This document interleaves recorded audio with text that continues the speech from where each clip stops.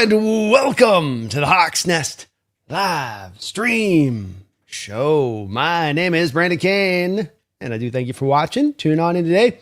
Second show of the day here, and I wanted to cover a little bit of ground. Seattle Seahawks entered into this free agency period as the defending champions. They entered in with so much cap space every which way.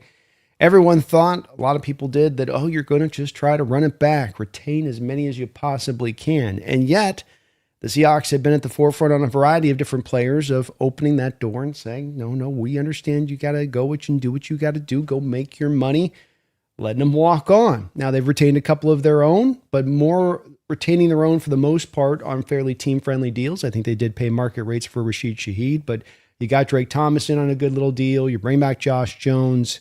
You got Josh Jobe on, I think, what is a very cornerback-friendly contract considering the market and where it's kind of exploded towards.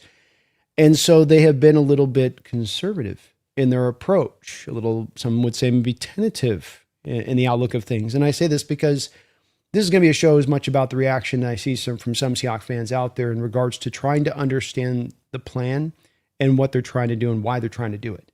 Because you come in with all this money, it's one thing if you're walking into being the defending champs and you don't have the money to spend, and then you don't spend the money and you let guys walk, and fans can understand that because they say, well, there's only so much you can do. That's the price of paying for being champs. But when you do have this kind of money to spend, why not just run it right back? And I think because John Schneider's actually got a very smart plan in place. And it's not a plan that goes year to year.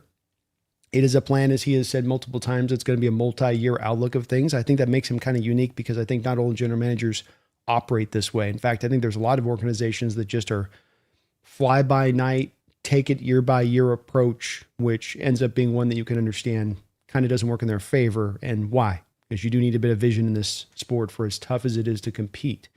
So on the surface, I can understand the reaction I'm seeing online from a lot of people wondering why you've not only not retained your own guys, but now the money is still gone unspent. Seattle Seahawks, well, not completely, but you're still sitting on almost $38 million of cap space right now, some of the most in the NFL. And when we go look at this, it even draws kind of a clearer picture of this when you go and you look even deeper into this, because you have the Titans, Commanders, Chargers, Cardinals, Jets as the only teams who have more cap space than you. No team has got more than $63 million of cap space right now, being the Titans. But then also the real key category that I've pointed to, and I think is another important one here, is it's a one-stepper here. The first step being that cap space, which is as much as anybody in the NFL. But then look at the right far column, the dead money. This would be what these teams have on the books as far as dead money that's sitting, weighing down their cap for a given year, because it's money that's going to players that are off the team. They're counting on the books, but they're no longer on the team. The Seattle Seahawks, after being punished with this for years and years and years, have found themselves on the best side of it. They have only $500,000 of dead money on the books, which makes them the best as far as, or the least amount of dead money that they have in the books of any NFL team. So some of the most cap space, some of the least amount of dead money. It all comes back to cap flexibility. Do I have the versatility to do things whenever I want to do them? Am I never impelled by a lack of cap space? That's what you're trying to do from John Schneider's perspective, because as I said, I think he's got a plan here.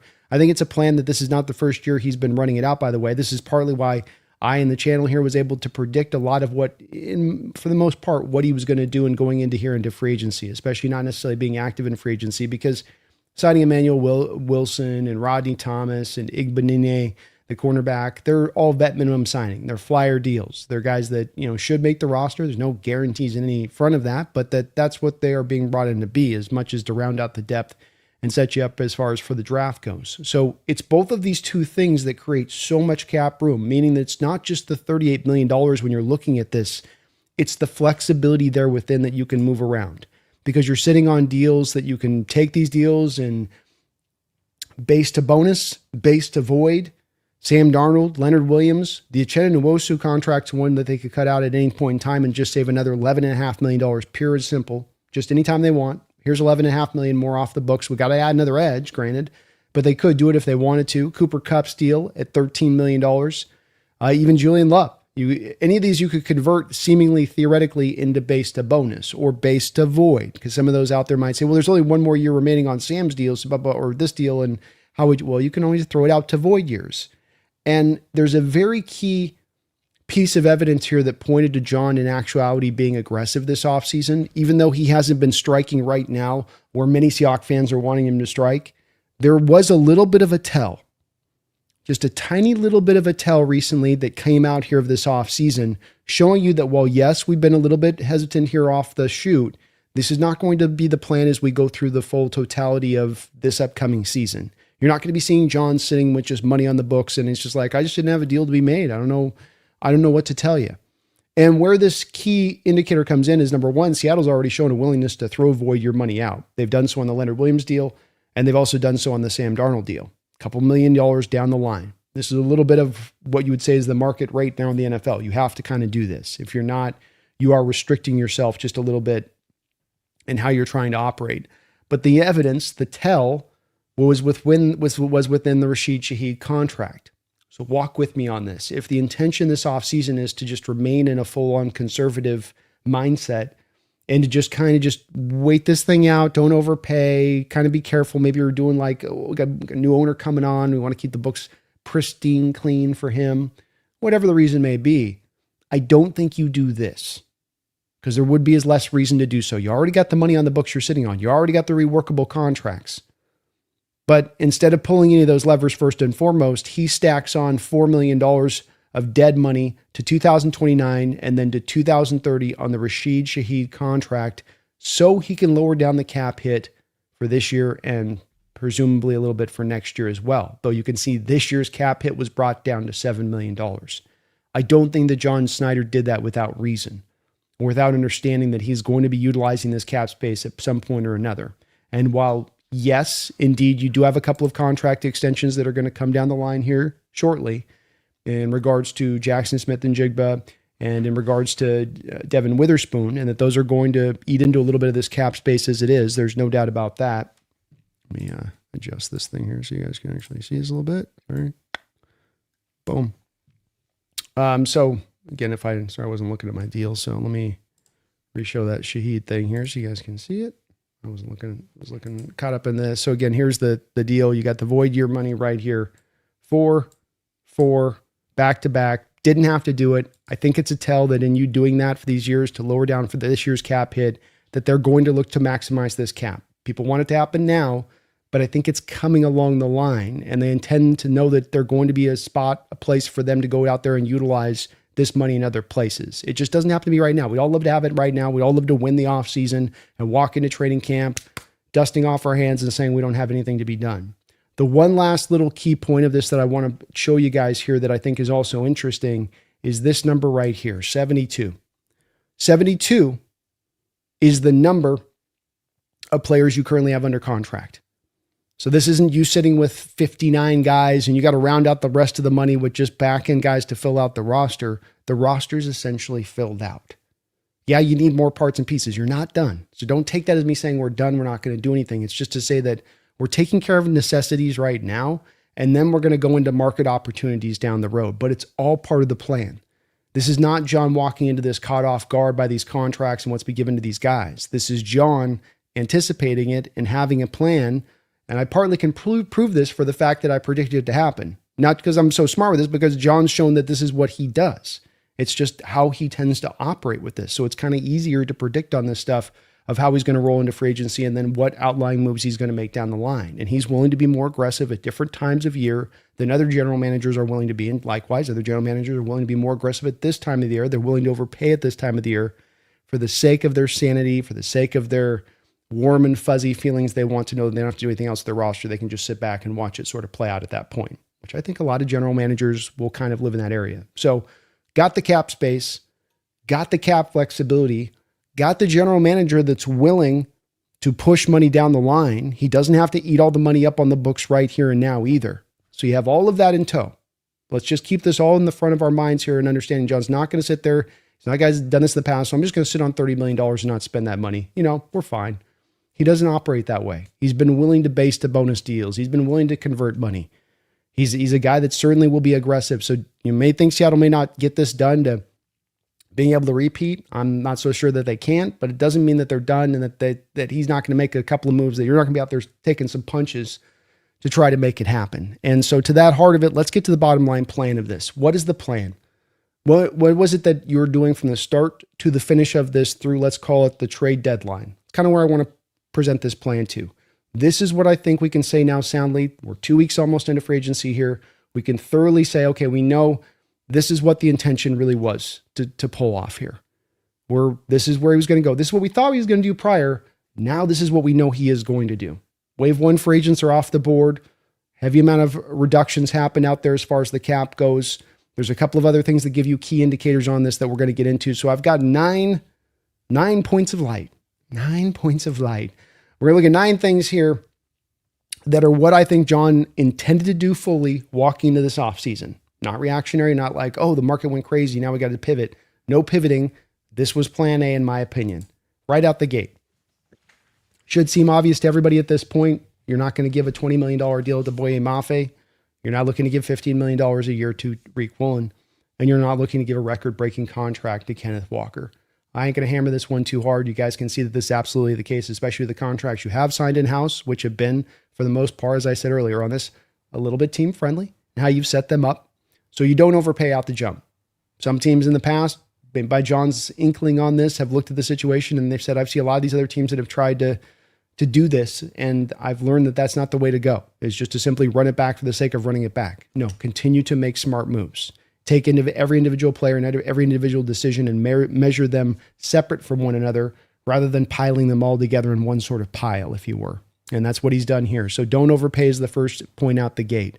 Second point out the gate, and I think one of these all lead in one to the other, and this is part of why I think what John's doing is very smart, and is because these things all kind of interconnect. You don't overpay. Now you can allow guys to go out in free agency and get overpaid. Now you can max back out the compensatory system, which itself is going to lead into something else along this list. Think of this as like a little chain that I'm trying to create. And one thing is going to lead into another thing. So some people get caught up in the compensatory game and they say, oh, you're trying to play the compensatory game so you get these comp picks at the end of the rounds, which means you're not going to have great players to pick through. Look at the history of these teams that are picking with these comp picks. And to that, I would say it's less about who you're actually picking. It's a fair point, but it's less about who you're actually going to pick there. And more of now, it gives you more of the confidence to go make the aggressive moves. Training camp, or the deadline. I can move this second round pick. I can move that third round pick because I have these compensatory picks on the other side of it. And I'm not going to be emptied up on a hole here where I've got no selections for a big given space of a draft, where I got to trade back off of my first pick and pass on a good player so I can get some extra picks. But down that road too. So this helps to prevent you from having to do that. Gives you that insurance policy to know that you can move those picks, and you're going to probably move those picks because the time's not right now right to strike. It will be right to strike down later. And when you do strike later, you're going to have to give up probably future draft capital, not this year's draft capital, potentially, to make that happen. So the compensatory picks is part of this. Woolen, Mafe, Coby, Bryant, Walker, 4 comp picks should come in back in your direction. As I understand it, you're not going to get nailed for the running back contract and the Thomas deal for safety or the corner you picked up, because those guys are going to be getting essentially the vet minimum. So play the compensatory system would be number 2. All right, number 3. And this one's, I think, an important one as well as we watch this thing play out. Target waiver wire acquisitions and vet minimum deals to round out the depth. So first, we can see this is the case right now where there's no big contracts being given out. I think if you haven't given them out at this point, you're probably not going to be giving them out now until you can cross this line that exists in the NFL where you pass a certain date just after the draft. Just after the draft, you pass a certain date. And now any free agents that are on the market, pure street free agents, don't count against the compensatory system. So you can go out there and give that 1 year, $8 million deal. Hell, you can give a multi-year deal at that point. Doesn't then count back against the compensatory system. Only within this certain right now given timeline. So with that said, you've already gotten this far down the trail and path, this deep into free agency without pulling and without getting jumpy from John's perspective. You've got 72 guys under contract right now on the books, plus your draft class included in this. So he can afford to sit back and then just round out the depth like he has at the safety position, like he has at the running back position, and of course a little bit with the cornerbacks as well as this kind of stands. So you get the low-end contracts, don't count against compensatory system. You look for the vet minimum deals, waiver contracts as well. Any of those, like if Marlon Humphrey were to get waived or some guy out there does get cut due to a cap casualty kind of situation, which can happen at any point in time. This is the whole point of having the cap space is you're ready to strike if that does occur. But that's also what you'd be able to target because that doesn't count against the compensatory system as well. We haven't had a lot of waiver moves out there for guys that would be interesting from a Seattle perspective on this. It hasn't been anybody that's really landed yet out on the market in that way. But that would just be one of the ones that you would look to target if something were to come up that stands out in that fashion. This is a big one and one that's part of what's really been the draft driving force for success over the last 3 years. And that is that you make sure you walk into the draft without having that hole waving down on the depth chart somewhere on the roster or over here on the roster or also over here on the roster. And you walk into a draft and you suddenly got to fill out 3 holes and getting them filled out. It doesn't always have to be starters. It can be filling a real key role, but you want to walk into the draft without having to do that. And you're going to need to probably pick up a safety in this draft, but it doesn't have to be an absolute. You're going to need to probably pick up a cornerback in this draft. It doesn't have to need to be an absolute. Same could be true of running back. We're okay. Yeah, it's right now the rotation of these guys as it stands, especially depending on how long Zach Charbonnet is going to take to come back from his injury. Maybe not quite enough. But within that as well, you don't have to do it. And if you happen to miss it in the draft, can you come back along the lines deeper into the year and that you find a team that's willing to move you a running back around the midseason deadline? Devon A-Chain or a Breece Hall kind of player becomes available now into week 4 or 5 as those teams follow the playoff hunt and they're looking to maximize draft returns for the upcoming draft. So this can also be one where, okay, maybe you're limited out the shoot, but then you really do gain some steams down the line. The team took this kind of approach with the wide receiver position last year.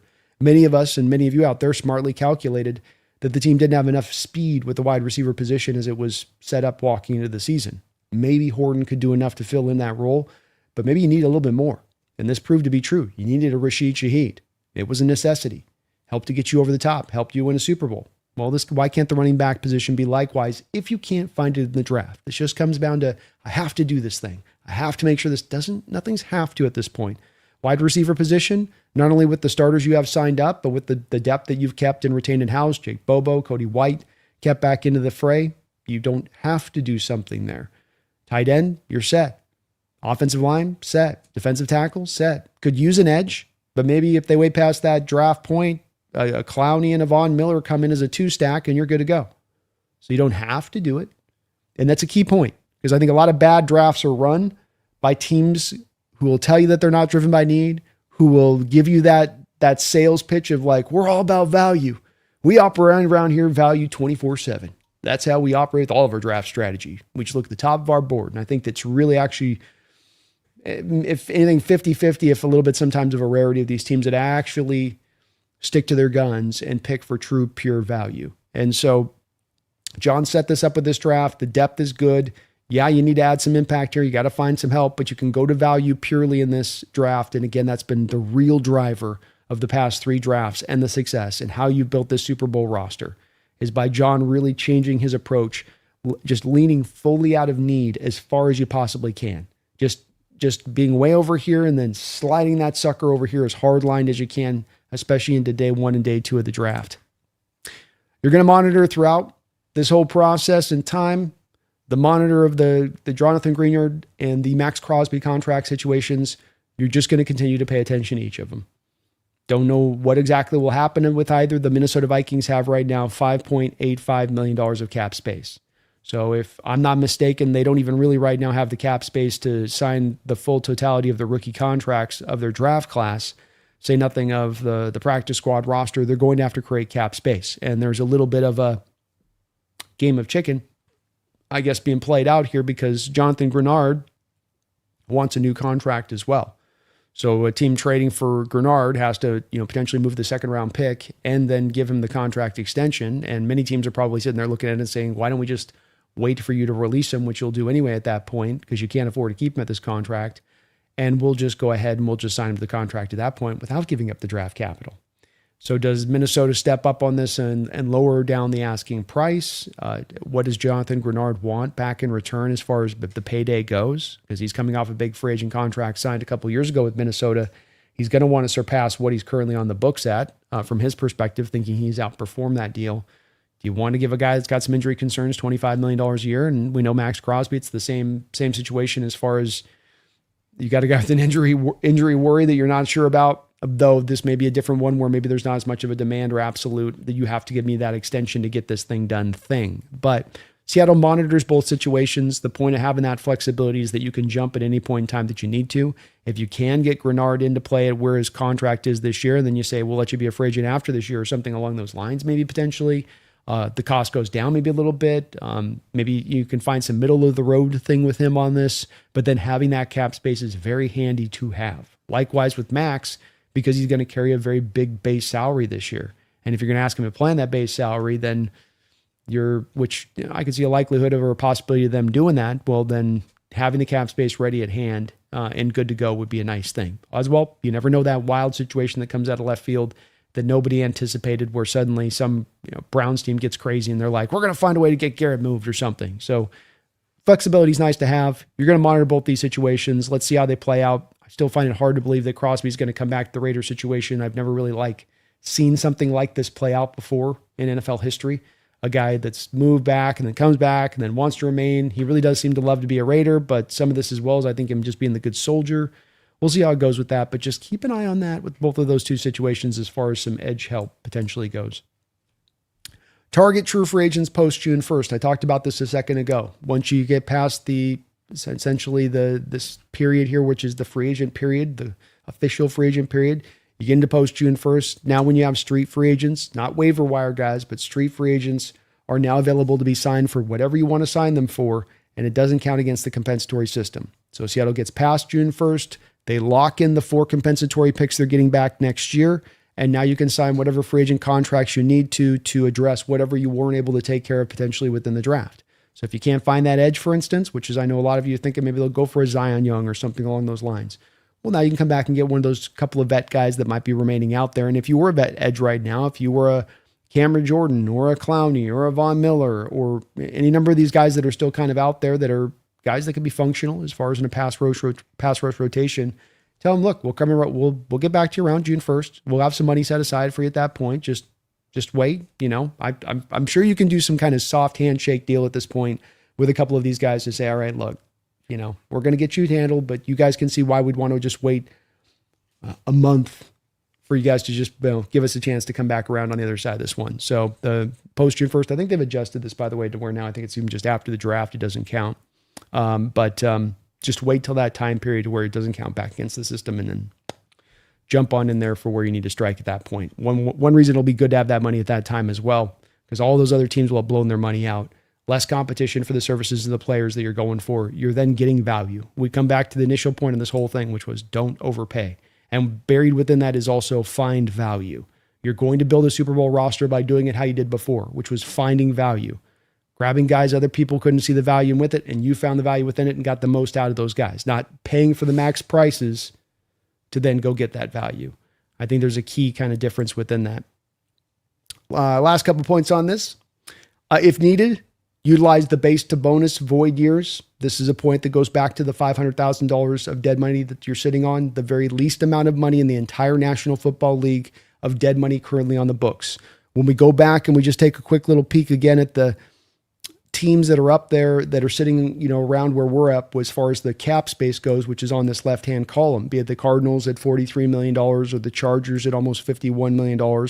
Yeah, that's nice. You got cap space, but you know what you guys also tend to have? Titans with $25 million of dead money. The Commanders with $21 million of dead money. Chargers are in good shape, no doubt about that as far as where they stand, but even the Cardinals, they've got $24.78 million of dead money. And by the way, that does not include, on top of that is the dead money for Kyler, which is something like 50 that's kind of just hanging around on the books. You got the Jets at $111 million. No, I did not say that wrong. $111 million of dead money just above the Seattle Seahawks with their $3 million more of cap space. So utilize the base to bonus if need be. Do so when the opportunity strikes. This is the Benny behind having all of this money and all of this space at this point, is that you can jump on this when the moment develops. I've seen enough rodeos to know that there are times and opportunities that have come up for our Seattle Seahawks here, not just in recent 5-year or 10-year history, but just go back throughout the time period, and that there are these deals that come up where you go, man, I want to go get that guy. And you go, yeah, we're out of cap space. Yeah, we can't take on his base salary, but they're going to eat his bonus. If they eat his bonus, then we all got to do is eat the base then, right? Yeah, but his base is 12.5. We can't we can't. We already did this and we did that and we just pockets inside out. Nothing but dust balls. Don't know what to say. So utilize this when ready, but you're also sitting ready with this particular cannon ready to be fired when you need to call upon it. So you don't know the timeline of when. I don't know how, and I don't know who, but it's going to get pulled. At some point, somebody's going to jump on this one, no doubt about it. Sign JSN and Spoon to contract extensions. This, of course, is going to take a little bit of the chunk of some of the money that we've got sit on the books right now off the books. Part of the reason why you will have to at some point or another utilize the base to bonus, base to void, if you're going to really truly push for Super Bowl contention in 2026. But is going to be the fact that these two guys on new extensions, in my opinion, I know that there's been some back and forth on this of can't you just stack these deals up on the rookie deals? Maybe. We'll see how the structure is going to go and how John's going to want to put it together. I'm eyeballing it, saying it's probably going to lead to an increase on the cap this year for what they're currently going to cost. That you're not going to see it go down, and you're going to see a little bit of an increase with some of the bonus money hitting the books here, especially this year with both of those two guys, as much because they're going to just sign such big contracts. But can John bury the money down the line? Can he put it into just guaranteed money if he can talk him into it? From their perspective, do they maybe just not care at that point because they're getting the money no matter what? It's just a matter of just got to wait a little bit to get the money. More players are kind of signing up for this. So this is kind of an ever-evolving part of NFL contracts and where it's drifting towards versus where it's drifting from. Where in prior years, it's been all about base and bonuses, all of it. Now it's base, bonus, option bonus, workout bonus, void year. It's a lot of stuff you can kind of really, parse up these contracts and separate the money in a big fashion in that manner. But we will see with those two deals. They will come down, I would estimate, though, in probably June, maybe early July, just before training camp. You should hear both of these extensions come out. It's something they're going to get to. That's not a priority. It's that you got to get the order of business done first, free agency, draft, and then then you can get around to those guys. Final point, and this is the biggest point of all of them. So this is the one I want you guys to pay attention to most for those naysayers, those wonderers, those worriers, those folks sitting right now going, I thought, why aren't we going for it? We just won the Super Bowl. Shouldn't now be the time for us to strike as hard as ever? Shouldn't we be trying to be as aggressive as ever? I get where you're coming from. I'm not pushing back against your sentiment, and I dig that about you. I want my fellow Seahawks fan out there hyper competitive. I want you expecting this organization to do everything they possibly can, spend every red nickel in their pocket, let no opportunity go lost to maximize this team. My only thing with it as far as the counter goes and where maybe a bit of the difference of opinion would come in on this at times would be just that, but I don't want that to supersede being run intelligently. I don't want that to go over the top of being a smartly run organization. A driving force, yes, but not the driving force. So the final real key point here is training camp, trade deadline, make a big swing. A trade or two. A lot to unpack here. Number one, you don't know the timeline. You don't know the timing. And this is a part I think that makes people very nervous is the thought process of sitting back and just having to be patient for a deal that's not there now, that you don't know when it's going to happen. You're sure it's going to come up. You just don't know how and you just don't know when and you just don't know why. But it always does typically happen in the NFL and certainly will happen by the trade deadline. But we've seen many different times this has come up in recent years around the training camp too. So it doesn't have to be just up to the trade deadline. You got to do this. It doesn't have to just be training camp. Just think of it like this period between these two, you can jump in there and go after.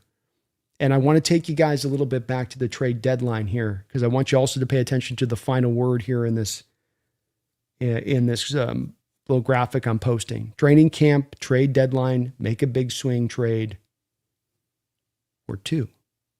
Why does it have to just be one? And if it's two, it makes a little more sense as to why you need that cap space. Because what if I'm taking on two significant base contracts? What if that's what I need to have for space-wise to do this? So to give you guys evidence of this, let's go back to the trade deadline. We know with almost certainty at this point that the Seattle Seahawks were in on the Max Crosby trade and that they came this close to getting a trade consummated, which would have seen Seattle send 2 first-round picks and probably Tariq Woolen off to the Raiders in return for Max Crosby. But Seattle also had the Shaheed trade going at the same time. So you could have come out of that very easily by John's intention and what he was trying to get done. You could have come out of that with 2 players at the trade deadline. The cost would have been big. Yeah. Would have hurt coming to this draft, being down like 3 picks minimum here. Yeah. Would have hurt big time. But can you see where John would have looked at that and said, this can take us over the top? Yeah, you can. And I think that John was looking to make those moves with that aggression when he had the 4 stack rolling in tow off the edge. I mean, think about that. That's him going after Crosby with having a Hall, Mafe, DeMarcus Lawrence, Chenna back and healthy and rolling.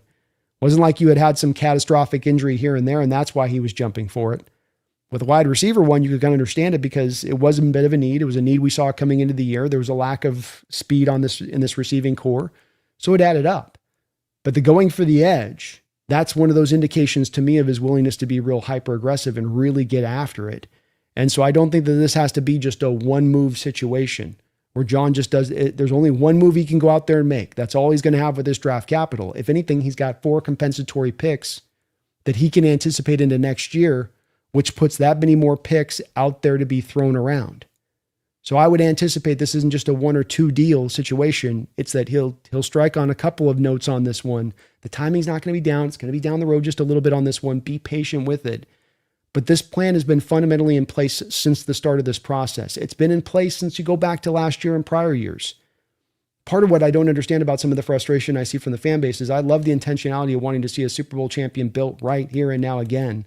But part of it is also the little bit of the lack of faith then in John and what he has pulled off. Because he didn't just pull off a Super Bowl contender that he inherited. He wasn't just given an easy button to making it happen. He didn't just make a bunch of no-brainer decisions that any other general manager in the league would have made and replicated. Thus, to quote Jerry Jones, talking about Jimmy Johnson back in the day, any 500 general managers in the NFL could have done that job. No.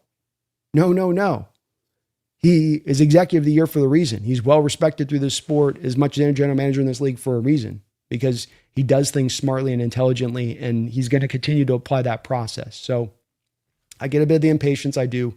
At the same point in time, your patience will be rewarded. I promise you on that. I've seen him make too many deals. I've seen him willing to be just way more active than other general managers are at these other given times of year, because he understands inherently that the market opportunity is so much better then than it is going to be now. Right now, I pay prime market prices. Right now, I get raked over the coals for draft capital. The trade deadline, both of those 2 costs significantly are reduced. So why not wait? That's the smart approach. You guys let me know. Has he got you nervous? He got you worried? You guys kind of in a state of like, I'm on board, but I'm still like not fully on board? Or I would like to have seen him just try to run it back. Why not? Why break up the chemistry? Why reset it? Again, I think these are all fair points. I'm not going to try to push back against it too much, but this is one where I think John's really 3 years ago made some real key changes to his approach. And I think that when you've got this rolling in the way it is, don't break it if it's working. Even if it makes you a little nervous and uncomfortable. A couple of the options, by the way, that I think you could look at as far as just at that trade deadline, guys that could come up, by the way, as far as possibilities go. I think Kayvon Thibodeau, you could see a Crosby by that time would come back around to maybe a trade being easier to facilitate at that point. Davon A-Chain's on the final year of his deal. If you have a Dolphins team that can't get him on an extension, you have to think by that point they'd be willing to maybe move him in a trade if they, try to, I think even them trying to wait to the compensatory thing is not going to make sense, because I think they actually have, they got $156 million of cap space for 2027. So the Dolphins are going to either get him on an extension or move A-Chain at some point or another this year. Kayvon Thibodeau is part of a stacked edge crew out there with the Giants, guy that maybe could come up at the trade deadline. I know everybody thinks the Jacksonville Jaguars are going to come forward and be awesome this year, but if not, a Trayvon Walker.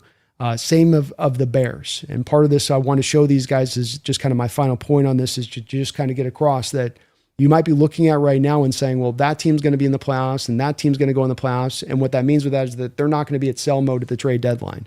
They're going to be in a position of in it. So why would they be offloading guys? Why would the Jaguars, a team that's going to probably be maybe division winners again next year, be willing to move a Walker going into a final year of his deal? Maybe they don't want to pay him that money. And then again, We know every year in the NFL, what is it? 6 teams leave the playoffs that had been the playoffs the prior year. 6 new teams go into the playoffs.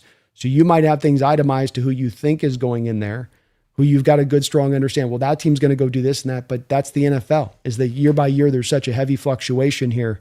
We come back again to the key being that you're ready to strike and jump for those players that have a good amount of base salary so that you can cover the cost. You have the draft capital with the compensatory picks, and then you'll have the cost to be able to make that swing at that time. But again, love to hear from you guys. Let me know in the comments section here. We'll do a little bit of Q&A today, just kind of doing some in and out streams here with some of the off-season stuff. We got the B&B show we did earlier today. If you guys can for me today, please, please, please hit that like button. It's a big help. Helps the channel grow, helps me show. I really appreciate it as well. And sub on up if you get a chance. It is free after all. Pumpkin as well says, hey to everybody. Jeffrey Thistle, thank you for 46 months as a Hawks Nest member. Wow, that's a long time of support, man. Appreciate you for that. I'm worried this new income tax on the eve of our team's sale will send us into a long-term period of not only being a playoff team, but not being good.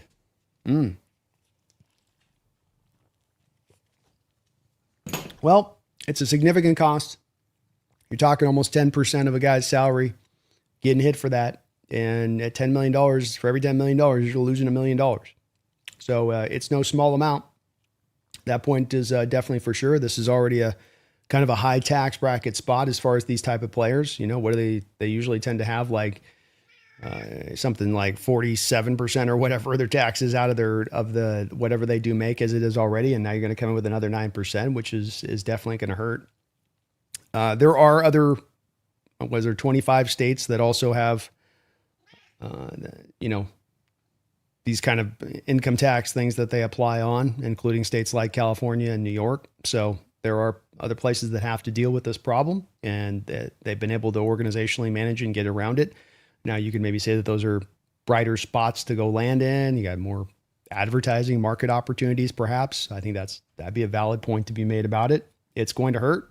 I don't want to oversell that. John himself mentioned it on 710. And, usually with this type of stuff, I think you'd have a general manager not mentioning much about it and just being like, we'll work around it. But on this one, I think he tangibly knows it's going to have an effect. I don't think it's going to send us down into a spiral of not being good.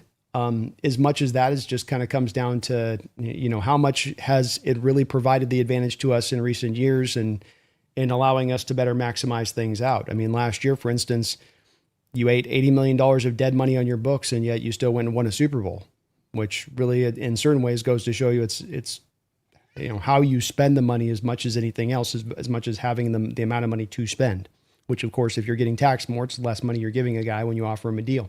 So I'm not saying it won't have an impact and that there won't be players that you do lose as far as, possible guys that you were looking to target because of it. I don't know that it's going to cause the monumental shift necessarily though on that other side of it, because this still remains a thing where there is a hard salary cap on this, Jeffrey, and you really can't end up working around that. And if you got the cap space to spend, and that's what, the bottom line is, I think that's going to rule out at the end of the day, but it will have an effect. There will be an impact, and it's not going to be a positive one. That is for sure. Industry Worth, how you doing? It's good to see you. Says, what do you think about how the Hawks markets, like there could be more memes and merch and giving us drama to talk about, like the Rams, how the Hawks love markets. Yeah, there's not a lot of drama we got going on right now. When you're Super Bowl champs, you're just kind of riding high as it is right now. What do you think about how the Hawks love markets? Like there could be more memes and merch and giving us drama to talk about, like the Rams. It's more would be the 49ers would be the drama one, their industry. And it's good to see you in the house, by the way. I hope you're having a good day. They seem to be the ones that are getting a little bit chippy online here the past couple of days. My goodness, they just don't stop talking, do they? Niner fans are just like, geez, you guys are, is the goal to be insufferable? Are we shooting for that? All right, let's jump in the chat with you guys. If you got a comment, question, anything you want me to respond to, just be Brando, Hawks Nest. Hey, yeah, so, whatever. Gunny, oh my God, the dead money on the 40 whiners is absolutely wild. They need to just lay down already. It ain't even done yet. Let's make no mistake about that as well here, Gunny. Because it might look a little bit like, whoa, but it gets worse. But wait, there's more. It's like an infomercial, But wait. Because when you go and you look at their situation, first off, they're already at $39 million after coming off $100 million of dead money. And what you'll notice about this is that this is all with just a bunch of guys that are nowhere near the team anymore. Javon Hargrave, Eaters, Gross Mastos, Malik Collins. Bryce Huff, by the way, just retired on them and forced them to eat another $3 million of dead money this year. Fun fact there. So they're already at $39 million of dead money. And then you've got this whole albatross of the Trent Williams contract sitting on the books. Current cap hit is at $38.84 million. So they've got to do something with that deal as well. And if he's going to get cut, you can see here that the savings are only going to be down at like $4 million to roll this out because he just signed the extension last year. And look how ugly this deal is, because it's not like they got a bunch of base salary to save down the line. The only savings here from a Niner perspective is the base of the deal. $22 million, and then 27, 28, and 29 is all in void year money at that point. What a mess of a deal. And part of the issue with the Niners as an organization is that they don't do the very thing I'm advocating that our Hawks did this offseason that I think is very smart, is that you got to make tough decisions. You don't get to pay everybody.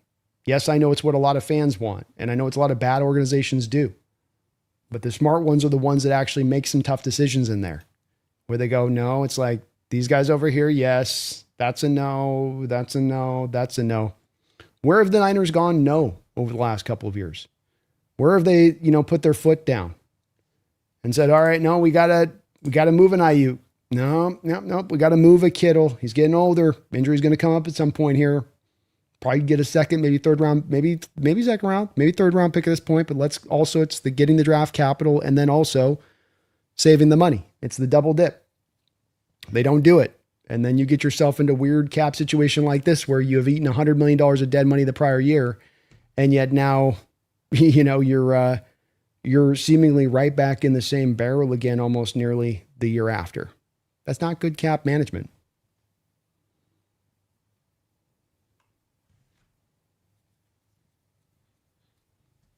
Okay, Kitty, can we stop, please? Oh my goodness. Man, she's hairy as hell. Spring's coming, so it's like time to shed. Got hair all over me now. What's up, King Bomber? How you doing, man?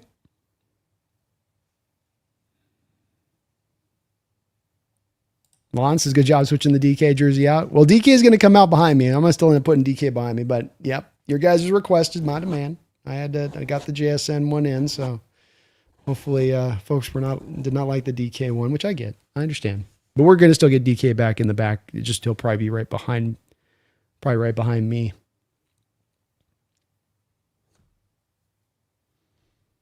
Brian says, damn, only half million in Hawks dead money. That's the lowest in the league. Way cool. Sucks to be a Jet.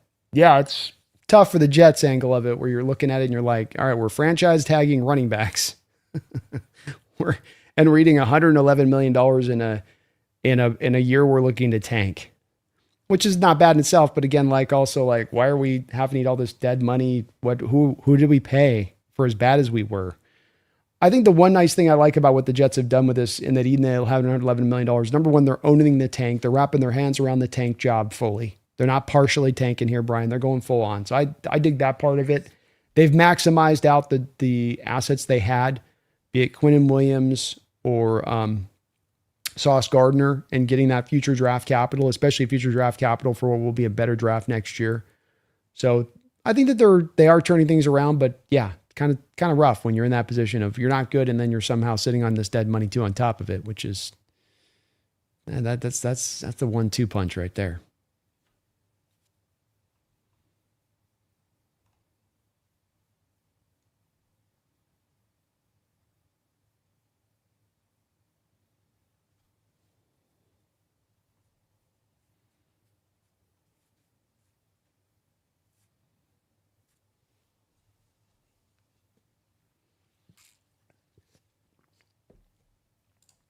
Dude Moose says nickel and diming this team on a millionaire level. Then there's the other type of organizations that absolutely doggy do, and they throw big money around thinking that'll solve problems. Yeah, they do. And it doesn't, and that's part of thinking on this is that it's smart for a reason. And that a lot of teams have tried these other approaches where, just write a check and that'll fix everything. And it's like, no, it's not going to overcome a bad run organization in this spot and that spot. This will correct all. That's you chasing your tail and being more reactionary. And it sounds quiche and it sounds, trite to say, we'll have a visionary approach, have a plan approach. But as I said, I don't think a lot of organizations do, as much as if you think about it, how many general managers in this league are on the hot seat? Or if it's not hot, it's warming up. That tickling sensation of urgency that's always at the back of their throat just kind of impels them at times. Overrides certain points of decision-making, overrides intelligent decision-making at times. After all, how can it not?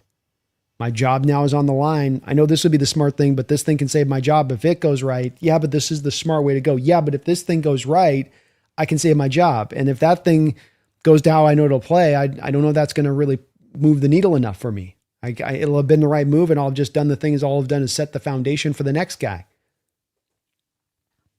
Everything will be good for him. So I think that there's a way I can go both ways with this. Sand says, when it comes to general manager, John Schneider is the anti-Jerry Jones. Well, he is. That's just because he got success. Okay, Sam Poley. Just because he got success. Jerry knows what he's doing, all right? This year's going to be Super Bowl Cowboys. I'm going to show you. Jerry ain't going to lose this year. God told me last night, he said, Jerry, you got 15 more months. And you know why I'm going to give you that time, Jerry? And I said, why, God? Why you give me that time? He said, I'm giving because you're America's team. And because you need a Super Bowl for what you've done for the NFL before you die. Also because there's no way my son's going to figure that out.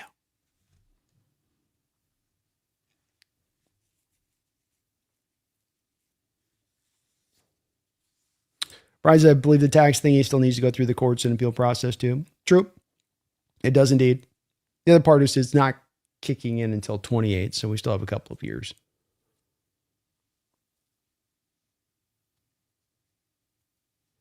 Thugs of the Titans draft love. I think that means Pollard and or Spears are gone. I, for one, would love Spears, and it shouldn't cost much at all. No, he'd be pretty cheap. He could be fun, fast guy.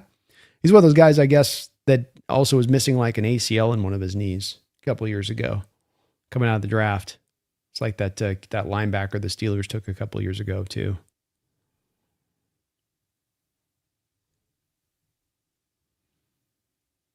Spears is fun though. Good pass catcher out of the backfield. Dynamic in the open field too. Jeffrey says that Jags will be good for a second year, and hell will freeze over too. That's what I'm thinking. You're picking up what I'm putting down, where it's like that could be a team that easily falls back down to earth in year two, that everybody's going to anticipate is going to be good. And now they've got a couple guys that maybe that will be available that you didn't think would be available. I think their approach to letting Devin Lloyd, for instance, walk in free agency is kind of strange. And they're trying to play, they've openly said they're trying to play some compensatory game. And then I come back to that. This is where we come back to like bad decision leads to another bad decision, leads to another bad decision.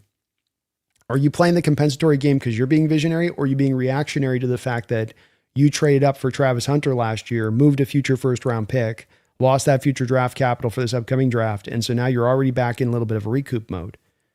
And is that the driving force for you now losing Devin Lloyd, or is it you just want to pay the price for Devin Lloyd? It's that type of stuff where it's like you got to be very careful, and when you're starting to be willing to go down the path of kind of openly not intelligent things, because you're not just going to be, it's not that one decision in the box. It's now then how you'll react from that decision, and sometimes how you'll still try to clean that decision up way down the line instead of getting back to, again, how do we just smartly construct this and think about this and put this together? It is, and I know some of this seems very self-evident, but I think you would be surprised by how many of these organizations out there are a little bit fly by night and allow themselves to get caught into this sort of crap cycle. Right, I believe there are 9 other states that don't have the $1 million tax thingies, so don't make it out to be a huge problem. Yeah, I don't think it'll be a huge issue. And the tough part with Washington is you've got that sales tax, where a lot of these places don't have as much of the sales tax kicked in. That used to be the whole claim to fame. It's like, all right, we don't have income tax because our sales tax is so high to counter it. Sort of, you do have the state double dipping a little bit, but again, I don't think it's going to. I think to your point on that, it's not going to. I don't think it's going to preclude us from still building a winner again. Nate says, do you think there's still a Crosby deal in the works? I kind of do. I'm certainly making a guess on this, Nate. I'm not operating with sort of any intel, but the first part of this comes down to the Raiders did not anticipate that Crosby was coming back when they decided to do the deals that they did in free agency and go as wild as they did in free agency. It's no small thing that now suddenly, here you're going to have $35 million back on your books overnight. That's no small little itty bitty cost. That's the first part. And this is not an organization. If there are cash-rich organizations and there's cash-poor organizations, the Raiders, historically speaking, have been one of the more cash-poor organizations. So it's one thing if it was the Hawks this was happening to, we could kind of go, well, that's no problem for us. It's one thing if this was the Rams or an organization like that. I think when it's more of a team like the Raiders, I think it hurts a little bit, and I don't think they've got the ability to keep that on the books in the way that makes sense to them. So I do think that they're going to end up finding a deal to be done. I think that there's an understanding right now that there's just no way you're going to get anything probably close to the draft capital you were getting a couple of weeks ago. And so why not wait at that point, especially if he's willing to kind of wait it out with you in that spot. So it's probably a little bit fluid, the situation, but I do still think that when it comes down to it, that he will, probably be moved. I do think as well, the Eagles sitting there with $34 million of cap space and not having really addressed their edge group, despite the fact you had to call Brandon Graham off of his couch last year, and then you had to make a kind of a desperate trade for Jalen Phillips last year. They've really not done anything in free agency to really, do much to help that edge room out. And so I do kind of wonder if they're sort of sitting there laying in the weeds on this one. And, if that comes down, that they can find a way to get that deal to make it work. So, yeah, I still think it does. If it's not us, I do still think he's going somewhere. Martin, I'm not worried about JS, what JS is doing. Running it back was practically impossible. Just look at the contracts our free agent got with other teams. No way we could pay all these out. No, we couldn't. Had to make a call somewhere. Cope approach. Yeah, Tony Pollard's not bad at $7 million. And that's where we're getting a more realistic place for running back costs, right? King Bomber, not sure if you remember this running back discourse 4 years ago, Brando, but I said it then and there. K9 isn't someone you want to draft in the current state of the team. While incredible in the Super Bowl run, and I was wrong in hindsight, I don't think the math has changed with running backs. If you're a bad team, stop drafting them early. Yeah, I think that there's that point too where it comes down to process over results. And I think that's the key of it being smart here. What's the right process of approach to the running back position? And I think it falls more in alignment with your outlook on this, King, in that you want to be very careful of when you're trying to add top end running back talent. Not that you're not going to be willing to do it, but that when you're starting it out as being almost a beginning stage item that you're doing with your team, that gets to be a bit of a tough sell when it comes down to it, because you just don't feel like you're maximizing those talents to the utmost. And I think in K9's way, I don't think that we maximized him to the utmost. I think he was productive. I think he really played his best ball at the end of his time here. But with that said, I think we could have better maximized the situation if you had some of those other parameters we all talk about getting right in front of those guys before you jump on something like that. So I think your process was still the right one versus where necessarily the results lied. And I also think it was one that was a great, almost like scientific test, subject thing that we did here, because no teams do this with the back-to-back running backs like that. If you think about what you committed to do, you said we're going to make sure at all times our running back position will be a difference-making position. We understand injury is going to be a part that factors into these guys when we draft them really high. So we'll just double dip down on it. So if one of them's probably going to be injured, we'll always have another one that's always going to be healthy. And that kind of did work out, right? When one of them was down, the other one was kind of always ready and able to go. But did it make your running game maximally productive? Did those guys take it to another level in themselves, just their appearance, just having that difference-making element at that particular position on the field, versus the rest of the offense being in a little bit of lesser state, let's call it that. And that's where, to me, this has been informative It's been something that as you evolve your opinion on running backs and your outlook of how much they matter and how much the analytic people have a point and how much you should allocate to the position and whether it should be devalued or not.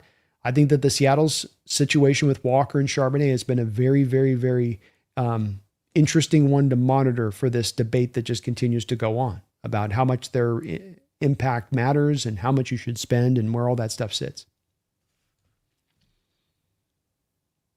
Pumpkin, let her presence be known. She's got to say what's up to y'all every once in a while. Thought it was wow. I didn't realize how consistent Pollard's been. It's not what it used to be, but 4 straight 1,000-yard hard rushing seasons is still impressive. It is. I mean, he hasn't been doing it on good teams either. I mean, that part stands out to you, doesn't it? Because it's one thing too when you're rushing for 1,000 yards and you're playing from ahead 24/7. It's another thing when you're playing on craptastic teams that don't get a lot of opportunity to run the ball. And he's been solid, and does show you that I think that there's value in some of these running backs out there to where you don't have to necessarily pay them an incredible amount of money. I mean, he signed a 3-year, $21 million deal, so he didn't make a bad return when free agency when he left the Cowboys, but he's been solid, man. Yeah, he's been really, really solid player. 4.5 yard to carry last year, 242 carries. Not too bad.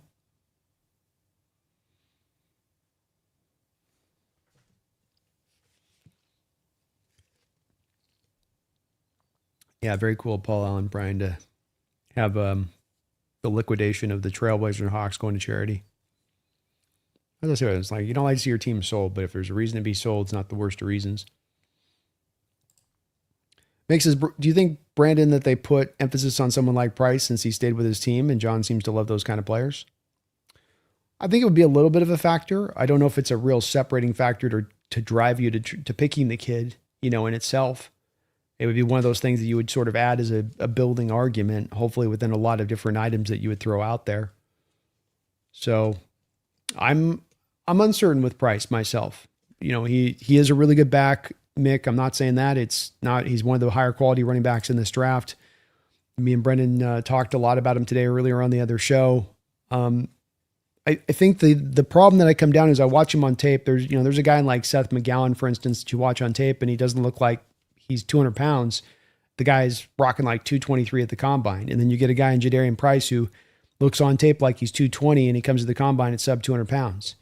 And then you kind of go, well, what is he fully? What is he? He's not really a power back. He's not really a speed guy.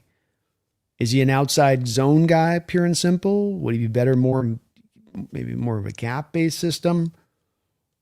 I think you find ways definitely that he's going to find success in the NFL. I don't know if this is the landing spot. In the 1.6, 110-yard split, 35-inch vertical leap, there's a bit of a lack of explosion here with him that has me wondering with Seattle as far as that fit goes there, Mick. I understand people like him a lot. Don't get me wrong there. And he's going to be a good back. So I'm not trying to undersell him, but I think you are looking for a certain type in the system. This will be one of those things like with the Edge group when I talk about us looking for a certain type there as well. This is going to be some I'm monitoring and kind of just, I have an opinion on, but this is more looking for that confirmation because we're still relatively new into the Mike McDonald defensive system and what it's looking for those edges. And we're still new with the running backs and the outside zone system here and what they're going to be looking for at the position at that point. But it would be it's a helpful factor.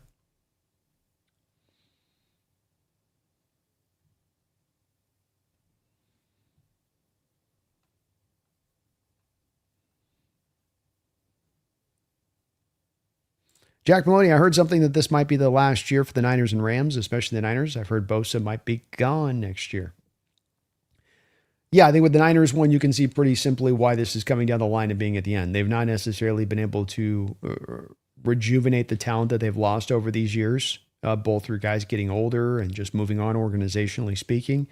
You have guys that you're still relying upon right now that are getting very much in age, have dealt with a lot of injuries. Does Trent Williams, I would say right now it's trending where Trent Williams is probably not likely back at this point this year. And even if he is, how well can he play at 38 years old, 39 years old?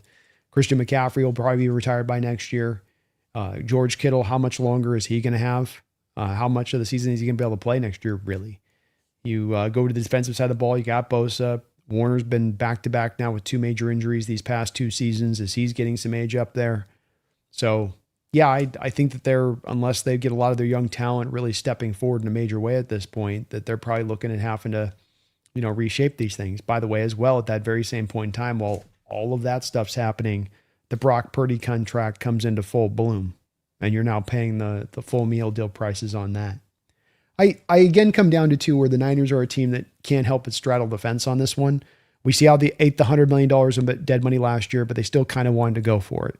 And now, rather than really fully going this year and saying, well, we ate that dead money this year, now we're going to really go for it this year because we cleaned the bad money off the books.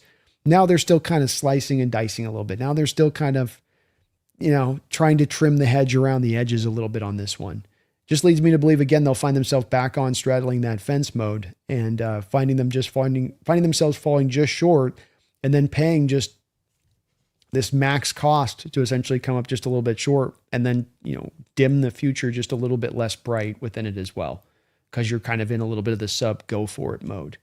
So they're in a little bit of that middle place. They're getting close to me, Jack, of getting very close to that sort of purgatory position that the NFL you don't want to be in, because you're stuck and you're spinning a circle and you can't get out of it and you're talking yourself into being better than you are. And the Niners are starting to show some examples of that. Rams, it's a little bit less as much of that being the case. I think for them, the big issue comes into Stafford's retirement. And then what are you doing at the quarterback position after that? And then I think beyond that, it also goes down to like, okay, what happens when you start having to pay all these guys? Because I think part of why the Rams aren't quite going fully over the top with guys like A.J. Brown quite yet this offseason, or doing that final like super extra move, despite the fact they're sitting on $26 million of dead money or $26 million of cap space, is because they have to get the Coby Turner contract done, $23 to $25 million per year. They got to get the Byron Young contract done, probably around $25 to $27 million per year. The Puka Nacua contract's got to get done this offseason, probably around $40 million per year. And the Steve Avila deal, which will probably be around 15.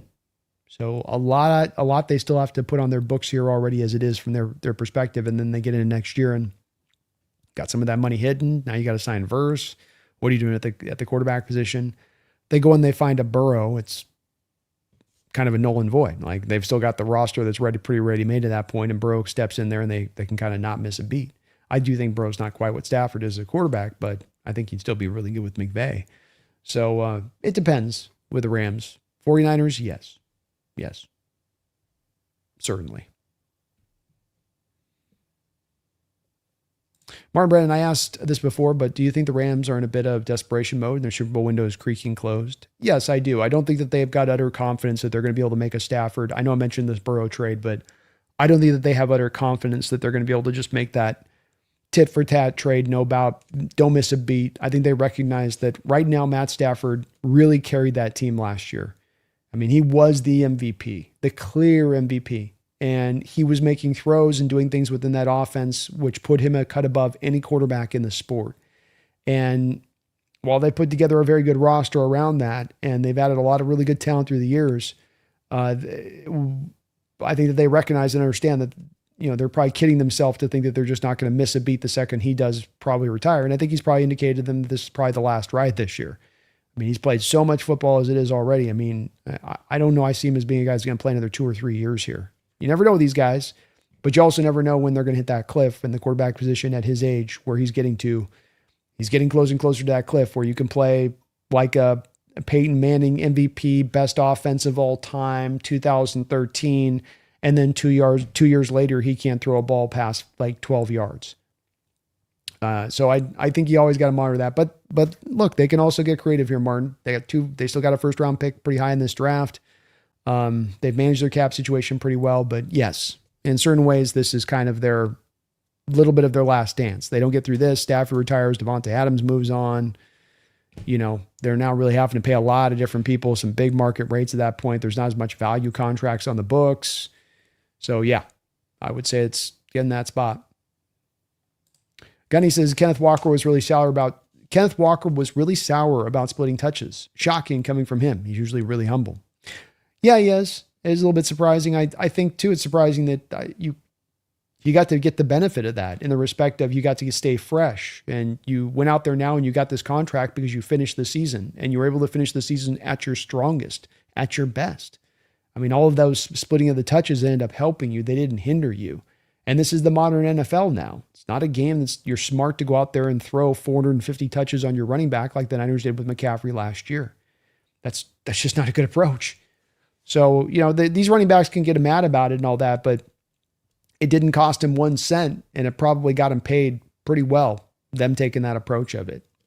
But it also shows you that if going forward this was going to remain the plan, and it was one that was making Walker a little bit pissy, well, then you understand all the much more reason of letting him walk, because, this is going to be the plan going forward, because it's a smart plan, and it worked. Daniel says, Rams going all in. We're playing the long game. If we still end up repeating in their stadium, oh, how glorious that would be. Laughing out loud and owning the division moving forward. Amen. Minnesota Vikings went for it last year in the offseason. Chicago Bears went for it in the offseason last year. The Green Bay Packers with the Micah Parsons trade went for it last year. On paper, those people that are aggressive in March and April, they look fantastic. They look like world beaters. They look like, no doubt, that's going to be the team to represent bump-a-da-bump. But how it plays out in actuality, oftentimes, most of the times, is much different. And that we end up looking in retrospect on those teams going, there was a little bit of a scramble to their approach.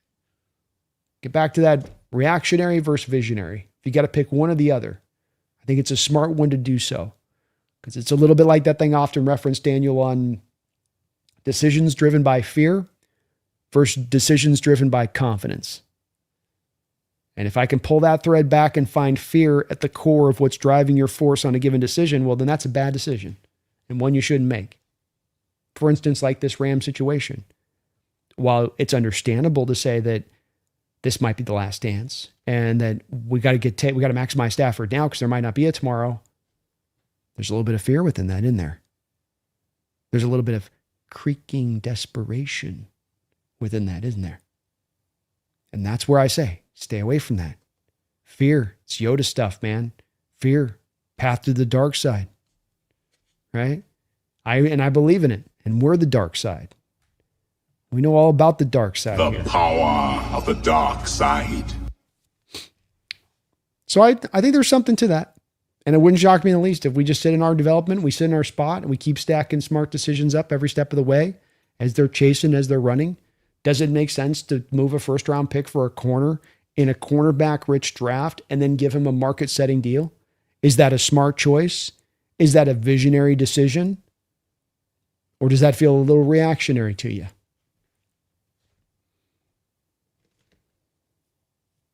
Thomas, have you checked out Coleman from UW?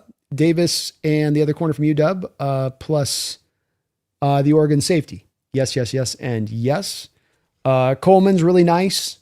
The questions about the speed are legitimate. If he's out there running a low 4.5, that's one thing. If he's matching Cam Scadabo's 4.65 as a similar type of player, that sort of changes a bit of the trajectory.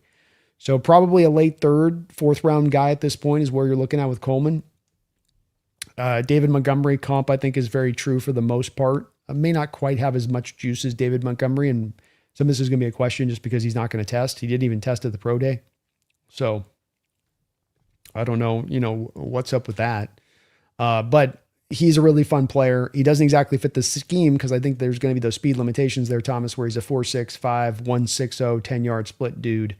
And that's not quite, I think, explosive enough to run with the system. But if they want to bring him as a short yardage back, as kind of you get him a little bit later on than you thought you could get him, and you bring him in to be a short yardage goal line guy, I could see where there's some value there. Tacario Davis, the UW corner, is the better corner from Prioc. Both are very similar, big guys that want to just kind of run with you, beat you up at the line of scrimmage and run with you. I think with Tacario Davis, he's got a different level of makeup speed to him than the other kid does. A little bit better on the press stuff, just a little bit more of a good feel for what he's doing out there. I think with the Prioc, there's a little bit more of some rough elements with what he brings on tape. Both are okay as tacklers. I think if you're getting to Tacario Davis, there's a little bit of like, you're going to want to, Brandon Browner with him a bit, where it's like you just have him living up in press real often. And probably, this is where I think that there'll be a little bit of a drive away from that, where like both of these guys, you put them in off coverage and having them drop to zone depth. there's a little bit of different, and this isn't unusual for them. Most corners are kind of this way. And this is probably why, Thomas, I like so much of those second round corners that we often talk about, from the Hoods to the Ceesays to the Johnsons, because these are guys that can play off coverage or press. They can play man or they can play zone. Whereas I think with especially both these two guys, they're going to be more press man kind of guys.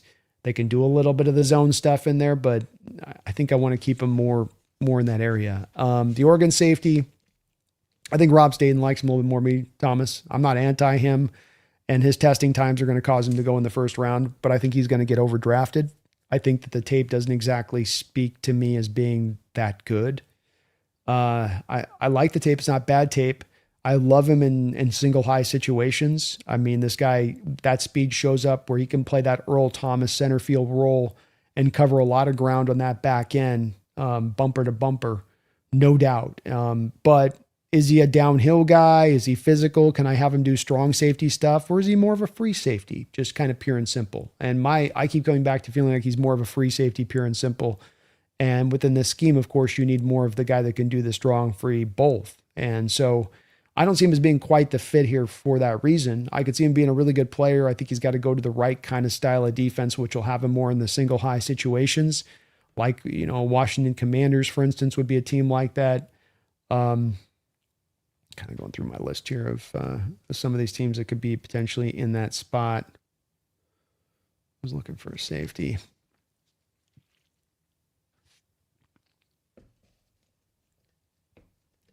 Niners, maybe, could be a team like that. Saleh out there with the Titans. I could see Saleh seeing some Earl vibes. And if he were to fall in that second round for the Titans, for instance, if he drops in there. But it's one of those guys, the testing and the speed is not quite that fast on tape. Blue Hawk, 49ers, we're paying everybody. They do. They don't make a hard decision. And, the 49ers are such a joke right now, in my opinion. And look, I'm sorry if you're a Niner fan having to hear this, but it's the truth. This Brandon Ayuk situation is a complete and utter joke. Just a joke. And I've had so many Niner fans that have responded to me with, I put a tweet out in regards to this, and they would not respond to the question that I kept asking, which they kept hammering. Why don't you just pay attention to the Hawks? Just worry about your Hawks. It's like, he quit on the team. This is what happens. It's like, okay, guys, all your stuff might be true. You still didn't answer my question. What's the win for the 49ers in this situation? What are you guys getting out of this? Because I know that the tagline is, well, we're going to get maybe a 7th round pick. Like, think of how silly this is in itself. They're sitting here clutching onto this guy for the hope for a 7th round pick, for the media problems this gives you, for the bad reputational problems this gives you. And now the whole thing today I heard is like, well, they're going to hold him past June 1st so that all these teams will have drafted and spent all their money, so he doesn't have anywhere to go. Which, by the way, Brandon Ayuk has a chance to do the funniest thing in human history next year by signing with the Seattle Seahawks on like a vet minimum deal. Because I think there's going to be offset language on this, just like you see with the quarterbacks, right? Where a guy's got a big deal and he gets released. The other team that signs him is on the vet minimum kind of deal is what you get. So you get him on a real cheap deal. Could you imagine he came here for that just to give a middle finger to the Niners? And they would deserve it at this point. You'd have it coming. You didn't want to sign the contract. You raked him over the coals to the negotiations because you were hemming and hawing. Then you didn't really want to, you got the trade partners all set up, and then you decide you get the cold feet at the last minute instead of just buying it and owning up to that. Then you end up paying him. Then you end up instantly regretting the payment. Then he suffers a knee injury, maybe partly because you decided to ring him out on negotiations throughout training camp, partly because it's just a freakish play where he just gets his knee just demolished on a given play. If anything, you say maybe Brock threw a bit of a hospital ball there. But he doesn't do anything where he's like out of shape and his knee snaps because he's fat. Like the guy jacked his knee up. And like somehow then you're going to hold them responsible because you're going to be like bitter about the fact that you didn't really want to pay him in the first place. And now he's injured. So now you're mad at him and now you're going to show him how mad you are at him. And what are you, children? Grow up. Does that sound like to any of you a championship approach here with this player? And again, I come back to what is the ever-loving win for you? What are you guys going to get out of this? Like you stuck it to Brandon, you stuck it to Ayuk, you showed him, and what do other players around the league look at that and think? There's no win here. And you got to organizationally at times look at where the win is at, not just how you are in your feelings. But right now, the 49ers, I don't know if it's a substation, but that front office is a little stuck in their feelings in this Ayuk situation, and it's ridiculous. Utterly silly.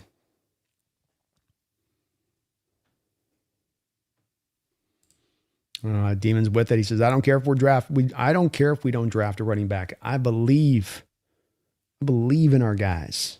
Enough said. Let's go.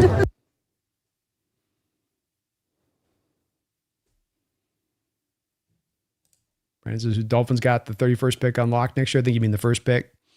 Who you guys think will get number 2?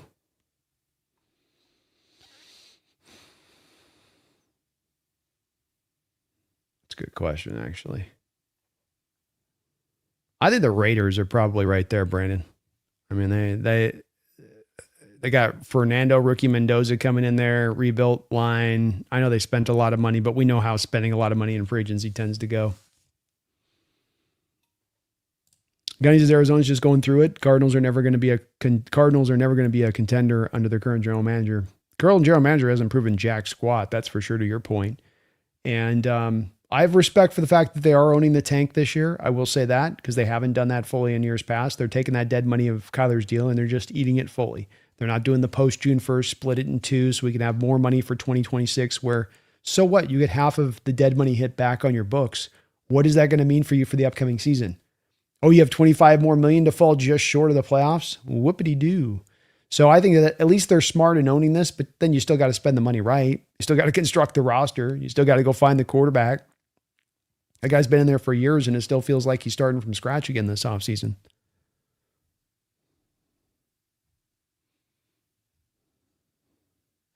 Mick, hey, Brandon, have you seen the news outlet saying that Kyler will be the next Sam Darnold in the Viking system? They're completely different quarterbacks and I just don't see it as a fit in their system.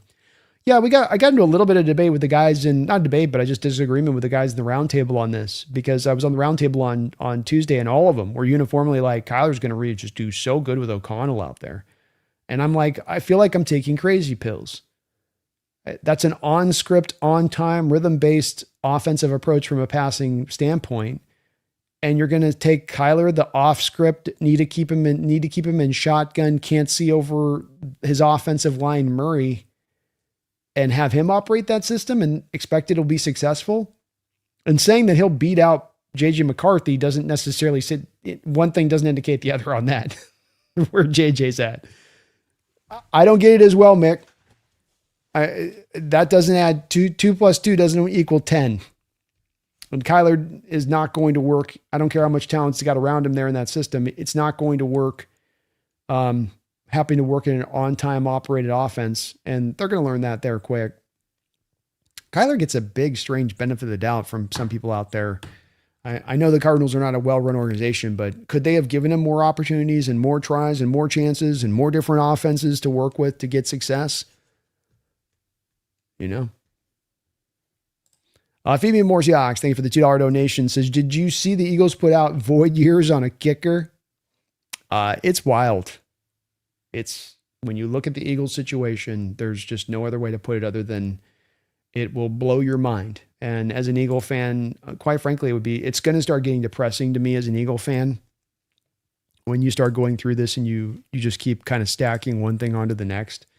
Because let's just go through real quick here. You already got void money year-wise for 2027. You got $8 million for Dallas Goedert, $2 million for Tariq Woolen, $600,000 for Arnold Ebiketie, $200,000. Excuse me. We've got Carter at $200,000, Brandon Graham at $335,000. Right. And then we go into 28, starts getting real wonky here because now you got the Layden Johnson one at $17 million. Dallas Goedert's on for another $10 million. These are guys not on the roster. These are just void money years in 2028. Zach Bond has a 24.64 void year dead money on the books for 2028. Woolen's on there for another $2 million. Ebiketie's on there for another $600,000.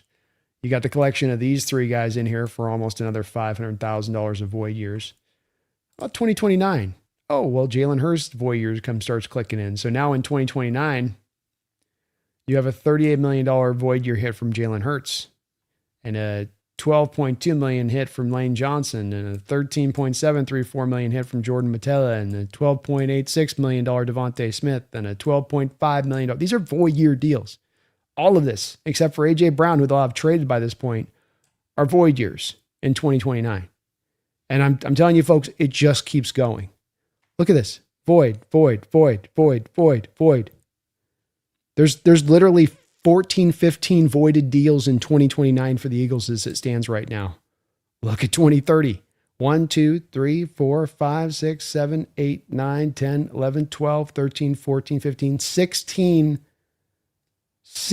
separate contracts with voided year money in 2030. That's 4 years away. He keeps doing it. He can't help himself being Roseman. And I don't know why organizationally they're buying into this, because it is getting a little bit to the point of it was already ridiculous before. And now it's just getting the point of like, you guys are going to have to not just tank 1 year, but like 2 years to end up eating all of this dead money to make this work. You're going to be throwing out like vet minimum contracts across the board just to field a full roster of players. I don't quite get it. They're wild with it, man. Martin Lawrence. Oh, and I see, sorry, we got Jeffrey here. Did I get this one, Jeffrey? Jets in the middle of, thank you, Jeffrey, for a $2 donation. He says the Jets are in the middle of a 4-decade tank job. They have been in this road for a while. Yeah, this is not uncharted territory for them, and they can't hit it. They can't land it. They've had a couple runs at it. In a lot of ways, I think you could say, Jeffrey, that they do kind of keep making the same mistake. But this might be one where there not being a quarterback in this draft might save them a little bit, and that this gives them more of that opportunity to put that foundation down so that, you know, when they do want to come back around to next year and going for the quarterback at that time, they'll be better suited to do it. Eventually the broken clock's got to be right at some point, don't you? It's got to, at some point, those hands on the hour have got to be clicking right. I like at least them stacking those first round picks, man, because that's at least them going extreme in the direction of trying to reset it. And I can appreciate a team owning up fully. As I always say, you got to know which four states you're at. Are you rebuilding, ascending, and purgatory, or are you elite? And then determine how you should operate from that status. And they're doing that. Trade assets right now that by the time you're going to be good aren't going to be at their best anymore. Might as well get you what you can for those kind of guys right now, which is what they've done. We'll see if they still got to land it, Jeffrey. They still got to stick the landing, man. Martin Lawrence, thank you for the $10 donation, Martin. Appreciate you for that, brother. It's good to see you in the house. I've been a bit annoyed by Canine complaining about splitting the workload. That was part of the reason he was so good at the end of the season and why he was a Super Bowl MVP and got paid. Just show some class. Yeah, players are very competitive, and you can't. I think sometimes you ask them to be competitive, but then be balancing it with this, and that gets hard for them to do so. Players also at times cannot be realistic about their outlook of things, and that they aren't seeing things as clearly, and you're in the heat of it, and you're in that kind of locked in that battle a bit, and you just can't quite see it clearly. And maybe once you get Kenneth 10 years removed from his career and he's looking back on it, and he can see maybe the intelligence of it a little bit there. But, if he goes to the Kansas City Chiefs here, Martin, and they're going to make him the number one back, and they're going to go out there through the first 6-7 weeks of the season, and they're giving him 20 touches a game, he's going to get to the middle of the season and he's going to be banged up and he's going to probably have an injury. Does he do the math at that time and recognize that, oh, maybe this is part of the reason that the splitting of the carries was undertaken? Yeah, it is. I think another part of this too comes down to actually having Charbonnet as a driving force as a short yardage back, because Kenneth wasn't the biggest of guys, wasn't built to be a short yardage back. And so putting him in that position through the early part of his career at times, part of those extra hits that he'd get hammered by that probably help lead a little bit to some of the injuries. So I don't quite get him saying it as well, because especially you got the richest free agent contract for a running back in NFL history. It'd be one thing if the splitting of the carries led to his devaluation on the open market, but it did not do that. He was able to maximize his market opportunities to the utmost because of that usage. It's not like they've been running this the past couple of years. When he has been healthy, they had been trotting him out there as the number one back. So it made you money. That's the other part of this. It's like this approach not only saved your body, had you playing your best, but it made you money too. which would lead you to believe all the much more that he'd be much more Martin going, I get why they did it. It was a smart approach. It helped me out. I'm ready to take on the full, like I'd be saying, like, I'm ready to take on much fuller load at this point. I'm still a young player. You guys aren't paying me to come in here and take the partial amount of carries, but I understand why they did it. It worked for us, helped us get a Super Bowl, but Super Bowls are gotten for a variety of different ways. And I'm ready to be a bell cow back. I'm ready to take on more carries and bop, bop, bop. There's a way of putting it that way without it being a little bit of embitteredness, I guess, to your point of that, Martin.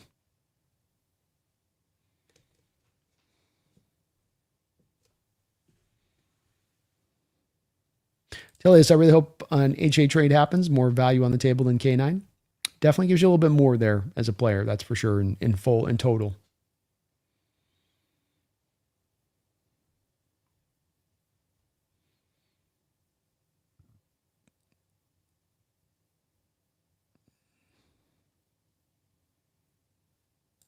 Oiler Titans says, should the Cardinals have drafted Will Anderson Jr. instead of trading down to get Paris Jr., Johnson Jr.? Yeah.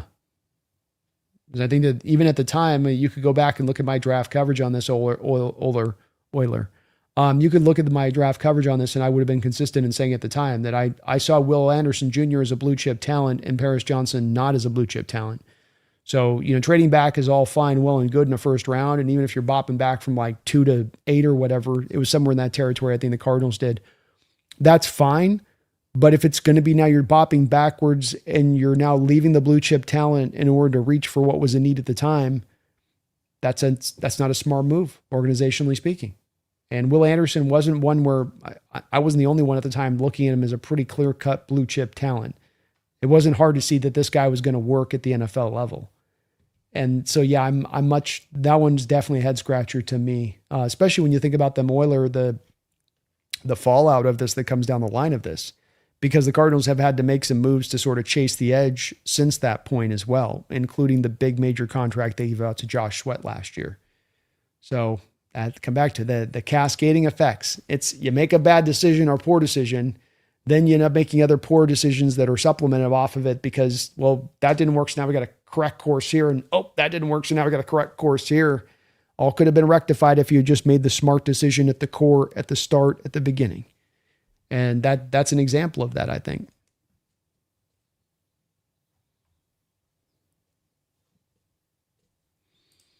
Thugs, the Kentucky kid, reminded me a bit of K9, where he constantly is kicking runs outside. Definitely he is. Seth McGowan. Got a little more weight too, Thugs. I was so shocked. 223. Kid looks like he's a sub 200 pounder. You talk about carrying 220. Easy. Maybe missing a little bit of that burst stuff too. Again, come back to kind of a 1.6, 10-yard split guy. The speed's not great, but lateral agility's awesome. And that man will fight his ass off on every run like his life is on the line. Seahawks Daddy, Washington Jr. is my guy. Dude's beyond fast. He's good, man. Fun back. A lot of fun. Fumbles are the one thing with him, that's for sure. Trying to replace the McCaff jersey. Finally.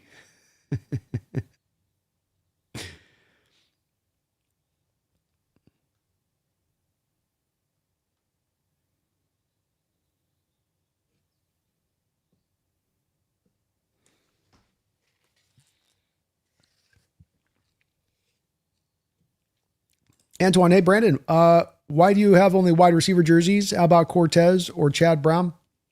Especially since you had him on the show. Chad Brown be a good one to get, man. I will start to work to kind of add a little bit more in the back end here of more jerseys. So it will be a thing that we hopefully consistently add. I didn't mean it for it to be receivers. It just started with large and then just kind of extended on that. So we'll continue to get more others up. I think those are two great suggestions. And if it's not we'll get a defensive player up next. My promise to you. So if it's not Tez or Brown, we'll do easily, but we'll try to make it one of those three. I think Brown would be a great one to have on, especially for the next time I try to get him on for the show. And I think you'd love seeing that. Seahawks says Brandon's the quarterback of the stream, flanked by a wide receiver jerseys. Got Largent on my right, JSN on my left. How can I lose?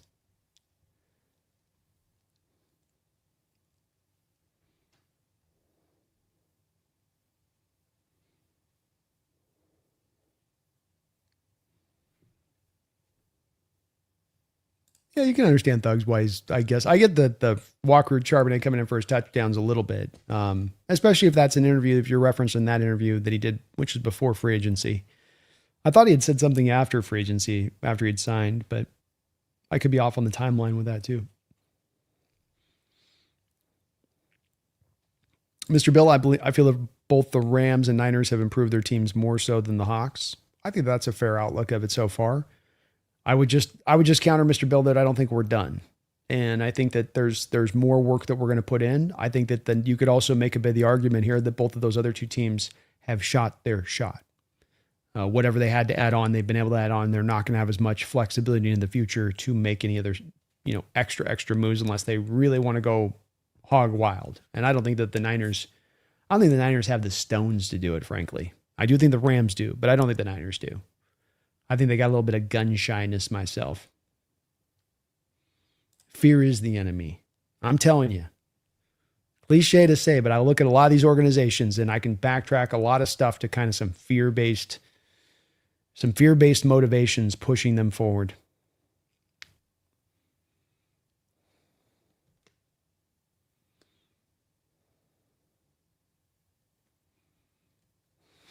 Fear is better than respect because it lasts longer.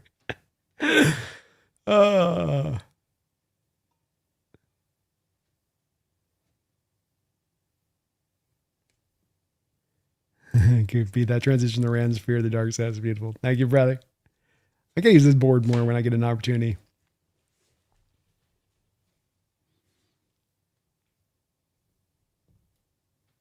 Oh, the Wu-Tang Life, Rams trade away an arm, a leg, and an organ to get a cornerback. They put all their chips in on Stafford. It's almost done. Bingo, dude. Yeah, they've made some great moves. Yeah, they've been real aggressive. But the cap space they have right now is not really true cap space they have to still go out and do more stuff. I mean, I know that they kicked the tires on the A.J. Brown thing, but let's also consider with this, I think the kicking the tires of the A.J. Brown thing was going to come with them then moving off of Devontae Adams.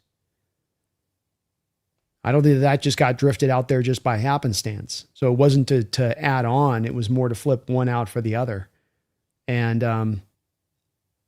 I think about those extensions that they have to sign coming up.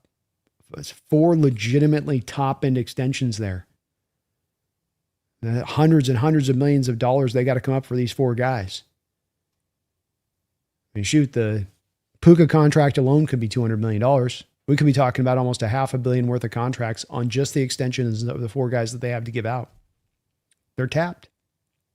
The keg's got no more in it. It's just going like this. Sean's over there trying to do keg stands and Sneed's pumping the thing up and he's just like, I'm not getting anything. I'm not getting anything, dude. Dude, there's more in there, I swear.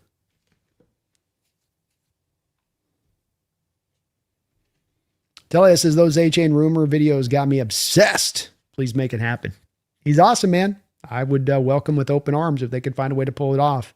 Be interesting to see how the deal works out as far as, okay, contractually, what does that mean for A-Chain? Is this a 1-year deal thing? What's the cost? But no doubt about it, he's a difference-making level of back that is much, much, much, much, much, much more than what you could get in alternative realms this offseason, specifically the draft itself.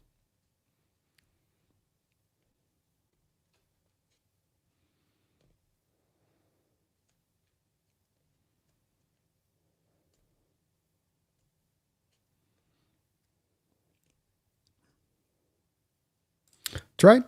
Adam Thieneman might be cover Panthers would be a good spot for cover 3 in Panthers too.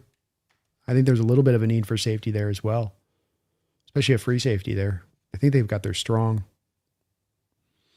Stoney, thank you for reminding me of that. Please hit that like button if you could for me. It does help this channel out tremendously for people looking for content out there, especially this time of year. Much, much appreciated as well. It'll be interesting to see on Telios, the A-Chain thing. I'm still trying to figure out what the Dolphins are doing there. Because like you're going for a tank.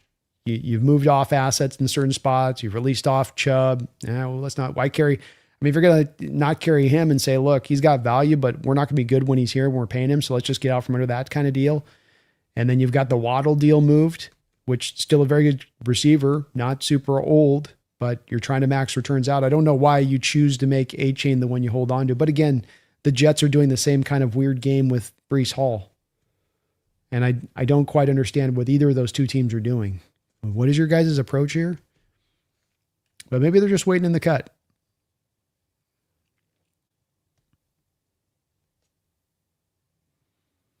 Martin Brandon, is this the kind of draft where a lot of players outside the top 10 are essentially being overdrafted? I would even offer to you, Martin, that there's going to be players in the top 10 that are going to be overdrafted. And I have not had a draft in covering this for the last 6 years that I can remember where I did not have one blue chip talent that I could point to. And I know for some of you, you love Jeremiah Love. I've got a sub first round grade on him. I'm willing to have running backs with a high first round grade, but you're going to need to be Bijan Robinson. You're going to need to be Saquon Barkley. You're going to need to be Ashton Genty.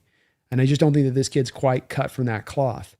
So this has been one of the wildest drafts that I can remember that I can't quite find blue chip talent.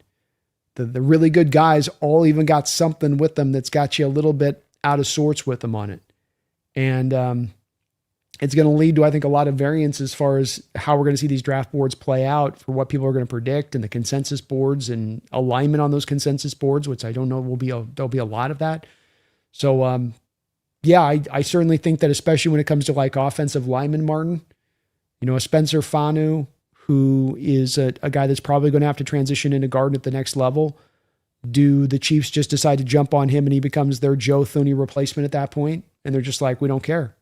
We know what we're getting in him.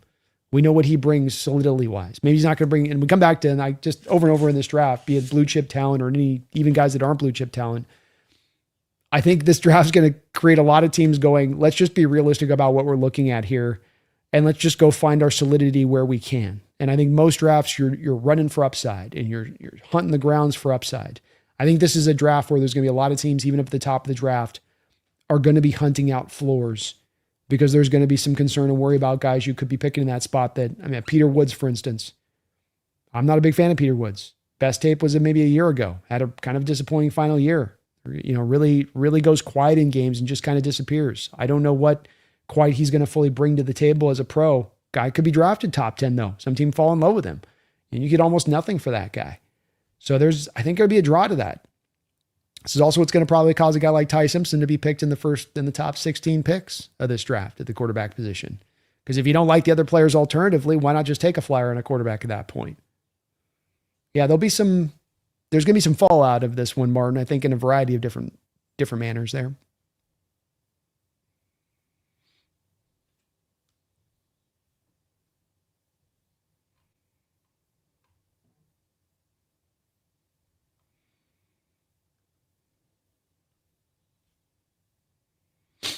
Doug says, this is a great look for the San Francisco in terms of upcoming free agents. Why would other players want to sign with an organization who acts like they are 5? Pathetic, but hilarious because the hell with them. Yeah, it's at the end of the day, I'm happy they're doing it. Please, this is a tough enough division as it is. It's competitive enough as it is to have a little bit of a childish approach from one of the front offices in this division. Good, fine.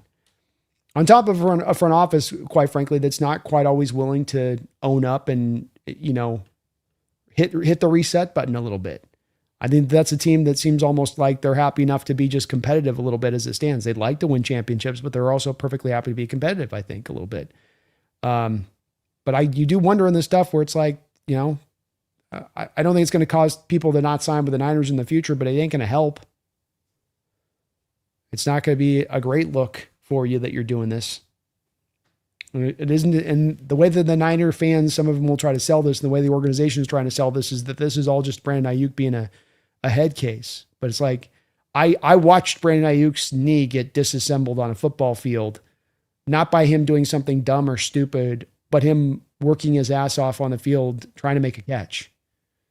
And like, you can try to run every which way you want on different stuff. And I was talking at the round table last week, and a lot of Niner fans tried to throw it up like, well, he went and rehabbed on his own with his knee. He didn't do it within the organization. He went out away from the organization. It's like, has there been other players that have done that? Yeah, I mean, like, Kittle's done that and Bosa, so they could do it and it was okay. But he does it and it's the gravest of errors.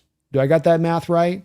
Well, then, it just, he costs a lot. And then we go, okay. Okay. So we're kind of getting to the heart of it, aren't we here? And it's like, I'm not trying to say that Brandon Ayuk hasn't, probably done some things behind the scenes that maybe a little bit questionable. I think a lot of it extends out of initially, you didn't want to pay him. It was clear you didn't want to pay him, but you wanted to play this game of like prolonging paying him so you could try to get the draft capital maximized back in return. So hold him out through training camp, have the trade on the table, and then suddenly, cold the feet. Can't be stuck in the feelings. That's right, young gun.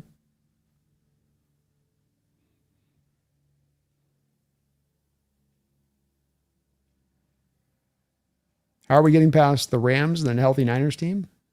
Well, you've got the third youngest roster in the NFL last year that won the Super Bowl, Darren. I think there's a lot of reason to believe that team will just on its own naturally progress more further forward as we move and they get in closer to their physical prime. You got guys at 23 years old going out there and winning a Super Bowl. So now once you get them into 24, 25 years old, maybe you get the best versions of themselves and even more just naturally improved team. But we also have a ton of cap space. We have a general manager that's shown a willingness to be aggressive at different times of the year that are not like when other general managers are aggressive. And so we'll be striking later on. I think it's odd to look at the roster in March 19th and say, well, these teams have certainly surpassed to this team who nobody thought was going to be good last year, by the way. So for all the people that come into my chat that say, well, how are you going to do this? Or how this going to happen with it could be my Rams or it could be my 49ers. Most of these people thought we were going to be a fourth place team last year. And my point to this would be that I think that there's a lot of fans on the outside looking into this organization who don't understand why we won last year. I see a lot of 49er fans in some of their cope in my chat coming in here or online out there and sort of saying like, it's the most unremarkable Super Bowl. You guys got so lucky that this happened. You got that happen and you really got to benefit from it. But and they're making excuses. And to me, this is the same thing of the Rams, getting caught up on a 2-point conversion and not letting it go.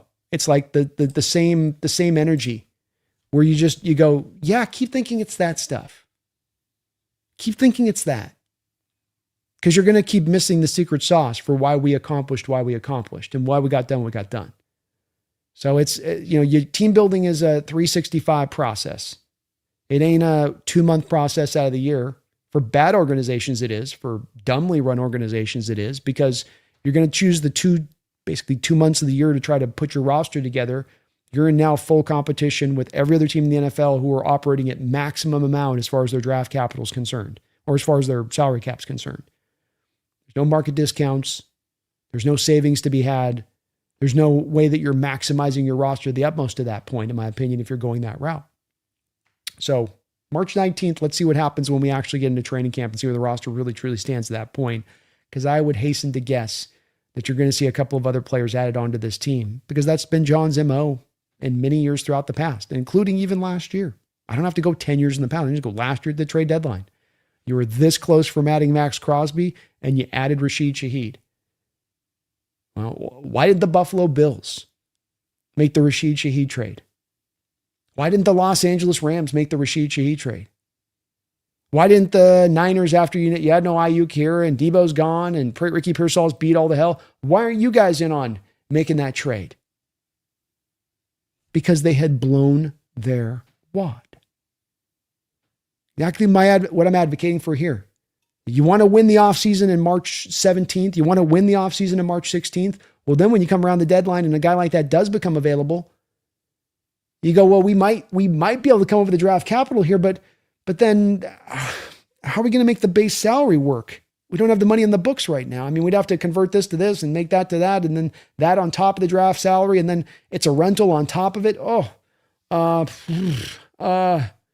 guess we're just kind of out on that deal. Less teams, less competition. Easier to add better talent at less maximized prices. So let's give it time.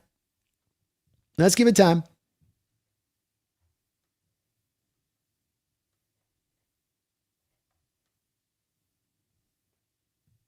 Mick says, I don't know, Brandon. Pat McAfee said on his show that Mendoza's a generational talent and could take them to a Super Bowl, and even said that they could be a Super Bowl sleeper.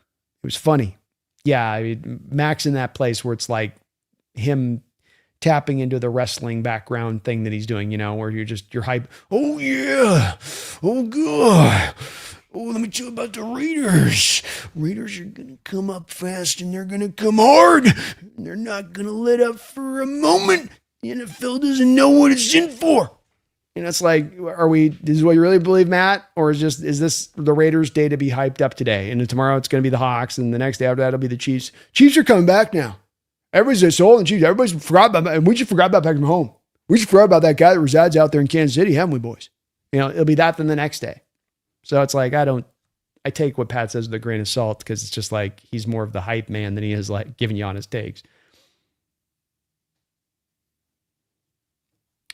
Texas Spoon says, it's true. Darren, Kittle injured. Bosa and Warner won't be the same. Y'all had your Super Bowl window. Y'all choked. It's done. Howie is something, man. Those void years are crazy.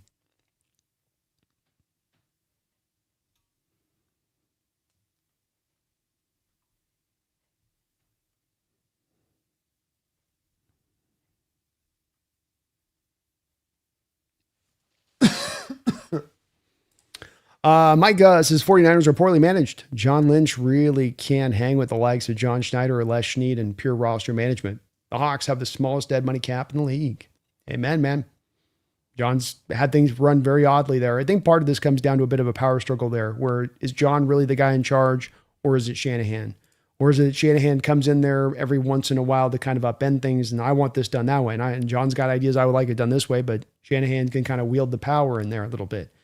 And that's where we do come down to, I'm a big fan of having that real direct separation between general manager and coach, and that the coach does not have that oversight capability like we have set up kind of right now. You want him to have a voice, you want him to have an active voice, but you don't want him to have an overriding authority over the top of the general manager. And I think that's what would explain why we see a little bit of some of this fence riding that you see from the Niners in recent years at times. All in, but not quite all in.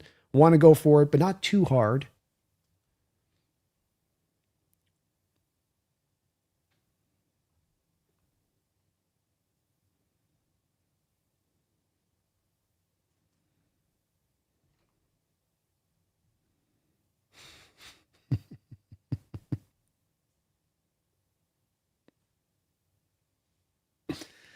And the problem, Darren, is you guys can't stay healthy. So you might be okay for week one, but we know that ain't going to last. Keep glazing. Darren says, keep glazing a team that just lost 5 starters and won't win the West. Keep glazing the team that won the Super Bowl last year. This is one of those places where you guys, you got no ground to stand it. We just won the Super Bowl, bro. Have you guys won a Super Bowl anytime recently? Do you have to go like to the Middle Ages? Is that what you got to reference? Remember back in the Renaissance era when our Niner team was decent and we won Super Bowls? Back when they had leather helmets and no face masks. You're funny, Darren. It's hilarious. Yes, I will keep glazing the team that won the Super Bowl last year. God, what am I thinking? How out of pocket. Out of pocket for us to be supporting this team. Oh, Lordy.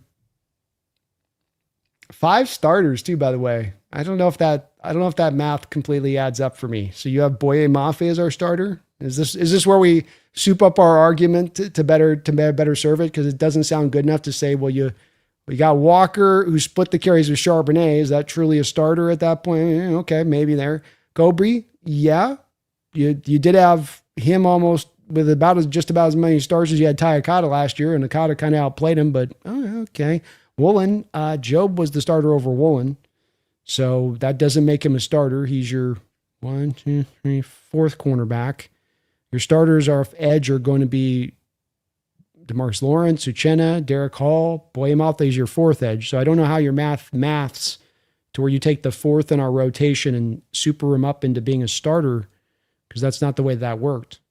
But I can see how you have to do that to kind of super your argument up. Because if you just say, well, you lost 2 starters and you're basically returning everybody back on offense and defense, it kind of makes it hard for you to make your argument at that point, I guess. Especially when your Niners are coming in on walkers. They got the walkers with the little tennis balls on the bottom. They got Kittle coming in there like this. Meanwhile, we're returning the 3rd youngest roster in football. And you got the Walker crew coming in there. It's a tough look. End of the Super Bowl window. I get it, man. That thing slammed shut. You're trying to open it. Somebody's glued it closed. Was that you, Lynch? Was that you?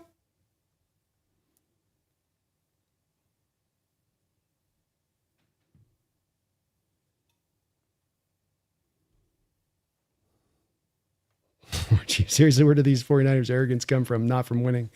I seen a little bit of the cope this last week. They try to talk themselves out of like, if we just kind of talk hard enough, maybe we can make like the Super Bowl didn't happen and they didn't just win it in our stadium.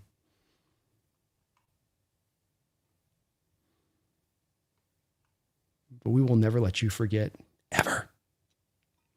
Nightbreaker, Chad Brown's the first jersey I ever got. I think that's a good one, man. That might be the next one I got to get because he's been kind enough to come on here a couple times. He'd be a good add to the backdrop.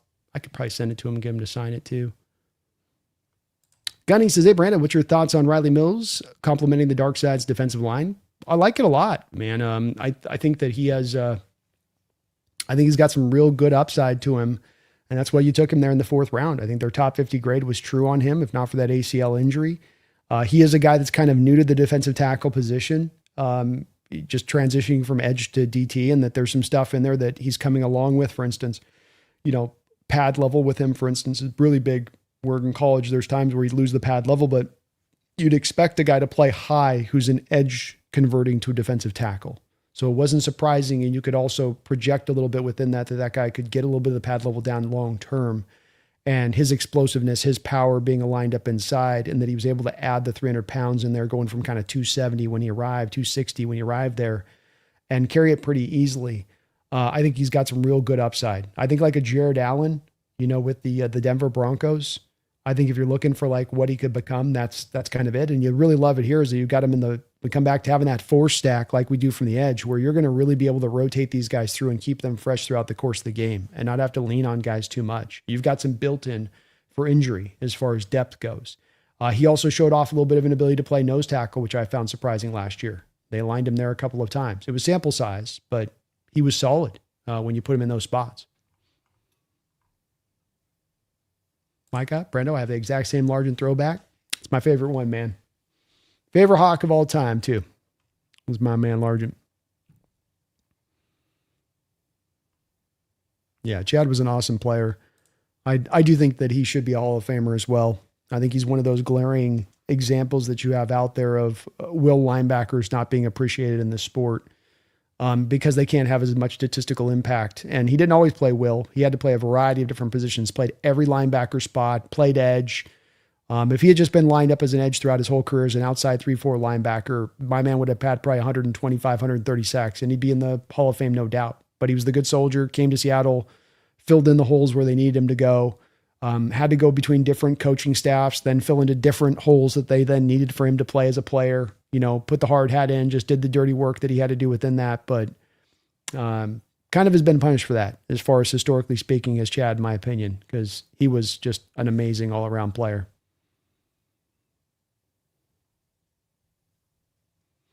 CR, how you doing, man? Hello from Germany. It's 2:30 a.m. here, so I'm just saying hello and listen to B's angel-like voice when going back to sleep. Thank you for that, CR. Appreciate you, man. Hopefully you're sleeping well out there tonight on the other side of the globe.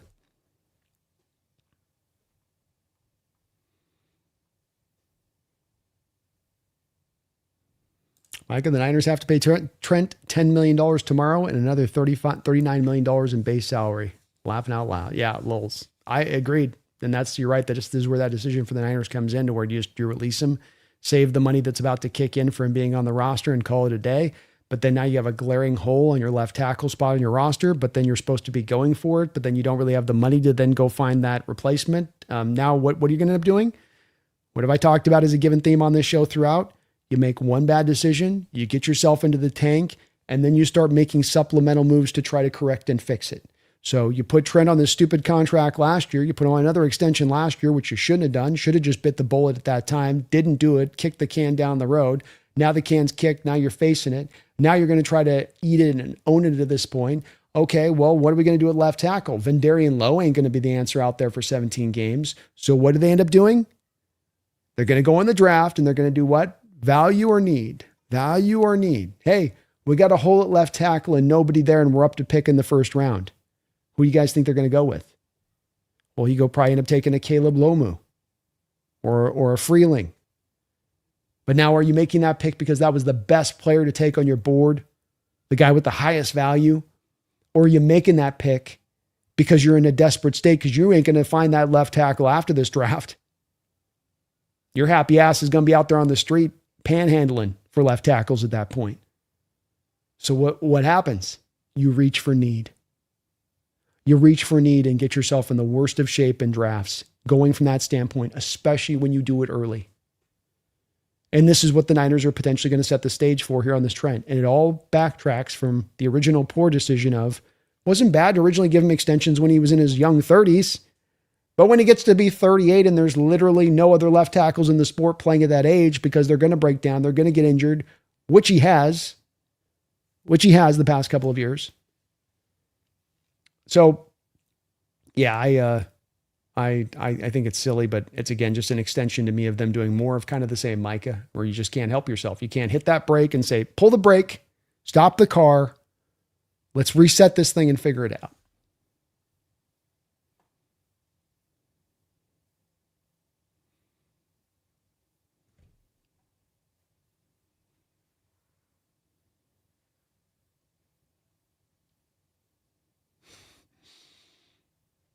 Taker610, thank you for the $5 donation. Rams and 49ers are solely relying on the health of Stafford and CMC, and those two playing back-to-back healthy all-pro level seasons seems unlikely. Yeah, with Stafford, it was wild to watch him be able to get through that full year like he did last year, and especially as much as they, I think, had to rely upon his arm at times to make things happen. You do wonder when that's going to come for him as far as he's been able to maintain, and that's an MVP season and his best season of his career last year. But that age, as I say, that cliff comes really fast, and you can look absolutely amazing one year and then hit that cliff the next year. It's happened to many different QBs at times. And CMC, it'd be interesting to see what version we get of him next year. There's been even talk, or maybe the Niners might be open to transitioning into more of a slot kind of player role situation. But what do you have, 450 touches this last year? And that's already a guy that's had a lot in college, a lot as a pro, a lot with Carolina, a ton with the 49ers. You do wonder about what he's going to have left in the tank here as we go forward, for sure. And he was diminished last year. I mean, didn't even average 4 yards per carry. It's not the same McCaffrey. You don't have the same level of quickness, speed. He's definitely lost a step there. And he doesn't have as much of the size factor to fall upon when that becomes the case as other running backs might.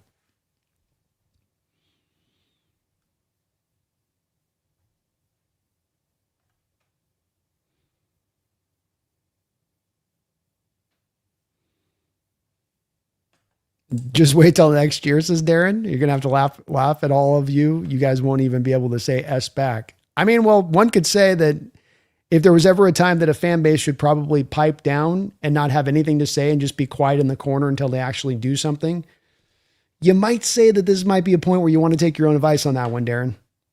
You guys just lost us. You lost us twice back to back. So we had to win the division essentially twice just to reinforce that we won it with both you and the Rams. And then we won it in your house. We laid it in your house. And not only that, that's the second Super Bowl win we've had now in almost about the last 10 years. You guys got to claw your way back to like the mid 90s to find some glory. So like, I love your confidence, but like, you're talking the champs, bro. Huh? Sorry, I can't hear you. I can't quite hear you out here.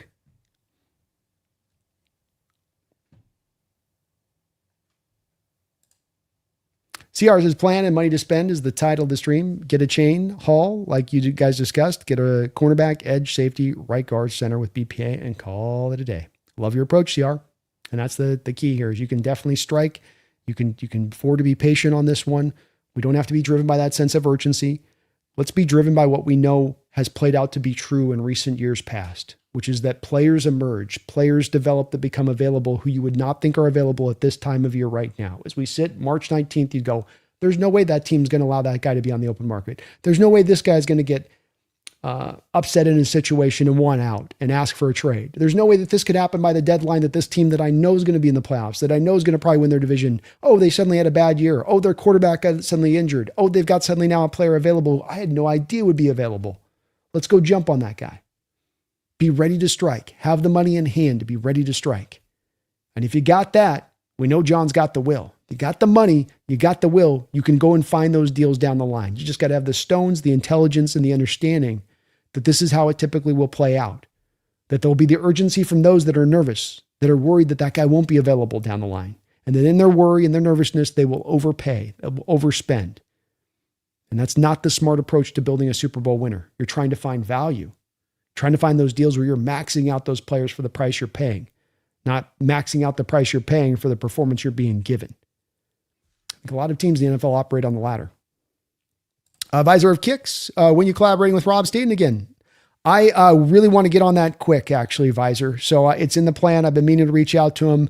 It's my own kind of failing on this one where I haven't reached out to him, number one, but number two, it's only been because as much I've been trying to kind of catch up on draft prospects because I'm going to want to deep dive with them on the prospects. I was doing a rough count last night and I was about 180 prospects in, and I had kind of hoped to get to more over 200 with Rob because I know he certainly is well over that mark. But I'm going to reach out to him this week and try to see where we can maybe set this up with him really soon because I'd like to have him back on and really get into a deep dive on the draft here, really get into this stuff.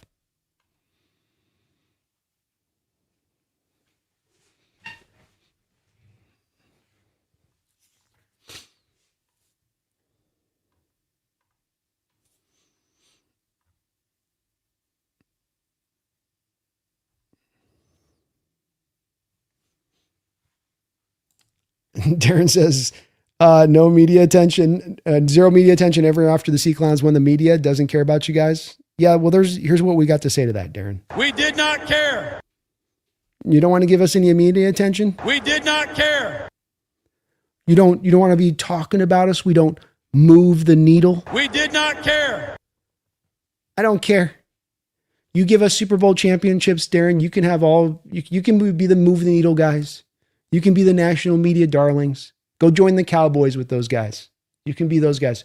We'll just step over here and just keep adding Lombardi trophies into the trophy case. And you guys can keep dusting off your from 92, 3, whatever the hell you guys last won. It's been so long I can't even remember.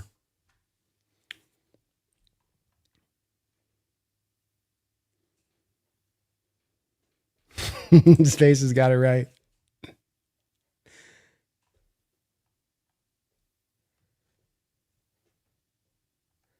I think the thing that Darren knows is that we walked in this division. We took this division when we walked in. We came into this sucker late, but this thing's been ours for the last few years. And that's got to be a tough pill to swallow too, as well. These guys just walk in here, are going to start kind of dominating our division over that time. This ain't bright. They should have to earn that. I had the deal here. I can't find it. We've had a good run of it lately.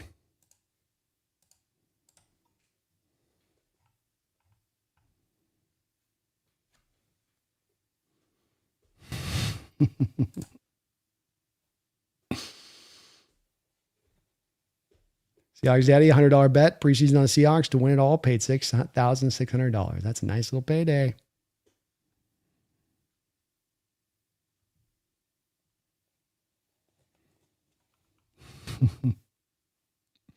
Thugs Vega, the guard from Penn State, is to me the closest thing to a blue chip player in this draft. To me, that's a guy I bet on is a multiplier time all-pro over anyone else in this draft.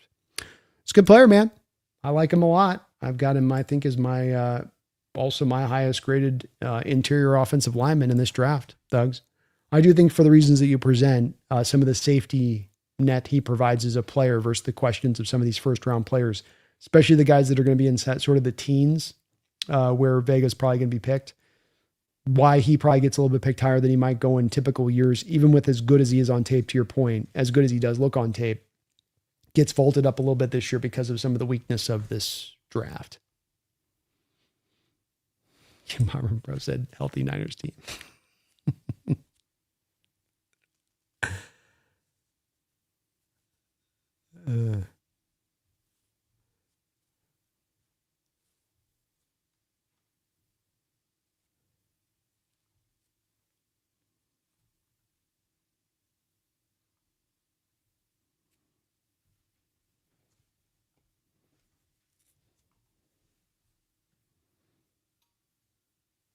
Phoebe says, Hawks Nest, maybe this is a learning experience for Sean McVay. Maybe teach guys to pick up the ball in any situation, but then again, they would rather cry than fix it. Yeah, they've looked ridiculous through the whole situation. So they first raise up the rule to try to get the rule changed for a situation that's never going to play out ever again. They never owned up to the fact that the call was right on the field, confirmed on the field. They then started bitching and complaining about the length of time it took to get the call right. Then they started bitching and complaining about the fact that somebody called from a booth to make sure to get the call right. And then they continued to get to bitch and complain about the fact that the call was right. They just didn't like some of those other factors to it. Then they tried to raise a rule to get this call changed if it should ever happen again, which we all know is about a 0.0000001% chance of ever happening. Then they probably got clowned on by the rest of the league for raising the rule up and presenting it. And then they just pulled it off the table here we learned about yesterday. So that's where we come down to as I started from the start of this, and that last move of their part, pulling the rule that they proposed off the table, is an example of the fact that they're maybe recognizing a little bit of that we're being ridiculous in this situation. And then again, just own up to the fact that, like you say, it was a coaching situation as much as anything else there. Mike coaches his players to pick up loose balls on the field. Sean, a little bit more worried about the offense, huh? A little worried about how we can cook them up down the field and throwing the ball. Just a little bit of a different approach to coaching there. And one coach could recognize that hole in his game and go, boy, maybe I need to start teaching players to pick up loose balls rather than look for excuses on a call that they got right. So it's, yeah, I feel that way about that too. Feed me.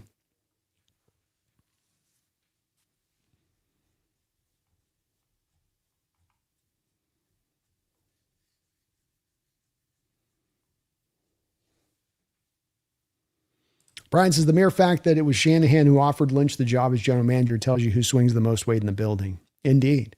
And I think it's problematic. And we saw that it was problematic here a couple of different times in Seattle. It was problematic when Mike Holmgren ran things as a general manager.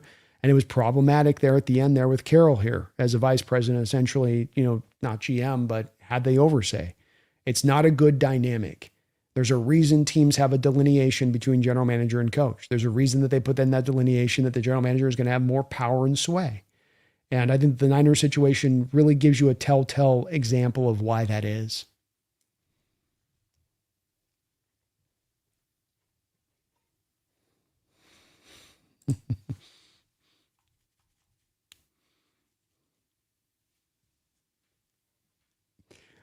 I'm having fun with trolling, Darren. $1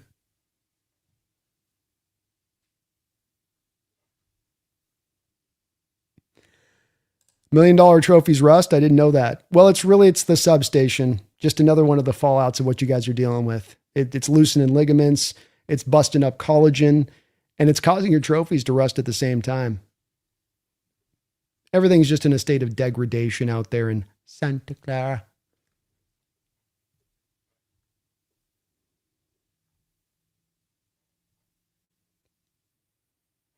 King says all of a sudden, Brandon, Coby, Bryant, Walker, Boye Mafe, Rick Woolen, and Tariq Young are Hall of Fame caliber players. I know. You guys lost like half the starters on it. Like, wait, hold on. Did I miss something? I saw where one of our guys who had 2 sacks last year got paid $20 million. I saw that. I think we can find 2 sacks without 20 million. I think we can shake the bushes, look under the couch cushions, and come up with enough money to find that, I think, as far as that replacement goes. Marvel's the last 49er Super Bowl win was during Bill Clinton's first term.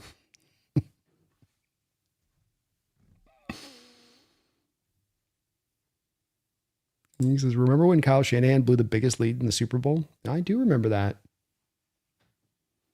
He's kind of got a thing with that. It's kind of one of his things, isn't it, King Bomber? He's got a couple things. Likes to overuse players. Likes to blow Super Bowl leads. It's just kind of how he's wired.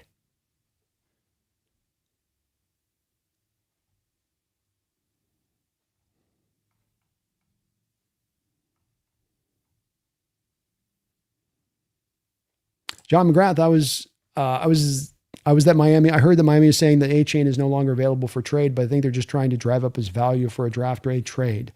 Hope John Schneider makes a deal they can't refuse.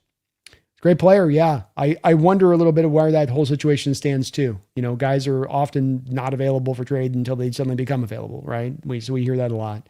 And you do wonder how this trade works out. Is he going to get a new contract for who trades for him? If he doesn't get the new contract, what can Miami really hope to get for a guy that's going to be a 1-year rental at that point? It's a little bit interesting. But they're kind of taking the same outlet as the Jets, where they don't want to let this guy go unless they're actually getting some real good compensation back, not just to kind of let him go for it seems like a 3rd round kind of flyer doesn't get it done. And so that does make it a little bit harder to predict about when and where he will go. But it does just so hard to see why you hold on to him at that point from their perspective, being that they're going to be bad. They're not going to be in an opportunity to run the ball that much. And why not just continue to lean into the tank a little bit? Riley Mills could very well become a monster, man. He's got it in him.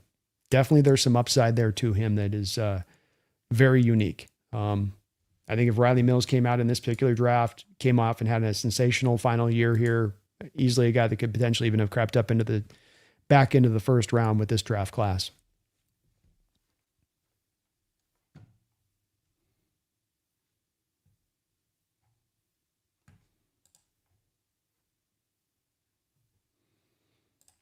Jay Bra, thank you for the $10 donation, Jay Bra. Appreciate you for that.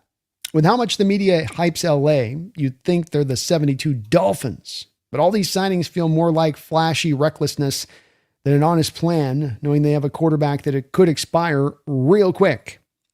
Yeah, I think that we're essentially kind of in the same territory. I think that there's that urgency of knowing the quarterback's going to go soon, knowing that the replacement's not going to probably easily be found, and that there's going to probably need to be a bit of a reset process there until you can get to that next quarterback, because this is an offensive-driven team. It's a pass-driven team. They've tried to set up the stage for running the ball really well, and they run the ball fairly efficiently, but it's not the driving force of the team. And I don't think it's prepared to become the centerpiece driving force of the team if they have Stafford move on and they've got to try to bring out a Garoppolo type guy to sort of carry the water for a year or two. And yeah, the hype has been pretty wild to watch. It's a little bit like with Darren Stone here in the chat, where the way that some people talk about the Hawks this offseason, you'd almost think that we hadn't won the Super Bowl. And the amount of LA gets as far as hype goes, as this sort of no doubter that they've sort of just been able to extend beyond us because they've made this 1st round trade for McDuffie, and you signed in this other Chiefs corner. You go, okay. But I think it's a little bit like people are also overstating our losses a little bit and not really taking into account what we really lost, how bad it was, what we're really truly retaining, how young our team was last year and winning that Super Bowl, and how much natural progression you're going to get from a younger team now going from being young to more of into their prime, which is what you're going to see from guys like Witherspoon and JSN, which you're going to get the best version of them. You're going to get them at their physical peak. And there's a lot of guys across the board on this team that are going to be in that place. But I'm seeing some of that talk out there too, Jay Bra. I am. And I do think that what's pushing this is the fact that, and I can't blame the Rams for doing this, by the way. I don't think it is reckless a little bit, but I think it's also, if you're going to own up to the pain that you got to take in being reckless, and you're saying, okay, look, yeah, we're being reckless, but when we turn this over, we're going to turn it over full at that time. We're going to own up to what all that means. And that's fine. If it gets us a Super Bowl, it's well worth the pain that we had to suffer and endure. And so I get what they're coming from on it, but it doesn't mean that there isn't a sense of, hey, the sands of the hour are starting to leak out here. I can see the last of this in this thing left, and we better get while the getting's good, because it's not going to last. And yeah, I think that's becoming a bit of not the centerpiece driving force of the Rams off season, but it's a part of it. And I don't think that that's the centerpiece driving force of the Hawks off season. And we come back down to what's pushing you, what's motivating you, what's making you make the decisions you're making. Is it a sense of urgency because you think time's running out? Or is that you're just purely simply building the smartest, best possible team? And I think they're building an improved team from what they were last year, the Rams, but it's on paper, number one, still got to work in practicality. And number two, it's all in the back of that quarterback, remaining upright and doing what he's doing to make it all work. So, we'll see if it does play out versus what it sees on paper. I get where people are coming from to a degree, but it is a little bit overstated, and they do get a little bit of that artificial LA kind of love that they get for being the market they are versus us being in Southern Alaska. Revenger, thank you for 35,000. IDR, appreciate you for that. Says, can B-Wags come home? How he fits in this team? I think it's going to be a tough fit. I think that there's one part of this that's really nice that he would be a fit on, where he can take on blocks, still very hard to stay blocked, still very physical at the point of attack, still a very good tackler, still pretty solid in the run game, Though when you talk about him getting to outside zone type runs and pitch plays, the speed isn't always able to catch up out there. It's in coverage where he gets targeted and isolated by offensive coaches. And that's where there's just not a way to be able to, make that work. I don't think that B-Wags wants to come back another year to be a backup inside linebacker. If he was willing to be and come in and play on a low end deal and try to do a bit of a ring chasing here and get that opportunity, I'm not against it in that way. But his coverage liabilities have only increased through the years. This isn't a guy that's just lost a step in coverage. This is a guy that's lost a couple of steps in coverage. And the word is out on the street, and offensive coaches are going at him a lot in that way. So I would estimate that if he doesn't get signed to being a starting inside linebacker in the sport, that he's probably a guy who comes back on a one-day deal. Maybe he just kind of stays ready. And if there's an injury, if you have something happen to you at the middle linebacker position, maybe that's a guy that you can call upon at that point. If it goes that direction of things. But it's just that it's no shade his direction. The man's freaking been in the sport for a long, long time for a middle linebacker. But it just doesn't have the legs anymore, I think, to get it done. But on a one-year deal, yeah, you could do a kind of a one-year deal flyer. And if he was willing to come out back up and chase a ring and kind of serve that sort of Quandre Diggs role from last year, you certainly know he'd be a good addition to the locker room and what he can bring as far as his understanding of the sport and what he's seen on the field and helping those guys out in that way. But I think they would have just kind of kept him 2 years ago if they thought there was some value here versus trying to look for other answers. Starburster, thank you for the $2 donation. Starburster doesn't have any note there on your super chat, but thank you for the super chat nonetheless. Very kind of you.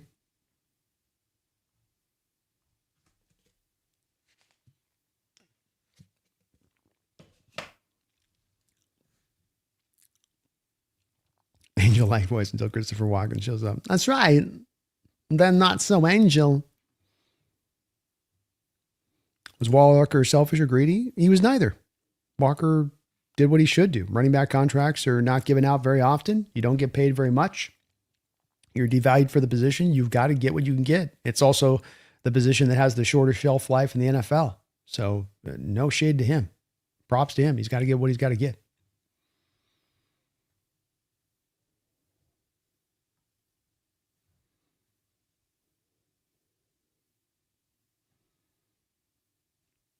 Tomorrow, when if Colton Hood's draft stock's gone up, don't know.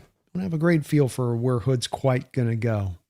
I think he does slip out of the first round, but could see him going right at the end of the first round too.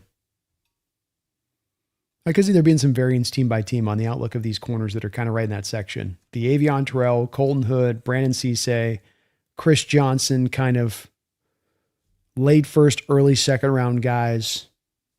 Kind of hard to pinpoint exactly where each and every one of those goes, and hard to pinpoint exactly the pecking order between those guys too.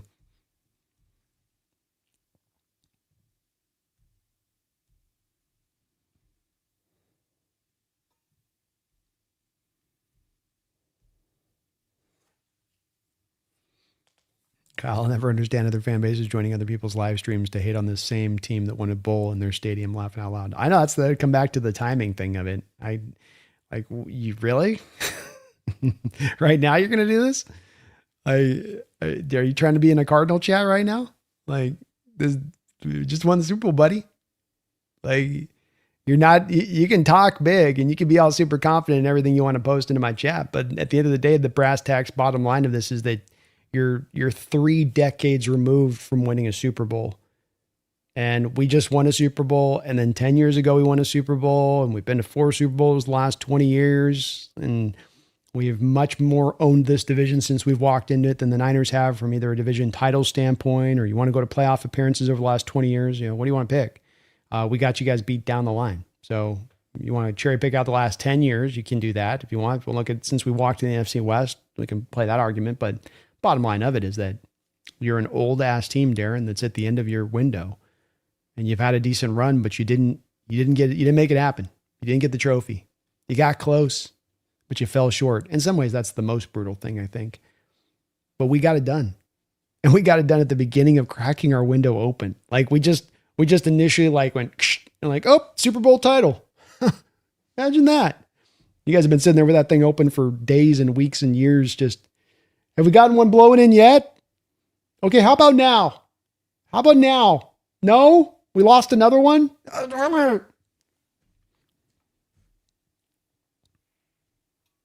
That's okay. All the talk in the world ain't going to change it. This bottom line fact, Darren, and you're going to have to listen to this right in your ears. Just let this sit in your ears. Seattle Seahawks, Super Bowl champions. All the espousing, all the predictions, all the outlooks for 2026 don't matter a lick. The bottom line is that we are the champions and we'll be out the champions throughout this offseason. And people can talk everything they want to talk, but that's the ultimate trump card at the end of the day. You ain't got nothing to say on that. We won it. We beat your guys' ass twice at the end to do it, including the playoffs. Beat the Rams again in the playoffs. So not only did we win it, we fully earned it. And you guys got to just sit on that for years now. Just years, because you're not going to win. You just got to just sit there and just, and they did in our stadium. And that's where people are a little bit, I don't know why Darren's saying, like, I get it.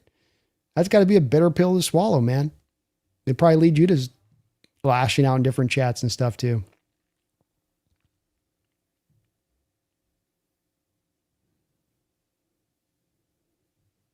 I'm a space. I'd rather have one Super Bowl win than 3 losses.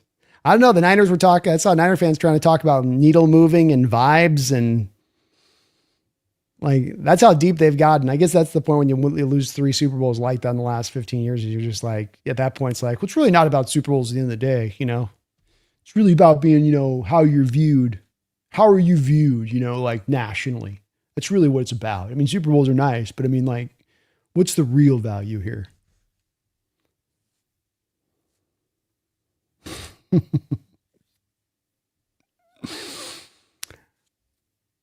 I'm always giving a little bit of light to this because this is also something of what I've heard from Niner fans. Just this past week, for some reason, this has really popped up, especially on Twitter.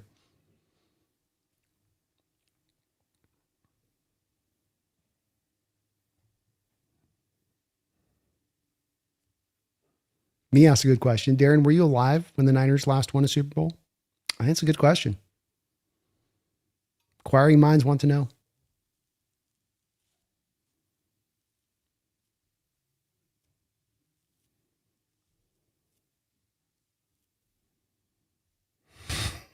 Darren's just swinging everybody in the chat. This is good. Bubba Yaga, what's your take on Hawk Blogger? Seems kind of full of himself. I've got a lot of appreciation for him. I mean, I think that, you know, I watch a lot of, I mean, when we talk about the Niners, you look at a lot of the content creators they have out there, and those guys will get on each other's throats, and there's a lot of back and forth. And I'm really happy that we don't really have that out here amongst our content creators. And I think that, you know, he was given an opportunity that a lot of us would love to have, with being able to get the access into the players and in the media and be able to ask questions. And that, you know, I don't think that he took that lightly. I think he really ran with it and maximized it to the utmost. And I got a lot of appreciation for that. As I say too, I think that we've got not only really quality, high-end people and what they do in the content world here on YouTube, but I think you got a lot of people that work their ass off to do it. And I can attest to this. There's a lot of work that goes into doing this stuff, to making sure you know what you're talking about and make sure you can keep being entertaining and all that good stuff. And so I really appreciate the fact that he really ran for it. And I'm a believer that as well, is that the more that we have out here, I don't think that this is a competition between people. I think it's more of the more people that we have out here on YouTube creating good, high quality content covering the Hawks, the more eyeballs you get on YouTube, the more, you know, viewership and total everybody gets across the board on it. So I think he does really good work. He's really ran with it and done really well for himself. But I don't know him personally or anything like that on that side of it. But I think he does good.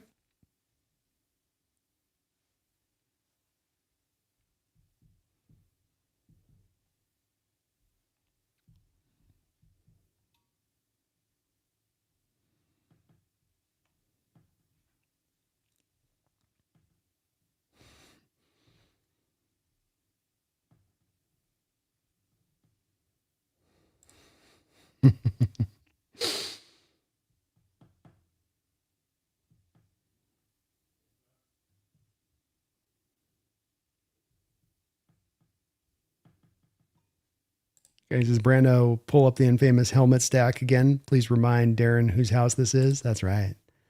Hawk's house. Whose house, Darren? Hawk's house. Look at that stack.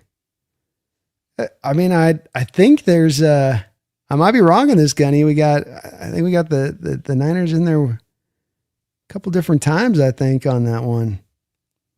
Man, we got 2 Niner helmets on that Predator stack. Let us beat you twice. Let's get at you again and just destroy you in the playoffs. Just absolutely just eviscerated. That's where I get it, man. I was an Iron fan right now, I'd be licking my wounds big time. I can't hate on that.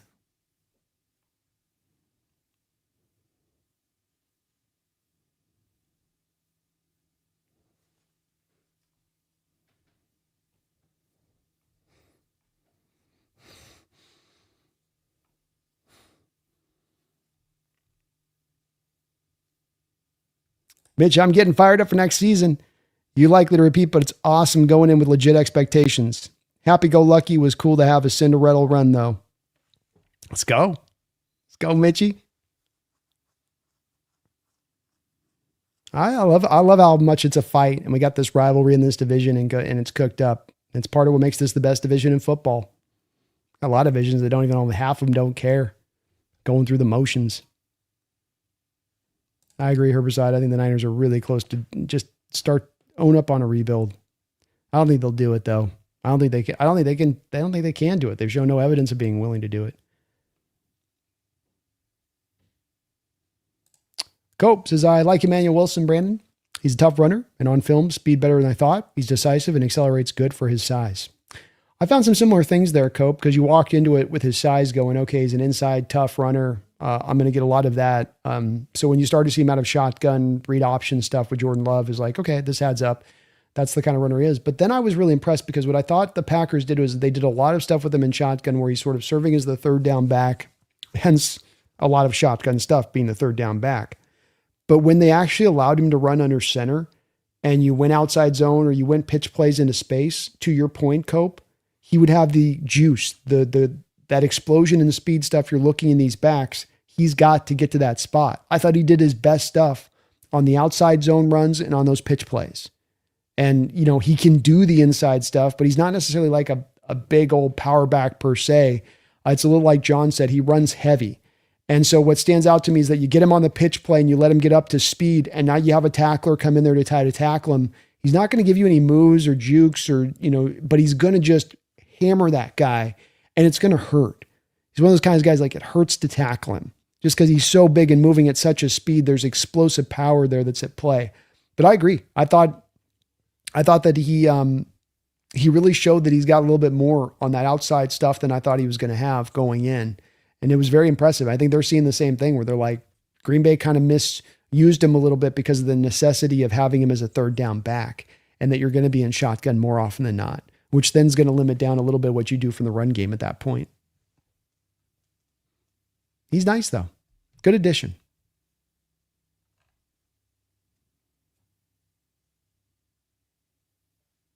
CR says, the Niners were cooked when they signed Purdy, got his payday, and immediately got hurt half the season with Mac Jones replacing him while looking capable. More than capable. Yes.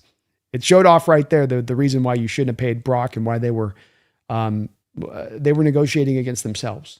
They were in a bidding war against themselves for Brock. Mac's another reason, though, that shows you as to why, to me, the Niners are kind of stupidly put right now as it is, and that they can't own up on stuff. Because like you couldn't trade Brandon Ayuk 2 years prior, like you didn't trade George Kittle last year, you could be moving Mac Jones and probably get a second-round pick for him this offseason. But they're going to insist upon a first-round return for a guy in 1 year left on his contract. Okay, and why are you doing that? Well, because we wanted the insurance policy for if Brock goes down to injury. Okay, so you're punting on a second-round pick next year because you're going to try to better maximize this year because you don't trust the health of a starting quarterback who you gave $53 million to. Come back to, again, first a bad decision, then you make these supplemental decisions to correct that decision, and then you're doing things like passing on second-round picks that should be no-brainer. You lose him for nothing after this year. What are the Niners playing at that point? They're hoping to do the compensatory thing, like Mac goes and signs this big contract and then they eventually get a third round back down the road or something. But that's just another example to me of them making the same mistake they've made in recent years with different players, rather than just owning up to it, hit a bit of a soft reset and get this thing turned in the right direction. But they won't do it. They're unwilling.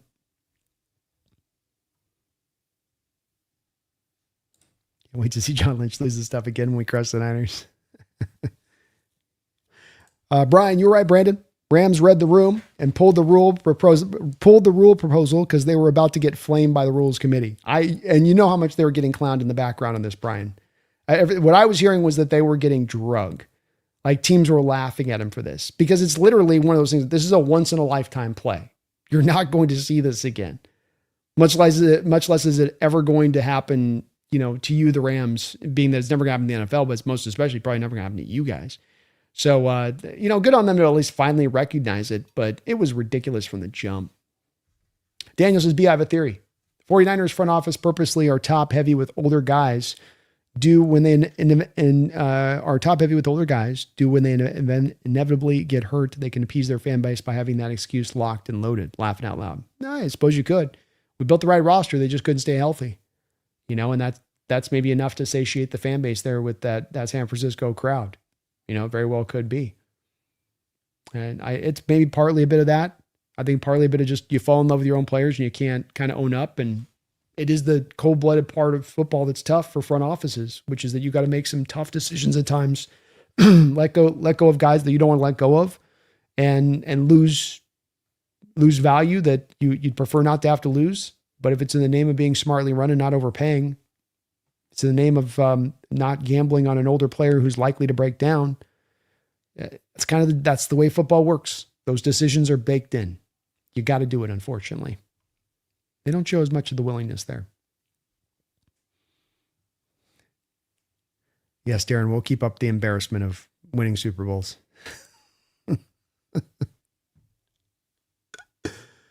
I appreciate you, Darren. You kept me entertained today, man.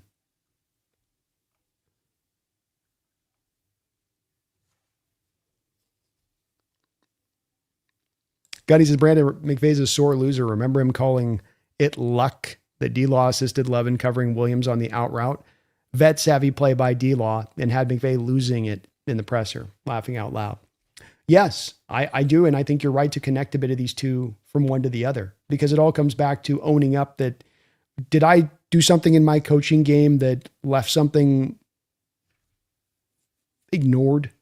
I didn't pay attention to something that I should have paid attention to. These coaches are all, of course, obsessive based in their attention to detail and making sure that they're not leaving something that they haven't considered or taken care of. So that's where I come back to that 2-point conversion, for instance. Why does Mike tell the players to pick up all loose balls? Because you never know. You never know. And if they review a play and your guy's the guy with the ball in his hand last, guess who's going to have the ball at that point? Guess who's going to be credited for having possession at that point? So it's one that's a very small little detail of a coaching item that you would teach and train, but it was one that Charbonnet himself referenced in the post-game presser. Charbonnet didn't reference it 4 days, 5 days after. He referenced it directly after that game, saying this is a point of emphasis for Mike in training camp, saying pick up all loose balls. McVay didn't do that. Does he own that there? Does he recognize that there? Does he? No. He thinks he's got the most brilliant play called there at the end of the game to isolate his running back out in space on Love. But a defensive player jumps in front of his brilliance and outsmarts him. Does he even think that that's a possibility? No, because I would reckon to guess that a little bit of that ego gets in the way, much of like it did with the 2-point conversion. My stuff stinks. I don't just walk on water. And I don't think McVay's necessarily an egotistical, egomaniacal, whatever, but I do think that there's a little bit of this at play. And as it's been said, Gunny, pride goeth before the fall. And both of those two situations to me are a little bit of pride leading back to that one a little bit, rather than really trying to look at the situation. And why it's important, in my opinion, is you look at situations that go wrong and you start making excuses rather than owning up to why they went wrong. You don't correct the mistakes. And if you don't correct the mistakes, you end up getting bit in the butt once again down the line because of it. Ryan says, embarrassment is trolling a team that beat you 54-9 in the span of 2 weeks.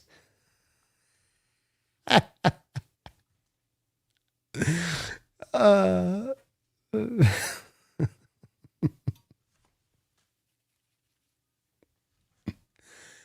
uh, Substation's putting extra work in on Darren. Ryan says Miami has to sell tickets is probably the reason why they might hold on to A-Chain. It might be. I can't think of any other good reasons on this one. Because you go, look, we're going to be behind in all these games. We ain't going to have a lot of opportunities to run the ball. But, I mean, you might be right on that. You don't have a lot else on that offense that you're like, what about this guy? Right? It's going to be a tough sell being like, hey, what about this Jonah Savaiinaea? What about this guard, huh? What do you think about that, Dolphin fans? Does that give you a chubby?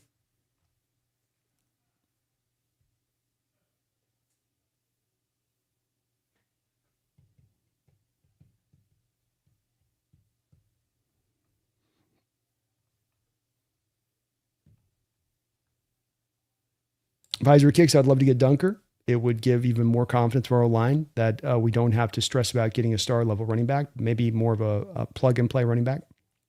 100% agree with you all the way down the line on that one, Visor. 100%. Dunker's kind of my, he's become my most fond guy there, kind of in a if we're being realistic about the guys that are available at 32, truly, we're not talking about some guy that just drops in our lap, but a guy that's likely to be in there. And you're looking at some of those corners that are there, or some of the edges like a Zion Young or a Dunker. I got to say, Visor, I just keep coming back to Dunker. And he just brings the room together. He brings the line together. He gives you the upside. He gives you the versatility. He gives you an answer long-term at either the center or the guard position that's also an upgrade.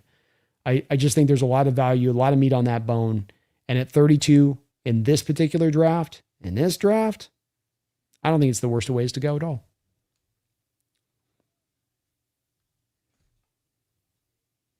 Besides, his old broken-ass players all need to retire before we really hurt them.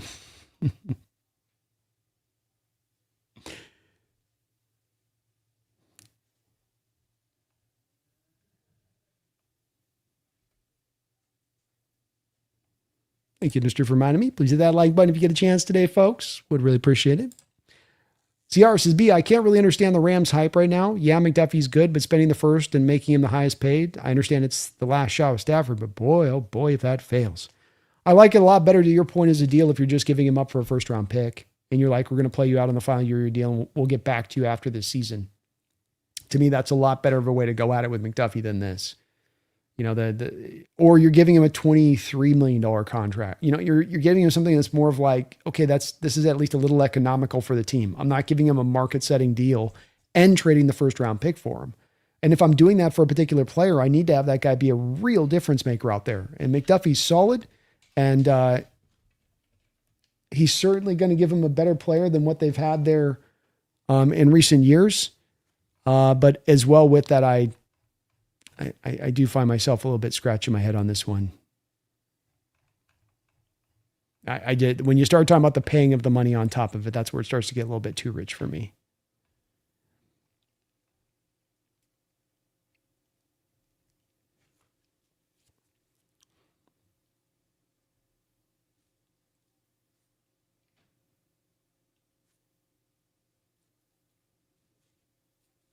Thing too with McDuffie that's weird is the Quinn Lake McDuffie overlap.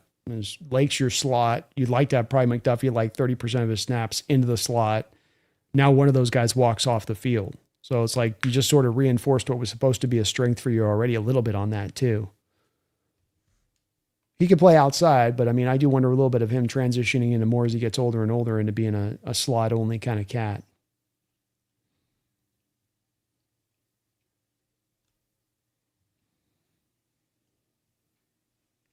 Orchie says, I have a cousin. He's half Hawaiian, half Samoan. He works at Walmart at the moment, but I'm sure we could sign him for a week's pay at Walmart and an extra lunch break. He can get us 2 sacks.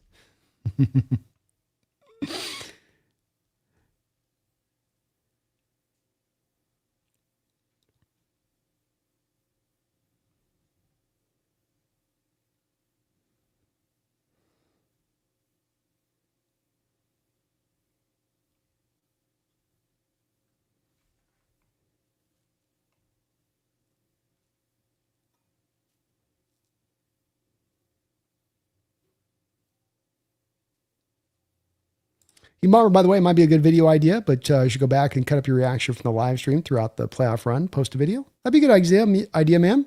I'll see. I'm trying to think about how I could do kind of like that, season wrap up video thing in that way. It's a great idea. And I am looking for some good content ideas here with the off season and whatnot. So I'll see if I can kind of try to put something like that together. It's a great suggestion.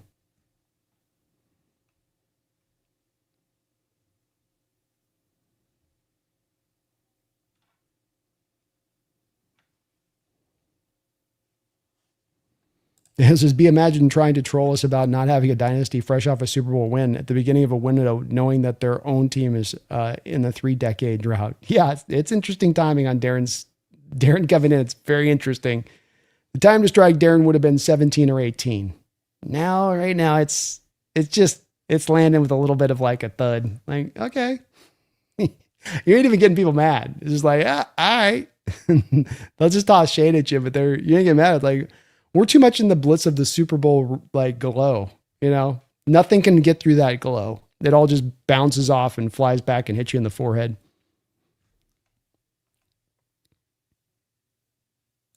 Orgy Brandon Riley Mills says he makes shirts that say, I hate quarterbacks. And next year he's going to have one for each quarterback he plays. And I am here for it. Oh, I dig that. That's awesome. I did see one of his shirts on that.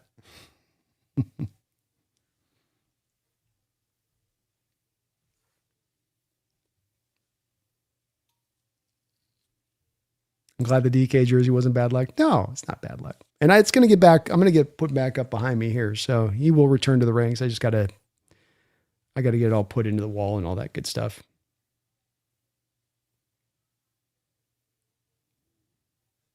John says, would you take Dunker at 32 if he's still on the board? I would run that pick to the podium as fast as I can. Dunker and Zabel on our line. Yes, please. I would.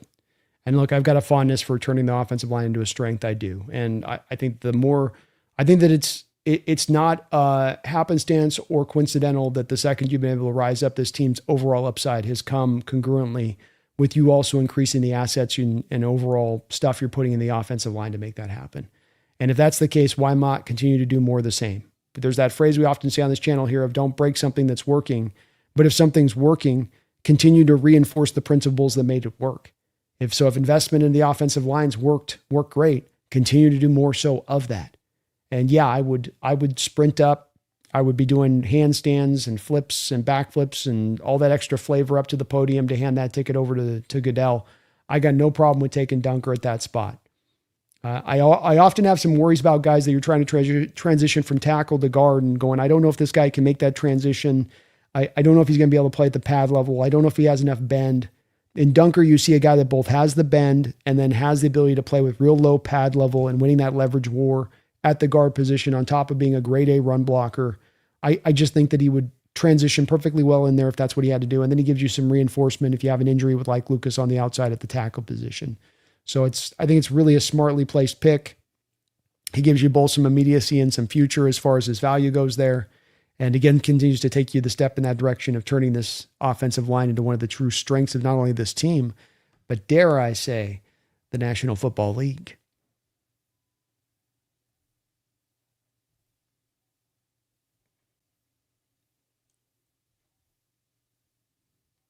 Industry Word, thank you for the $2 donation. It says, Niner fans, please like and sub. You're always there. You're always here. Let them know, Industry. And it is true. They're very active here, especially with doing the roundtable stuff. That is absolutely positively for sure. But thank you for that, Industry Worth. And do please hit that like button if you guys get a chance today. Much, much, much appreciated. And thank you to Industry. Very kind of you. Randall with a $2 donation says, you like the wide receiver Antonio Williams from Clemson. Yes, I've had a chance to take a look at Antonio Williams. I've got a Ricky Pearsall comp on him, Randall. So gadget guy, slot receiver. He's got a few extra tricks in his bag beyond that, but that is kind of at the base, level of what you're getting from him. That's what you're getting from him, is who he is as a player. Found solid college production on the back of what drove many of the late round receivers in this draft, and that's manufactured production. So there's going to be a lot of receivers in this draft at the end of the draft that you watch them. It's just like they don't have a lot of catches. They don't have a lot of productivity. And then the productivity they do have comes from a lot of these bubble screens, fly sweeps, drag routes. Some examples of this of players that kind of operate in that mode would be, Brennan Thompson's got some of this going on to his game. Barry and Brown's got some of this. CJ Daniels has got some of this. And Antonio Williams also has a little bit of this as well. He's got some decent route running, very consistently, some really great hands that I like a lot. Very comfortable catching the ball outside of his frame, really good at holding on to contact catches. I think the route running is average when it's all said and done. Change of direction is average. He does run a 4.41 with a 1.55 10-yard split. So ran good testing times as far as the speed, explosiveness quotient, 39.5-inch vert. So he can jump 6 foot, but he only has 30 3/4 inch arms, Randall, which when I look at the average route running and then I look at a little bit of the shorter arms, that's what does lead me to believe that he probably is going to have to just operate from the inside pretty much full time to find success. I think as well, he's going to have some issues with press coverage with those arms at times. So it's part of why I think you got to go inside with him, but he could be a competent slot guy. It did color a little bit of my outlook of how high I would take him, being that you got to hold him into being just a slot. And I don't think he'd be a difference making slot at that. I think he's a guy that so much manufactured's got to happen there for him to get it that had me pushed down with him a little bit. More late 4th, 5th round grade was kind of where I had him at, Randall. Good player, but also a little bit limited as a slot and limited to where he can go as far as how many different positions he can play. An Omar Cooper Jr., for instance, can probably place him on the outside competently, and even being a little bit of an undersized guy, make that happen. But this being a guy that I don't think he's going to be able to overcome it, in my opinion. The press with the smaller arms, especially, usually the smaller arm shows up on the contested catch stuff.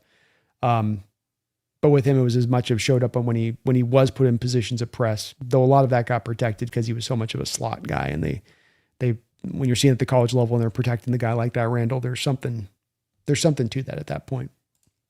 Randall, thank you for another $5 donation, Randall. Says, missed the beginning of the show. What are we going to do with all that cash? Feels like John's got money in the kitty and a pocket full of picks in 27. Get through the draft, make a move. I think you touched on it well. Get a little more coffee here, so bear with me, folks.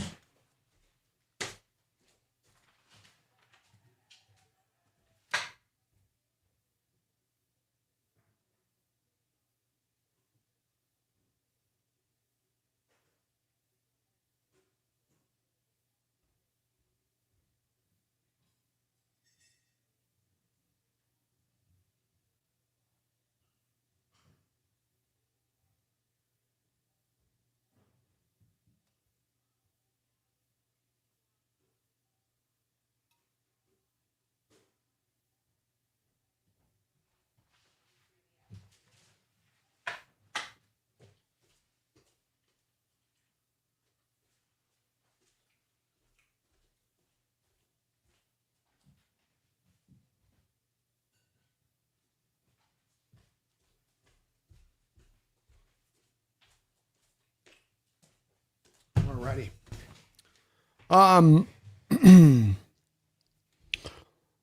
I think, Randall, I think that there's no timeline on this, that this is when you're going to strike. And that you're going to add this guy at this time of year. I think that there's going to be a bit of a, risk that you have to take within this, that, you're going to hope that a deal comes and presents itself at the good given time to where you can get the returns back that aren't going to make you have to overpay. But I think that you are having to kind of wait for that player to emerge in the given timeline.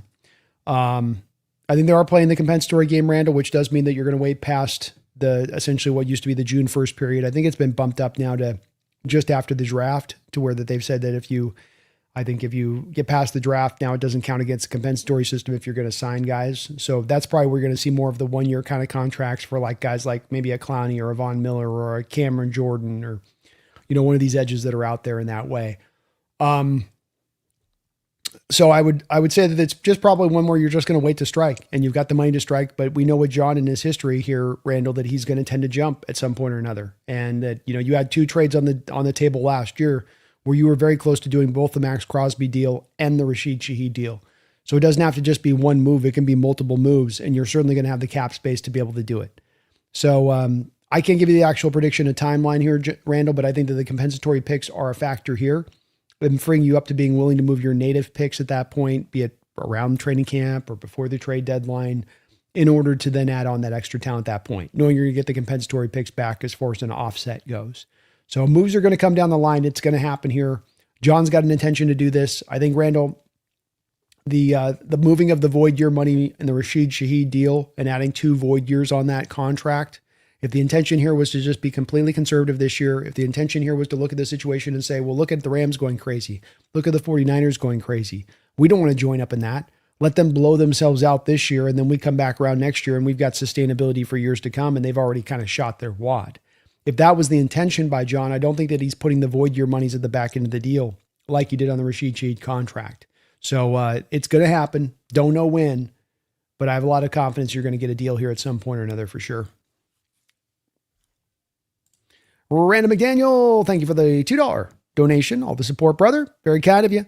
We lost 4 guys from the Super Bowl team that played less than 400 snaps. Yeah, that's where we come back to trying to say starter stuff is a little bit of an oddity here on some of these guys. Woolen was not a starter. When Josh Jobe was healthy, when Witherspoon was healthy, when Emanuel was healthy, Woolen was sitting on the sidelines. Now, you had injuries to Emanuel. You had injuries to a couple of these other guys. I think Witherspoon was out a couple of games. I think Jobe was out a couple of games. So Woolen happened to get some extra reps in then because of that, but that doesn't make him a starter then at that point. And the same thing with Mafe.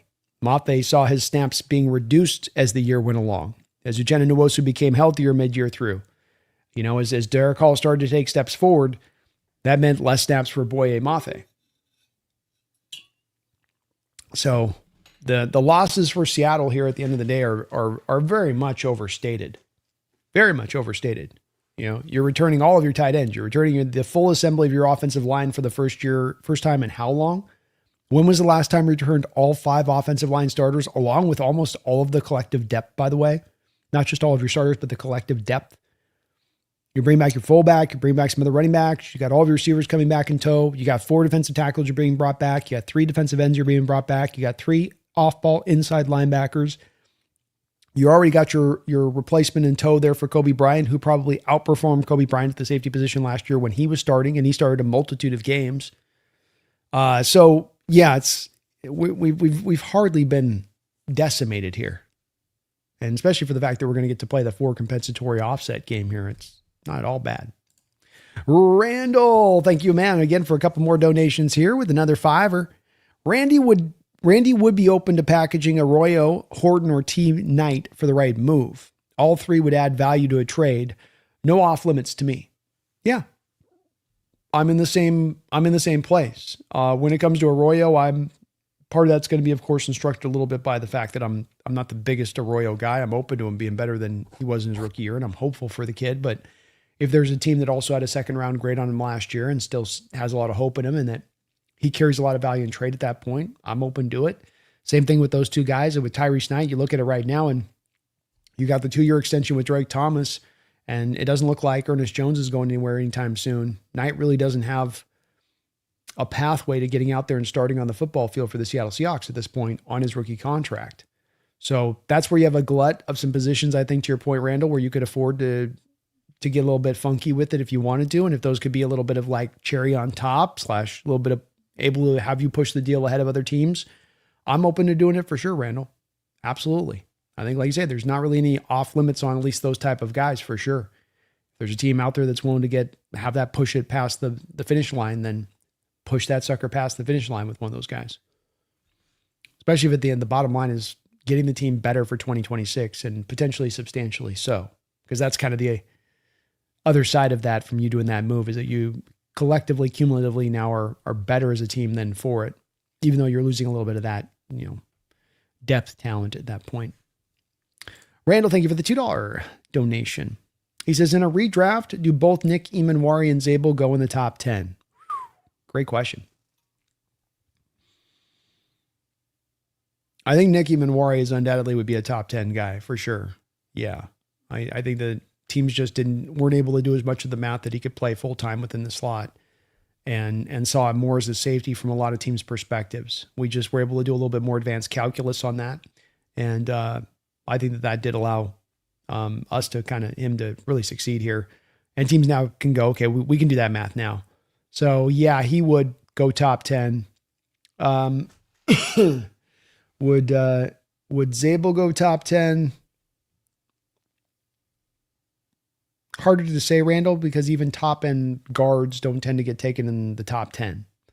So even those guys have a hard time. The positional value there is just tough to try to stretch that one there. He'd be right on the outside in, maybe right at 10. But let me take a look here who we had in the first round. We'll do some elimination stuff here.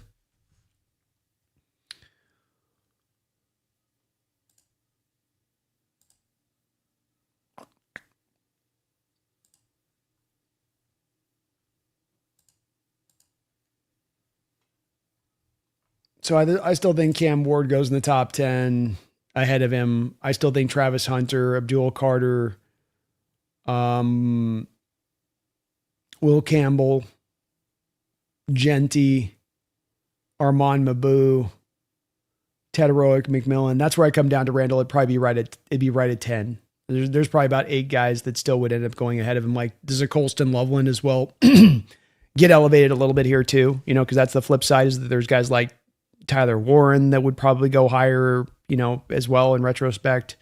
So hard to say was able there, Randall, to be honest with you there. But Imanwari that would definitely go up a bit higher. Chased Space, and thank you guys for all of this support. Another $5 donation. Thank you for that, Chased. I wish John Schneider made great pickups at O-line when Russ was in his prime, late 2010s. Imagine him with guys like Cross, Lucas, Sundel, and Zabel in 16 or 19. Well, you're definitely in. Let me get my coffee here real quick. What's that?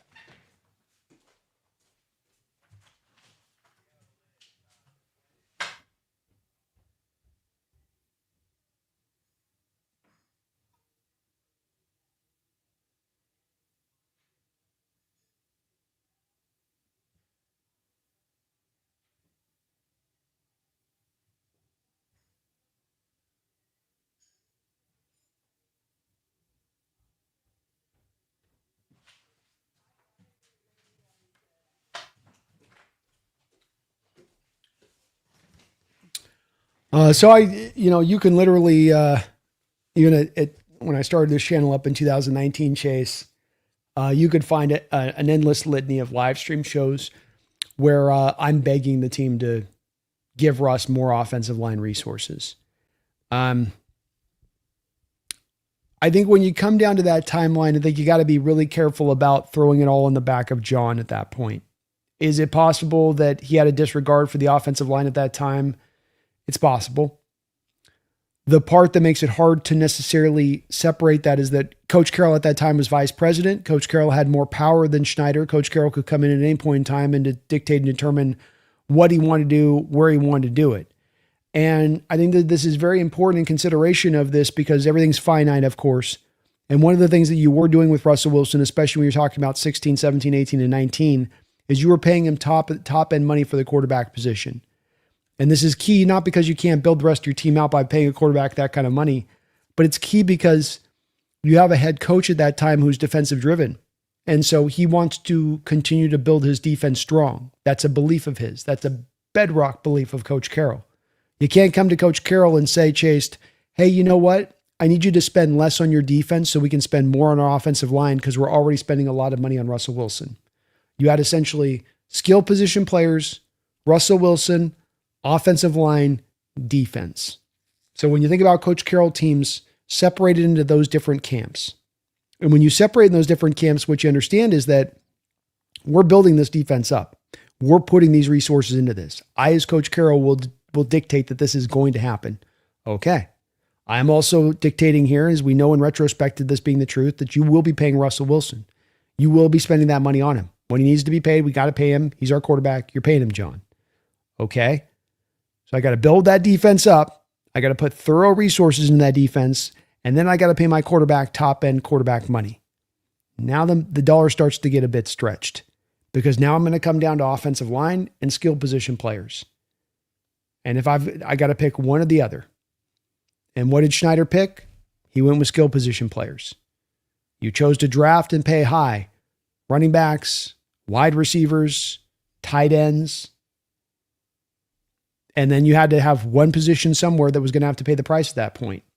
And you chose for that position to be paid to be the offensive line. But that the key on this one, I think, comes down to that somewhere's got to go light at that point. And I think what you do tend to see there, Chase, is that most teams, once they're paying the quarterback that high-end money, well, they'll go a little bit cheaper on defense. Chicago Bears will build up this super offense, and you're seeing them then pull some of their resources from the defensive side of the ball to make that happen. And that's the way you tend to see that kind of flip go. But with Coach Carroll here saying, no, you're not going to take that money away from my defense, it puts you in a place where you just don't have money to spend on everybody. And you got to choose to go light somewhere. And again, we come back around to this, Chase, where I wanted to see him put that investment in the offensive line. I was right there with you on that. But this is also where you got to construct the roster in a certain way where you got to pick your poison and pick your places where you're going to go a bit lighter and leaner. This is why I'm a hardliner when it comes to, you can't pay two safeties top-end money at the same time. You can't pay two off-ball linebackers top-end money at the same time. It's not good money spent. You can't make a running back the highest paid running back in the sport. It's probably not going to be good money spent. You got to be careful about when you're going to pay a quarterback $60, $55 million per year on average, and that they're really truly elevating that talent instead of relying upon that talent to elevate them. You got to be careful. You got to be careful, and you got to make some tough decisions somewhere. So I get your frustration with it. There is no doubting that if you'd given prime Russell Wilson a better offensive line, you would have gotten more for it. I think that the Seahawks would have been smarter to pick a lane there. Either you're not going to pay your quarterback and the offensive side of the ball is going to get by and you're going to build up the super defense, or you counterbalance some of this defense and say, look, let's get a little bit more buy on the defensive side of the ball and push up a little bit more offense. And I think that one specifically would have been a smarter run for them to go at, because as we saw with the Coach Carroll defense, you put innumerable number of resources into it, and yet you didn't get the returns back for it once the Legion of Boom moved on. You kept dumping and dumping and dumping, but the defense never really found its footing again. You went through endless defensive coordinators, never found your footing again. So it was kind of just bad money being thrown out with more bad money. But, yep, definitely would have been interesting going a different direction on that one, Spaced. Woo, we got me coming on in, doing what he does, dropping that $100 donation. Very, very, very kind of you. Thank you for that, me. You are awesome as ever, brother. I salute you, sir. Very kind of you. Sup, B? Hope you're well, pal. Darren, my friend, keep it up. Laugh it out loud. You're making this all that much sweeter. Love you, 12s. Love you even more, Darren. Let's all toast to our lowly 2-2 Super Bowl record. Yeah, me's referencing Darren's been spamming you guys are only 2-2 in the Super Bowl. Like that's somehow a insult, you know? Like, yeah, you guys have lost some Super Bowls too, though, right, bro? Yeah, but it doesn't really count when we lose Super Bowls. Like, that shouldn't count against us. Like, I'm trying to have it count against you. Well, you're kind of showing lack of consistency there, aren't you? Yeah, but this is kind of what we see, right? So, yeah, I don't think Darren understands that this is the champagne of victory. His trolling comments are just, for me, just a nice little, that's the good stuff there, isn't it, huh? That's the championship champagne right there, isn't it? Just, ooh, another one, huh, Darren? Ooh, yeah. Ooh, I can taste the bitterness in that one. Are those Niner tears? Did you put some Niner tears in that champagne? I swear that there's Niner tears in there. I know that little vignette there. Yes. Yeah, there's some tones to it for sure. For sure. And I'm riding high, me. Championship off season. We are the champs. Watching all of these teams twist themselves into knots, trying to seemingly try to make themselves forget. Watching themselves twist into knots, talking about how they've surpassed us, like they're trying to talk themselves into it, while we just sit back calmly, coldly, waiting in the cut, ready to strike, knowing when it's all said and done, we're going to build a fuller, better team. You guys can win the offseason in March 18th. We'll have won it by the time we get to game one. I hope you're doing as well, man. Thank you so much for your big time support and donations here to the channel as ever, brother. You are amazing. And let's toast to our mere 2-2 Super Bowl record, our mere 4 Super Bowl appearances over the last 20 years. What are we, a poverty franchise?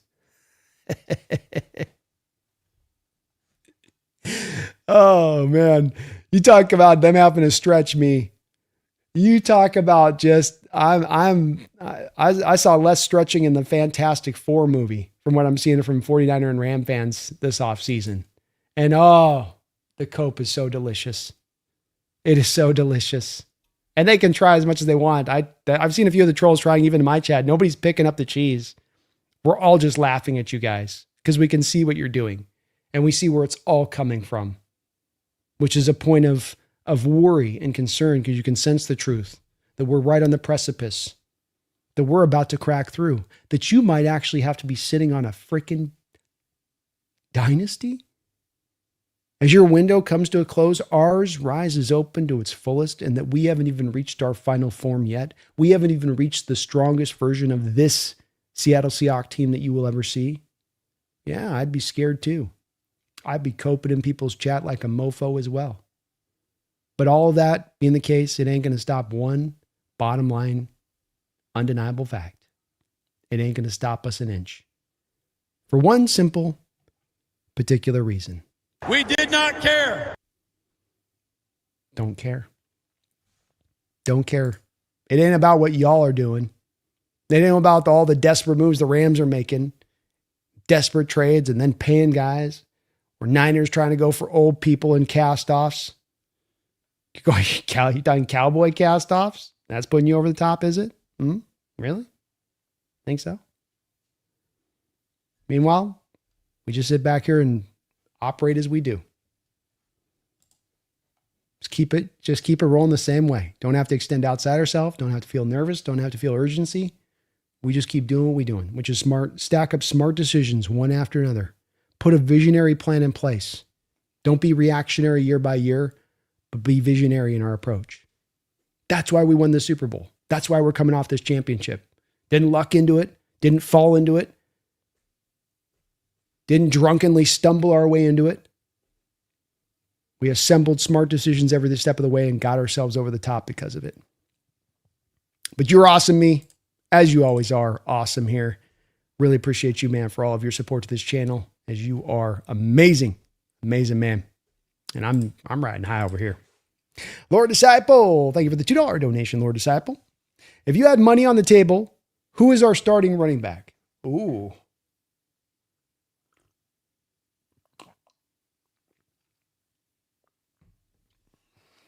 Great question.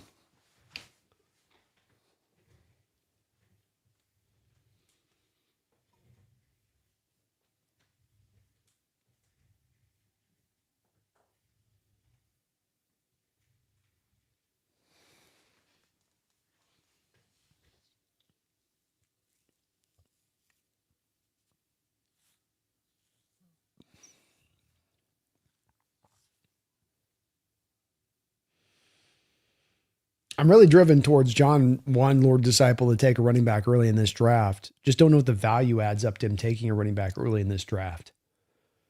So I'm going to go ahead and make the random guess that's A-Chain, that you find a way to get the A-Chain deal done somehow or another. If it's not that, then I'd go with Mike Washington Jr., second round pick. That'd be the other one that I'd probably go to. I think those kind of stand out to me. If not that, then I would expect the team's got a lot of confidence that Charbonnet is going to be able to get around faster sooner than later when it comes to the ACL. And Schneider was talking about his work ethic and how hard he's attacked the process. And we do know in this process, when you have guys that are operating that way, that they're really getting after it. They tend to be the guys that can get a return faster than some of those other guys that take a little bit of extra time. So I don't have a strong, confident answer to give you on that one. I'm definitely in full-on guess mode with this. But I do think that we're going to try to make a push at A-Chain. And I do think Miami eventually moves him somehow or another. Not to us, somebody.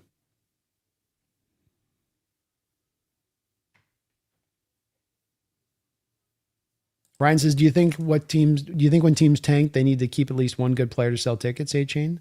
I kind of struggle with that one because I go, okay, if I'm a Miami Dolphin fan right now coming into this season, am I at a point of like, I've got my finger hovering over the buy ticket button and then A-Chain gets moved and I'm like, no, I'm out now. I'm buying a ticket. Like, how much is he really moving the needle as far as ticket sales go, especially for what is really at the end of the day, a bottom line team of you're going to be a last place team in that division, if not the Jets. You're going to be a bottom end AFC team. If not the Jets or the Raiders, it's probably you. So if that's the case, it just doesn't, to me, I don't know how much you're really selling tickets just for Devon A-Chain. He's a good player, but at the end of the day, I don't think that's moving that needle that much. I think those Dolphin fans, especially with how much they've come off so many losing seasons recently, I don't think that they're tricking themselves into knowing it's anything but it's going to be a tough year, and that's going to mean that their probably ticket sales are probably not going to be the most active this year, bottom line, as it is anyway. But maybe. I mean, we certainly don't see a lot of teams, Ryan, to your point, just go full on, tear it all down to the studs kind of approach to things, that they give even the teams the worst of shape will give their fans something to root for. And we do see the Jets kind of doing something similar out there in certain ways. So maybe there's something to it. I'll admit that there's maybe a bit of a blind spot for me when it comes to teams making moves for ticket sales, purchase reasons, as I never like to think about that, but it is probably a factor.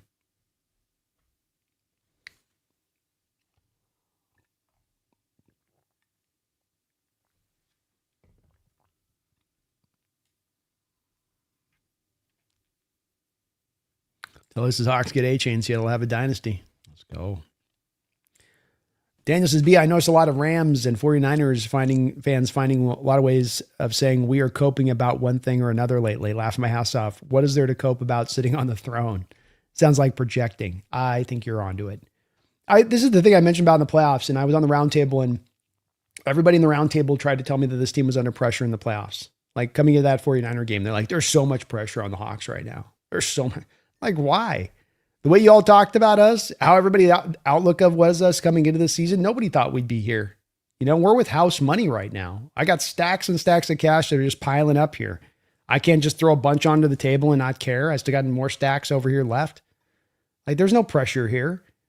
And same thing here. Coping about what? Like, I'm coping about winning the Super Bowl? Like, what? I'm coping about returning almost all of my starters on both sides of the ball with a ton of depth in addition to that, with some of the most cap space of anybody in the National Football League. I mean, the thing they're acting like a little bit, and the whole point of me doing a bit of this show today, as far as to kind of maybe satiate some of the Hawk fans who might be thinking like this, is the money's going to get used. We're not done. I don't understand this thinking of like somehow like, okay, that's it. No more moves to be made. Seattle's just going to stand pat now. We're just going to chill on $40 million. No, we don't need to spend that money. We're not going to restructure any contracts, even though that we've done a ton of that in the past. We're going to sit on cap space, even though we've never done that in the past. The roster is as it is. Only the draft. That's all we got. We're done. And I just, that's the part that, I think the projecting part comes down to is they know that like that team won last year and came up out of nowhere to do so with a damn fine young roster that was built the right way. They didn't build it fast. They didn't microwave it. They didn't fast forward it. They took the years and time to build this properly and right. They built the trenches up and they know it. And that type of team that's built in that kind of way doesn't go anywhere anytime soon. And that type of team can burst onto the scene when nobody thought they were going to burst on the scene, but there's a sustainability to that type of team as well. And they can hate it. They can continue to try to make every excuse in the book they want to make. But that's where we come down. You can't change the reality at the end of the day. The Seattle Seahawks are Super Bowl champions. We are the best team in the National Football in the last season. Ands, buts, ifs, whats, injuries, any excuse you want to make in the game, you can go out there and you can make. And it doesn't amount to a stack of difference at all for any Hawk fans. Doesn't mean a thing. It's just a lot of empty talk. A lot of empty coping talk is what that is. So I've seen the same thing from them, especially this week with Niner fans really trying to go off of it. And some of your team doesn't even really move the needle because we got the Thursday game and now you guys have got to play on Wednesday instead of Thursday to open the season. And see, does that even show that the NFL doesn't even really like think much of you guys because they got you playing on Wednesday instead of Thursday? Like, what are we doing here? If that's not just a level of, we're still the first game of the season. Yeah, but the first game's normally played on Thursday. That's the more prime time. Why is that the more prime time spot? It's still a weekday. It's still not a Sunday. Well, yeah, but the Thursday tends to be, okay, I don't care what it tends to be. The NFL's trying to take over the whole season every day of the week. They would like to have a game every day of the week if they could. It's not a representation of not liking one team over the other. That's a representation of the fact that they want a game on every single night of the week if they can and maximize the number of eyeballs they have watching the sport. I'm kind of surprised to a degree on it because it's like the NFL actually handed us, this is where you know these Niner and Ram fans got their head up their ass. The NFL screwed you guys to start the season out. The NFL aided us. One more time there for the cheap seat Niner fans and Ram fans that have maybe a little bit of hard hearing. The NFL screwed you guys over to start the season. The NFL helped us. Y'all are the ones that got to go out to Australia. You got to go all the way across the globe and start off the season and hope there's no reverberating effects of that then going forward. We're getting to start on Wednesday and then getting an extra bye. We get an extra bye week essentially after the first game of the season, getting to play on Wednesday. You fans out there, and there's so many fans that were pointing out this, that were Niner fan Rams fans, like, we get to play on Thursday. It shows you that the NFL recognizes LA and San Francisco are they're the more watchable franchises. That's the one that, and everything. You guys just totally missed the fact that we just got a whole bye week just built into our schedule, extra. Does that not matter? Is that not super helpful for us? But this is where I again come. Their eyes on the wrong thing. They're making excuses. They're coping. They're not looking at what the reality of the situation is a little bit, in my opinion. And I hope they continue to do so.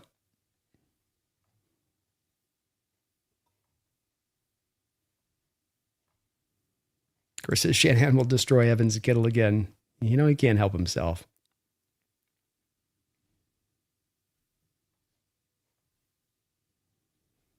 Wade, Seattle. Would you consider moving to Seattle if you got to be part of the press? Yeah, I do think I'm going to end up in Seattle here at some point sooner than later, Wav. And yeah, I mean, that would definitely be, if I had the opportunity to be able to do that, that'd be a definite pushing factor to get up there and be a part of that process. So they're pretty strict with it. I don't know if they would like to have me in there as a press. I'm probably a little bit of, maybe a little bit too much of a live wire. You know, I might be a little bit too unpredictable in my nature, but I'd love to do it at some point. And the plan is to eventually move back to Seattle. So probably a matter of time at some point or another, but I would like to get back up there. Rams House, how do you feel about opening the season on a Wednesday? I think it's great. You give me that extra bye, Rams House, and I'm just like, yay. The fact that we got to avoid the Australia trip, I don't want to go across the globe. I don't want to fly. That's hard on bodies. I don't care if it's the first game of the year or it's halfway into the season. I'm a big no on that one. So getting to play on Wednesday and then having that whole bye week after that and how you can kind of prepare that's a pretty big advantage to me. So I don't know. I didn't take it as much of like some slant against us because we didn't play Thursday night game. I guess if Rams House, if we had been not playing on Wednesday and then we just played on the Sunday and the Rams and your Rams and the Niners got to play ahead of us on that, then maybe I could understand where people could be like, oh, they totally disrespected you guys there, but we're still playing on Wednesday. And probably going to be a winnable game. We know it's not going to be the Niners or the Rams. So, you know, probably a tough opponent, but at the same point in time, you know, maybe not as well. I mean, maybe you get a kind of an ideal kind of matchup. So I like it, actually. The more buys, the better, I say. Michael, Brandon, do you think the millionaire tax will affect the Seahawks much? I don't think it's going to be a huge factor. I think it was a huge advantage to not have it in place more than it's a hindrance now. It was a way that you could probably, from Schneider's perspective, get deals pushed past the line when you were in bidding wars or when it was neck and neck between you and another team. You could come to them and say, yeah, but our tax situation is going to save you this money, is going to put this many more millions in your pocket over the course of the contract. And you can't do that now. So there's going to be, you know, some effects of this that aren't positive, but I don't think that it's going to prevent you from being able to still retain free agents, bring free agents in. It just means you lose a little bit of that advantage.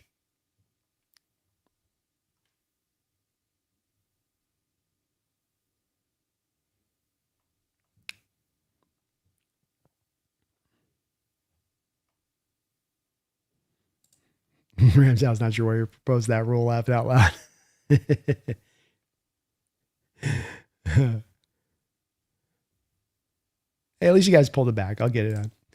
I think it's overblown. McVay's always giving the opposing teams credit and taking the blame when he doesn't need to.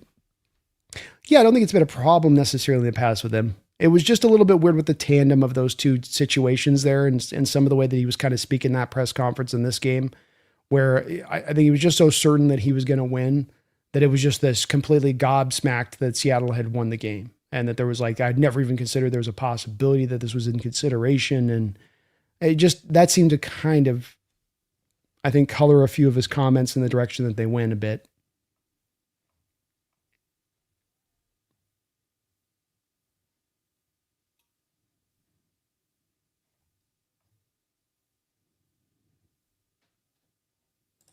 Bryant says Dolphins made all the recent moves to pay A-Chain. Maybe. They are still in a pretty tough spot, Brian, where they still have just enough money right now to basically sign their draft picks. So they still do need to create some more cap space. But if you take A-Chain down to a base minimum deal, maybe that is a way you can do it then on a contract extension. Very possible.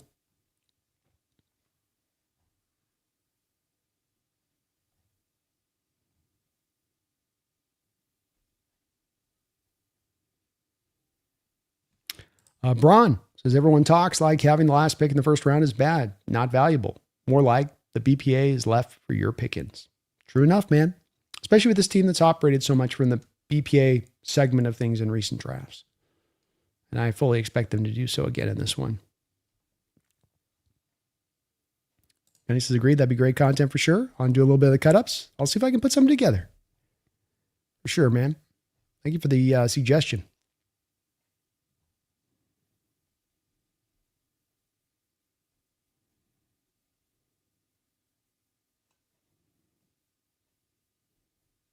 I think you're right, Joseph. My guess goes, Eman goes top 10, Zabel probably in the top 20 range. Yeah, I think that's probably about right.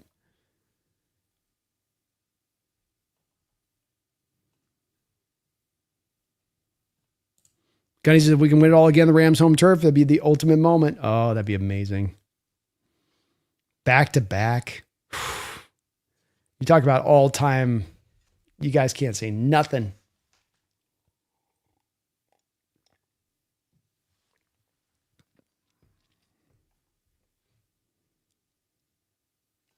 John McGrath, any thoughts on Jalen Kilgore or defensive end Romello Height as the Seahawks picks later rounds? Kilgore is the guy they've met with, and he's an interesting guy, McGrath, John. He's a guy that's been kind of bounced around quite a bit, and I think that he's been asked to do a lot of kind of corner stuff. He's a 3-year starter, but it's been a kind of a multi-dimensional starter. Some strong safety, some free safety, some slot cornerback. I think he's a guy that, would be a little bit higher in this draft if he had just been itemized to kind of one position and allowed to flourish in that one position, specifically probably a little bit more of the strong safety role. Of course, last year impeded by Nicky Manwari being on the team. 9 picks in his years, 9 interceptions in his career there. Most of those earned picks, really good about getting his head turned around and finding the ball. He's solid in zone, solid in man. There are a little bit of times where you get a little lackadaisical, but that was also some of the stuff you could see on Emanwari at times on tape with him coming out of college last year. Just not always actively engaged in getting the ball carrier, especially when it comes to as a run defender. Very talented kid. Can do a lot of different things for you in this defense. Slide to slot, slide to free safety, slide to strong safety, operate within the cover 2 shell very easily. I like him a lot. I think he's also very young, just turning 21 years old, John. So you can see where the upside really does exist with a guy that's just a baby at this point. And I think once you put him to safety full time and you say, that's your job, that's what you're going to be, no more corner stuff. We'll occasionally have you playing a corner where we roll the coverages post snap, but that will be where you align. And I think he could be a pretty good one. I do have, I think, a 4th round grade on Kilgore. Go back and double check where I'm at with him. No, I got a late 3rd round grade on Kilgore. I'm really looking at his upside, more about where he's been, more where he's going, I think, John. And I can see the vision with him with the upside of him as a player. Romello Height is a guy that I do have in the 2nd round, but I do not feel like he's going to be as much of a Seattle Seahawks fit. The reason being is that my comp for him is a Nick Bonito. one of these guys that's a little bit of a longer armed guy who's work off contact, has an assembly of pass rushing moves, going to go, typically try to snatch the edge, but got a lot of counters that he works off of it. Not really a power guy, not really a pure set the edge kind of guy. Essentially not kind of the mold of what we're looking for from our edges, being those power edges that are just able to really root down and not get moved.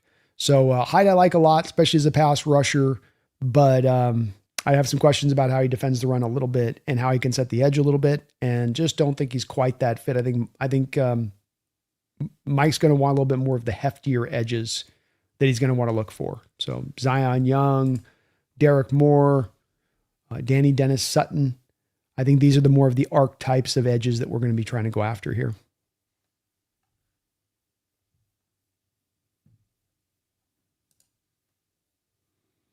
Addicted, maybe, Brandon, maybe instead of taking Dunker and turn him into a guard, take Pregnon at left guard and move Zabel to right guard. But I think Zabel is a left-handed, so I'm not sure about my idea there. Laughing out loud. Yeah, I mean, you could potentially do something like that. I struggle with Pregnon myself a little bit because I just don't see the athletic fit as much into the system. He gets the job done in zone, so like the numbers on this are really good as far as how he performs in zone and as a blocker in that way, but legs are a little heavy. Legs are a little heavy, especially at the left guard position for me at times. He'd be more of the guy that probably try to transition to right guard than I would with Zabel going to right guard. I'd probably keep Zabel left guard, and Pregnon's got more of a power base built to probably operate at right guard at that point. But look, you take an offensive lineman early, man, you ain't gonna have to convince me hard on that, Addicted. You ain't gonna sell me tough on that one. I'll be like, yeah, let's do it. Let's go. You know what I mean? I'm definitely operating in that mode with those kind of picks. Appreciate you, industry. Daniel says, B just did a 3-round mock, got Cisse at 32, Mike Washington at 64, traded 96 back to pick 124 for 2 fifth-round picks of 2027. Thoughts? Yeah, I like it, man. I like it. You got the value in the right place. So I think that's really some of the key there is that you're not, picking for need and you're finding the value. And I think on those picks that you're finding value and need kind of intersecting on those selections. I think Washington at the end of the second round is about right. That's where his value should be. And Cisse much of the same way. Back end first rounder, top end second rounder, about the right spot. So good players, good picks. I'd be plenty happy with those selections. Plenty happy. Euler, is Emanuel Pregnon going to be a stud in the pros, or is he just built like a stud? It's a little more built like a stud to a degree, but look, the performance has backed it up. He's not just a tools guy that it's all proverbial or you got to have your imagination. My comp from Euler is Damian Lewis. So Lewis, maybe not fancy stuff, right? Maybe not all pro level, but Damian Lewis, solid left guard, has gone on to Carolina and really even gotten a little bit better there at left guard since he's gone there on the big free agent contract, signed a $13 million per year deal 2 years ago to go to Carolina. He's going to end up being a guy that's going to play 10 to 12 years in this sport, So it's one of those picks that's not going to be super sexy for most football fans, but a guy that, should be able to play for a long period of time. He's a mauling left guard. And to your point, he's got that ideal type of build. Wide, extra thick, but good weight, long arms, big as a grown man's thigh, a 4-year starter at 3 different programs. He just throws 3 techs around, just tosses them around. Heavy hands. But it's the athletic profile I come back to that I worry about his fit in Seattle is that a lot of the reason you're willing to let Damian Lewis move on is because you were trying to go to more mobile, athletic offensive linemen. So doubling back down for that player type when you let him just walk a couple of years ago doesn't quite make as much sense to me on that front. So I think he wouldn't be quite the fit here, but, you never know. I also, as good as he's been rated as a zone guy, I think he needs to go to more of a gap-based type of system. I think he needs to go to more of probably a pass pro, maybe even a spread system, Washington Commanders type team. That would be, probably more of my theoretical fit for him a bit. CR says, B, I like that approach with the offensive line. Get Dunker, also get future center with upside like Lou or Logan Jones, then see year to year with backups, stick on which don't. By the way, do we still have hope for Haynes? I'm mild hope. mild hope. I don't think the team's got a ton of confidence in Haynes. In training camp, they had that guy before he had the issues with his shoulder. They had him doing snaps at center last year, which didn't speak to the fact that they thought there was a lot of a development happening at the right guard position. I like your approach. This is a draft that's missing some of the upside at different positions. So if you want to be one of those teams that goes a little bit more for that upside at certain times, I don't think there's anything wrong with that. Because I think there'll be a lot of teams that are just going to be kind of angling themselves for floor players. Connor Lew very well could have been a second round center in this draft if he had played all year long. I'm not as high on Logan Jones per se necessarily, but he is as athletic as you'll find at the center position in this draft. And you do only have Olatimi for one more year. So I can certainly see some intelligence behind attacking the center position in this draft too, getting a year out ahead of stuff rather than reacting year by year to it a bit. But yeah, don't think you can go wrong, CR, investing in the offensive line. Oiler, I think Denzel Boston is Michael Pittman 2.0. I like that comp. I think you're in the right territory, Oiler. I do. Ron says coffee at 7:45. That's a grinder. I love me some coffee, man. Plus, once we get past 3 hours in, I got to get that little kick. Now, I don't know, Bron. I think Spoon's probably one of the best corners in the sport. I don't want to let him go. He's a foundational piece. Very young. Very young.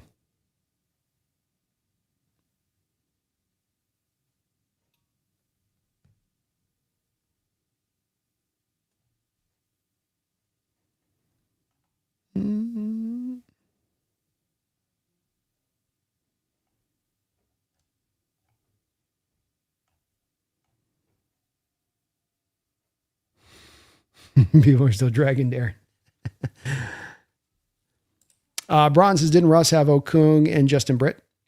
So when you walked in, Braun, you had the most expensive offensive line in Russell Wilson's first year when he walked in the door. But part of the reason that you could keep that offensive line expensive through the early part of his rookie contract is you weren't paying Russ.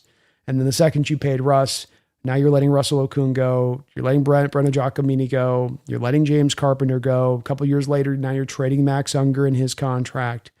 You did bring in Justin Britt. You drafted him high, but you gave him a second contract. He had to bounce between like three positions before he eventually found a home at center. But it was one where the investment in the offensive line kept going backwards with time with Russ. Steve, be the great baby, say hi. I'll let it go. Let's go. Hopefully they're okay. Hopefully they're good to go. Didn't Russ have Fluker? Fluker was not good.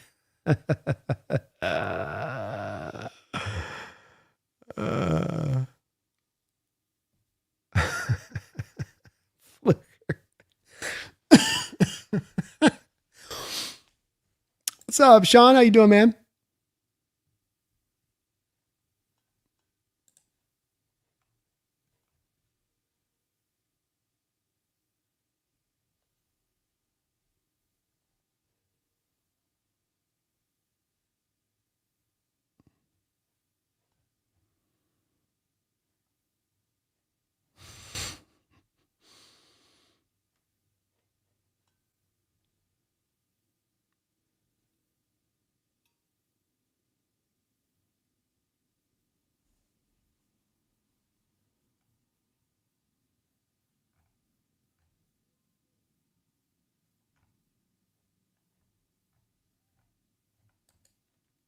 I think you're talking to too here, Joseph. I think you're speaking to Braun on this one, I think.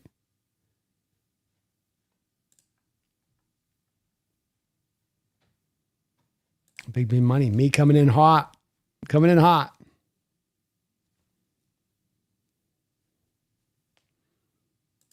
Yeah, lost Unger for Graham. I mean, that was just that. You just really peeled back and tried to go almost as cheap as you could on the offensive line there.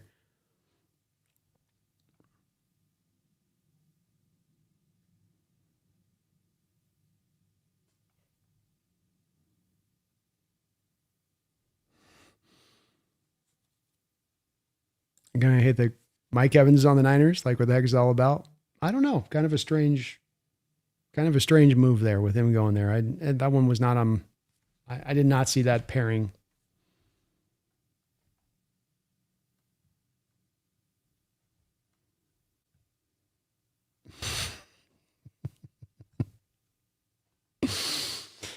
Oh, man.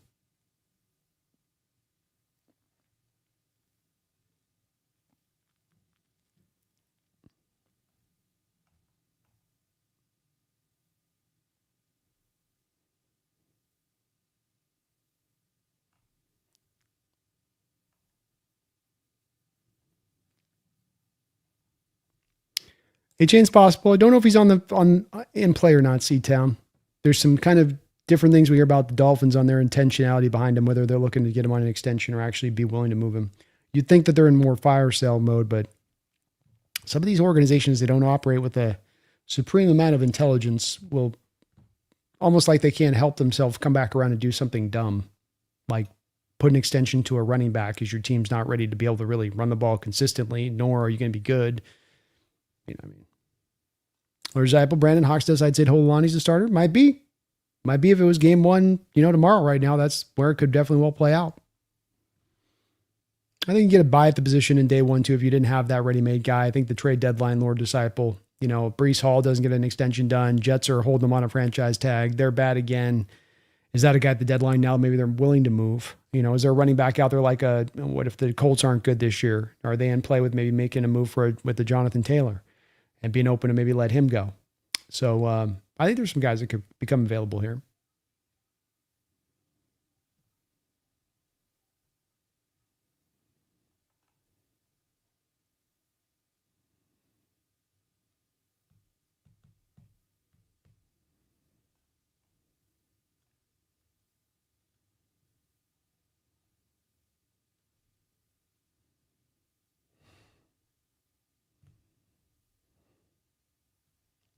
Gunny, I'm confused on the A-Chain talk. I thought picking up the running back from the Packers showed we closed the book on getting more running backs. No, it's just that you're trying to make sure you don't have a need walking into the draft, Gunny.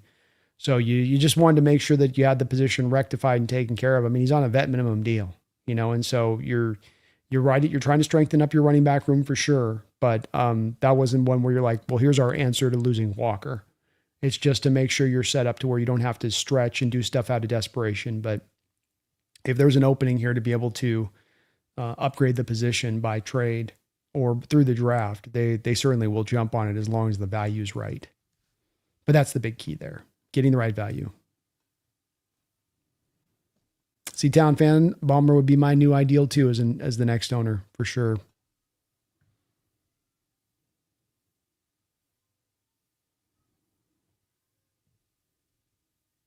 And it's all just a vet minimum deal there, Gunny. Vet minimum to Wilson. So it's not a contract that you can't get out from under if you wanted to, and doesn't marry you to him. Not to mention you're not married to McIntosh. You're not married to Hololani on this. It's really trying to build out the strongest 4 that are ready to go for the season in so many ways. Brian says, there's nothing more I love than low expectations. We played with house money all season. Boy, we did. And it's like, let the same conditions be set up once again. Let everybody out there say it's the Niners year next year. It's the Rams year next year, no doubt. Please do that. Please. Because those are the conditions you set up this year. And it worked out wonderfully for us. I love us in this underdog role. We'll just keep stacking trophies. I don't need respect. I don't need us to be talked about. I don't need to be on the tip of every pundit's tongue out there. Don't care in the least. Do not care. Just keep winning.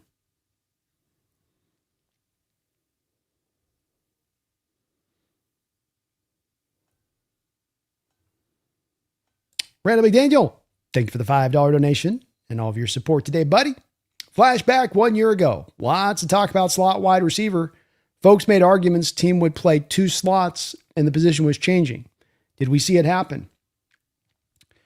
Well, I think that what you had is Clint Kubiak really developed more than just trying to run 2 slot receivers out at the same point in time. He actually adjusted the offensive formational splits to suit 2 slots at the same time, namely condensing the splits down with the wide receivers. And when you put that in combination with a heavy amount of 12 personnel usage, I formation looks with condensed splits, he really was able to find a way to essentially have these 2 slot receivers in sort of slot positioning in their alignment pre-snap a lot of the time of the year. So it was a one where, Clint really came up, and he didn't get a lot of credit for this part of things, of really coming up with a formation that's not widely used across the sport.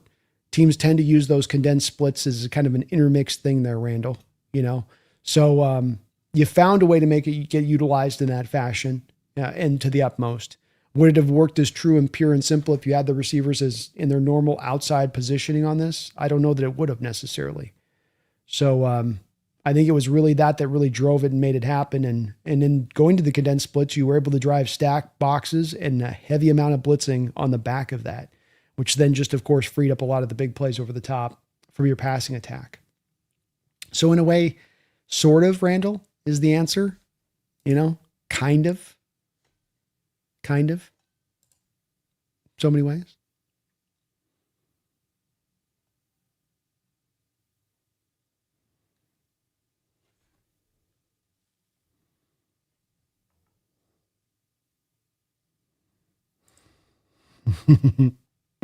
Riley Mills could wipe out the entire offensive line. Let's go.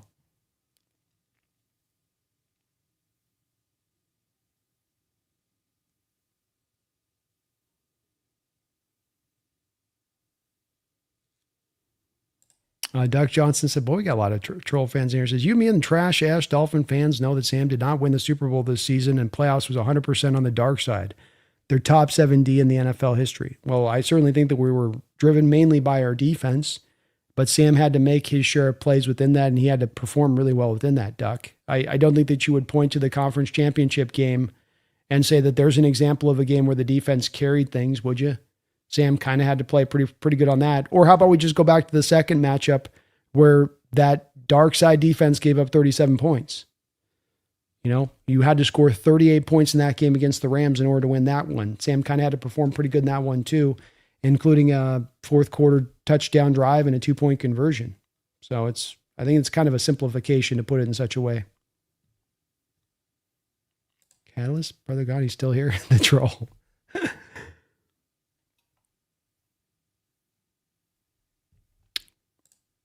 Trade up for Mason.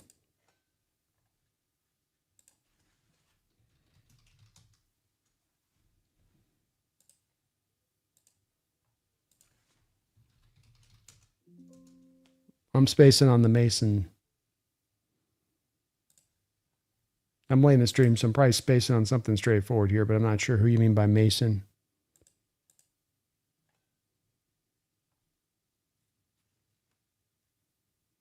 Maybe you mean Mansour. I wouldn't trade for the cornerback, no, if that's who you meant.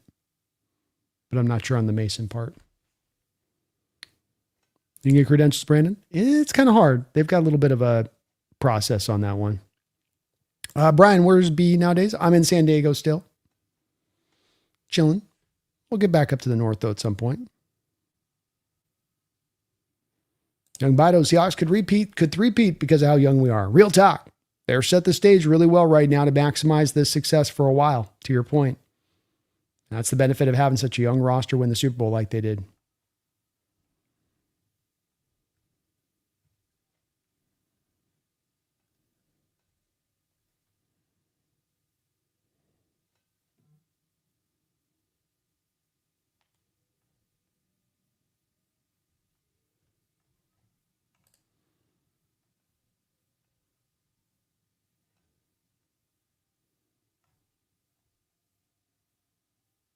Kilgore's nice, addicted. He'd be fun to pair back up with Emanuel. I'm sure Emanuel's got some inside info he can give the team on that one too.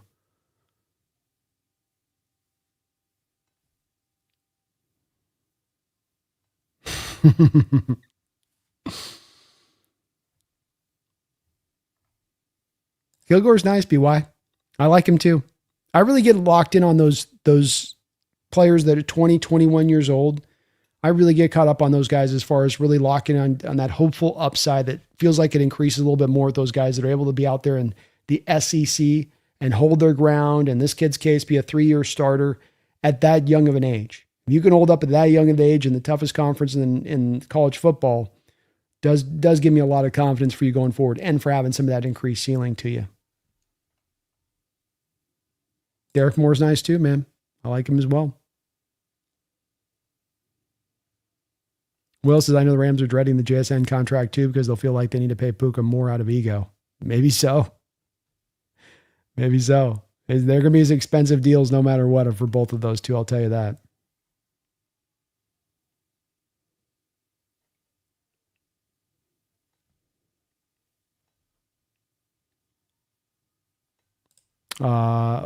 Lydia says, I think the Seahawks should go for a corner first, then running back. I like that combination. And that suits well to where I think the value is at right on the board there, Lydia, where corner is a little bit more of the better, higher end guy you can get at that first round pick, and running back where the value is right there at the end of the second round. Very, very possible.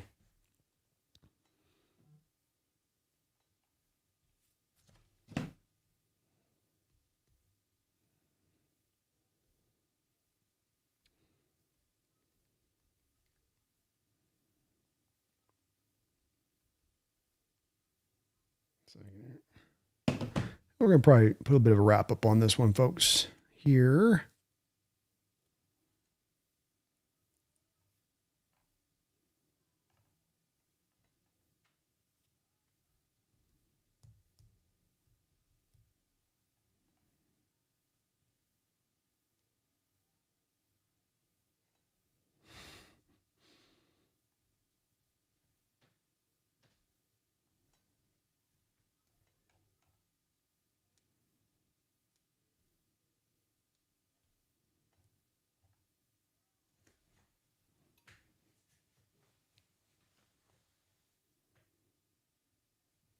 AppDB, going back in time, would you have traded Russ in 2015 to maintain the winning formula and draft another great game manager? I would have. Not as much because I wasn't willing to pay Russ, but because the formula wasn't working right. Because you have Coach Carroll there still wanting to drive so much of the resources to the defensive side of the ball, it was just leaving you in a position where you're finding yourself a little short. You weren't able to quite create the great defense. You weren't able to quite create the great offense. You weren't able to create the great team then within that.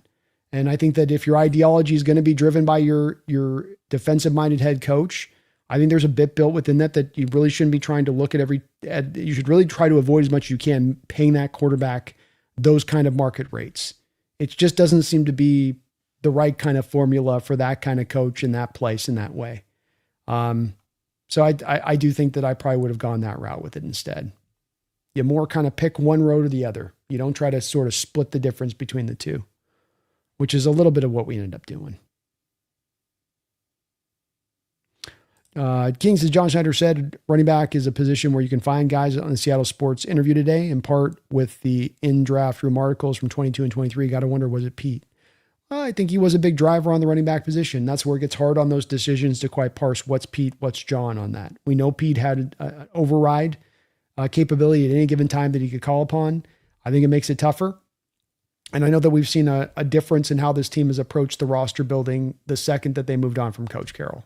As much as anything, the second that we heard that the vice presidential duties got kind of pulled away from him a bit, there's a much difference in how the organization was run, specifically roster building wise.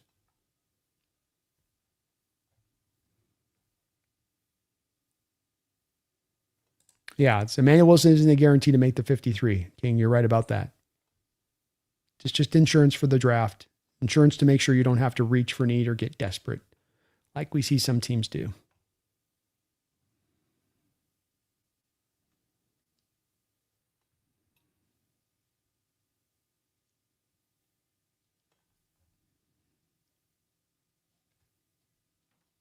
When they asked Ballmer to move the Clippers to Seattle, he said, I'm not taking a haircut for Seattle. Oh, there we go. Makes sense.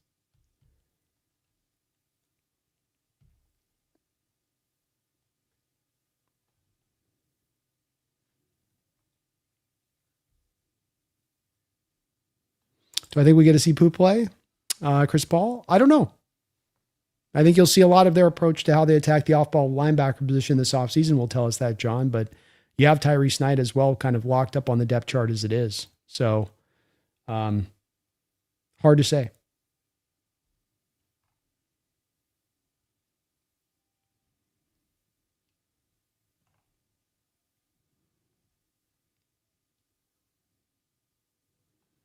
BY, the 49ers run a ton of condensed wide receiver splits too. We probably see Fleury run similar stuff. 49ers had some cool motion stuff. I'm excited to see us do. I am too, man. I think it's a very cool.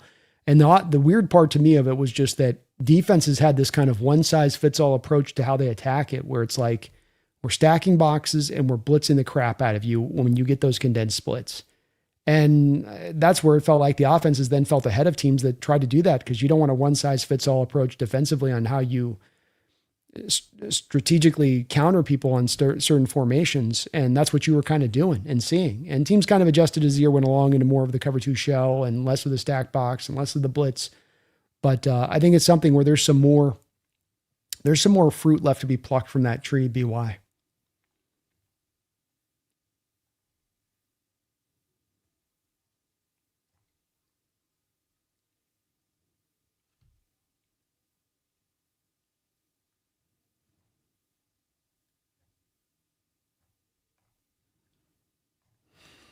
Draft's cooking. Comments are cooking up tonight here.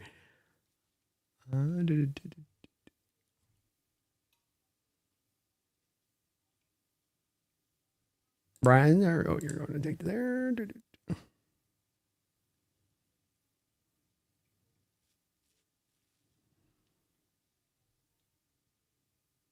What are we taking? Where are we taking O-line? We're going dunker, Rob. We're going dunker, man.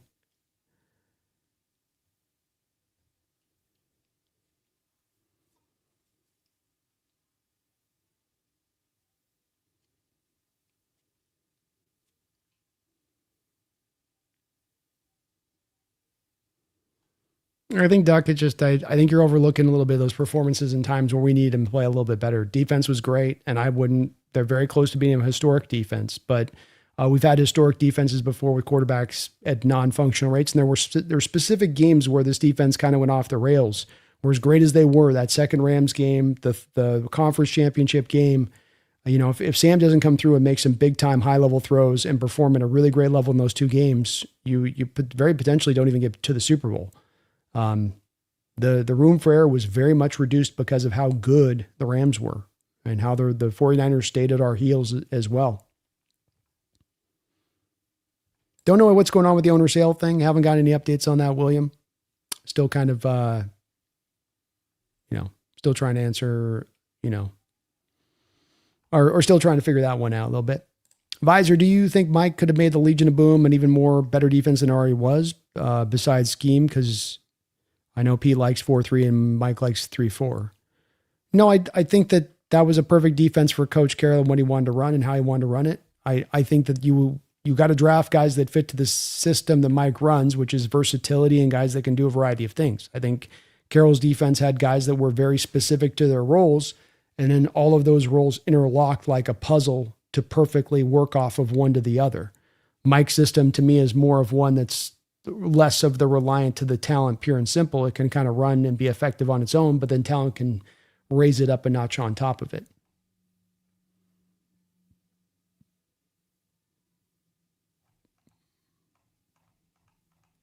All right. We got to the end of the chat here today. Last couple questions here. We're going to finish this up. B, Rasul Douglas or Humphrey, who's better? Marlon Humphrey's better at this point. It does feel like to me that going for the Igbinoghene guy after you had already signed Job would seem to indicate a little bit that the team doesn't seem to anticipate that Humphrey's going to become available, or that they're looking to make a run at Rasul Douglas. That would be seemingly what it would appear at this point on that one.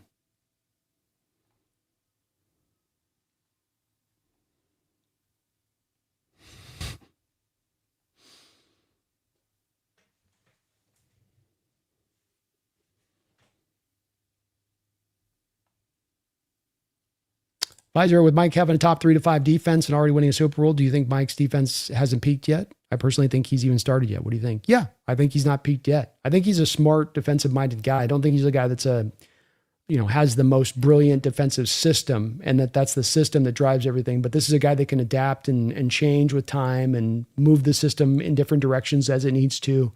Mike strikes me as that kind of guy. He's a student of the game. So I don't think it's going to be one where his defense remains stagnant. I think the way the defense looks this year very much could change 3 to 4 years from now. Blitz tendency, press man tendency, off coverage zone tendencies. These things could very much change over the next couple of years based on how he's seen the league evolve as well.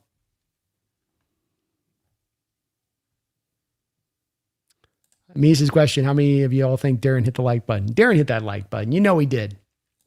King Bomber, Brando Edges, Von Miller, Jadeveon Clowney, Bosa, Cameron still on the market. What am I missing? Who do you think the Seattle will sign in May? Yeah, those are the guys that are out there and available. I've got to keep coming back to thinking that with Clowney, it's such a good fit, and he's been in this defense before, and so it's a bit of a known quantity there with him. Von Miller, there was interest last year, so I think both him and Von Miller become the most two likely. I don't know that Bosa plays the run well enough anymore to be really an option. Cameron Jordan's kind of interesting, bigger edge. I think he could play a little bit of that power role even at his age, but Seattle might see him as a little bit too old at this point. He's mid-30s, But those other two guys I think would be the likeliest. I'd love to see Clowney brought back in.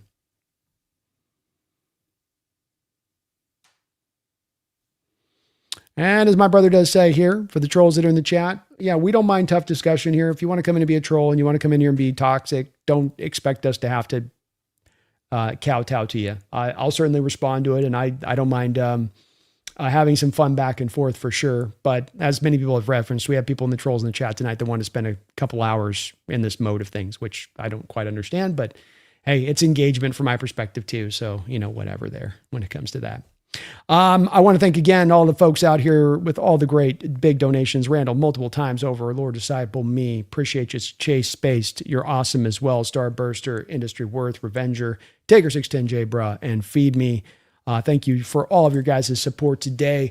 We will be back tomorrow with a show here with Bryce. Bryce Coots here, Hawks Eye. We're going to be talking about the top 20 best fits in this draft for the Seahawks. Who are the players that fit to the system that we run the best, that we can maximize to the ultimate? These will be some of the items that we're going to be talking over tomorrow and looking over as we continue to dive deep into the draft and just keep unpacking it. There's value to be found. You just got to look in the right places, and you got to draft for value, pure and simple. Can't reach for need in this draft. That would be a death knell for any team that does that. This is the one draft you don't want to do that on, especially. Got to remain in value mode. That is the best place to be. As me mentions, please hit that like button if you get a chance for me. Helps the channel out, helps me grow, helps me show. And hey, maybe if you want to sub up, that'd be helpful too, as we're now on the road to 30,000 subscribers and we're moving heartily along. We're about a fourth of the way there. So help us get to that spot a little bit quicker today by subbing on up. And know that I really appreciate it from the bottom of my heart and really love all the discussion. Well, all those trolls may come in here. You're always welcome to come in here. Other fans, other channels in there, or other fandoms come in here for sure. We have a lot to do, a lot of regulars that do. But we all know the difference between coming in here and having good, honest discussion and trying to troll a little bit in our approach instead. So just keep that in mind if we can. Thank you again, guys, for a great stream here. We will be back in less than 24 hours with a little bit more draft talk. But until that time, I shouldn't have to let you know. But I'm going to let you guys know, and I want to let especially a few of those folks out there know, and this isn't to the Seahawks fans. I want to talk to you, Ram fans. I want to talk to you, Niner fans. I feel you feeling yourself. I hear you feeling yourself. I know all the pundits out there are busy tonguing up your ass. I see them doing it. I see them gassing you up. Let them gas you up. Let him just keep elevating you up artificially. Just keep feeling yourself in March. You feel yourself in March. You feel yourself in April. You know when we feel ourselves? February. That's when we're going to be feeling ourselves. So enjoy yourself all the way. Talk all up and down how flash in the pan. Talk all up and down how there's no way we can do this again. Talk all same crap they said last year when they had us as a fourth place team. Same thing that Vegas said when they had us at 7.5 wins. How'd that work out? So this ain't to the Hawk fans tonight. This is the Rams fans. This is the 49er fans. Don't you ever forget. We're the champions. You're chasing us. We got no cope. Our cope is a Lombardi trophy that we're looking at. Your cope is you're right at the end of that Super Bowl window / one of you's already had the window closed. And that's the reality. So don't you forget. Keep at the forefront of your mind. Know again that we're ready to go out there and repeat this year. Know that we're ready to about lay the groundwork for a dynasty, and it's got you scared to death, and it should. So don't you ever forget, don't you dare. Go Hawks.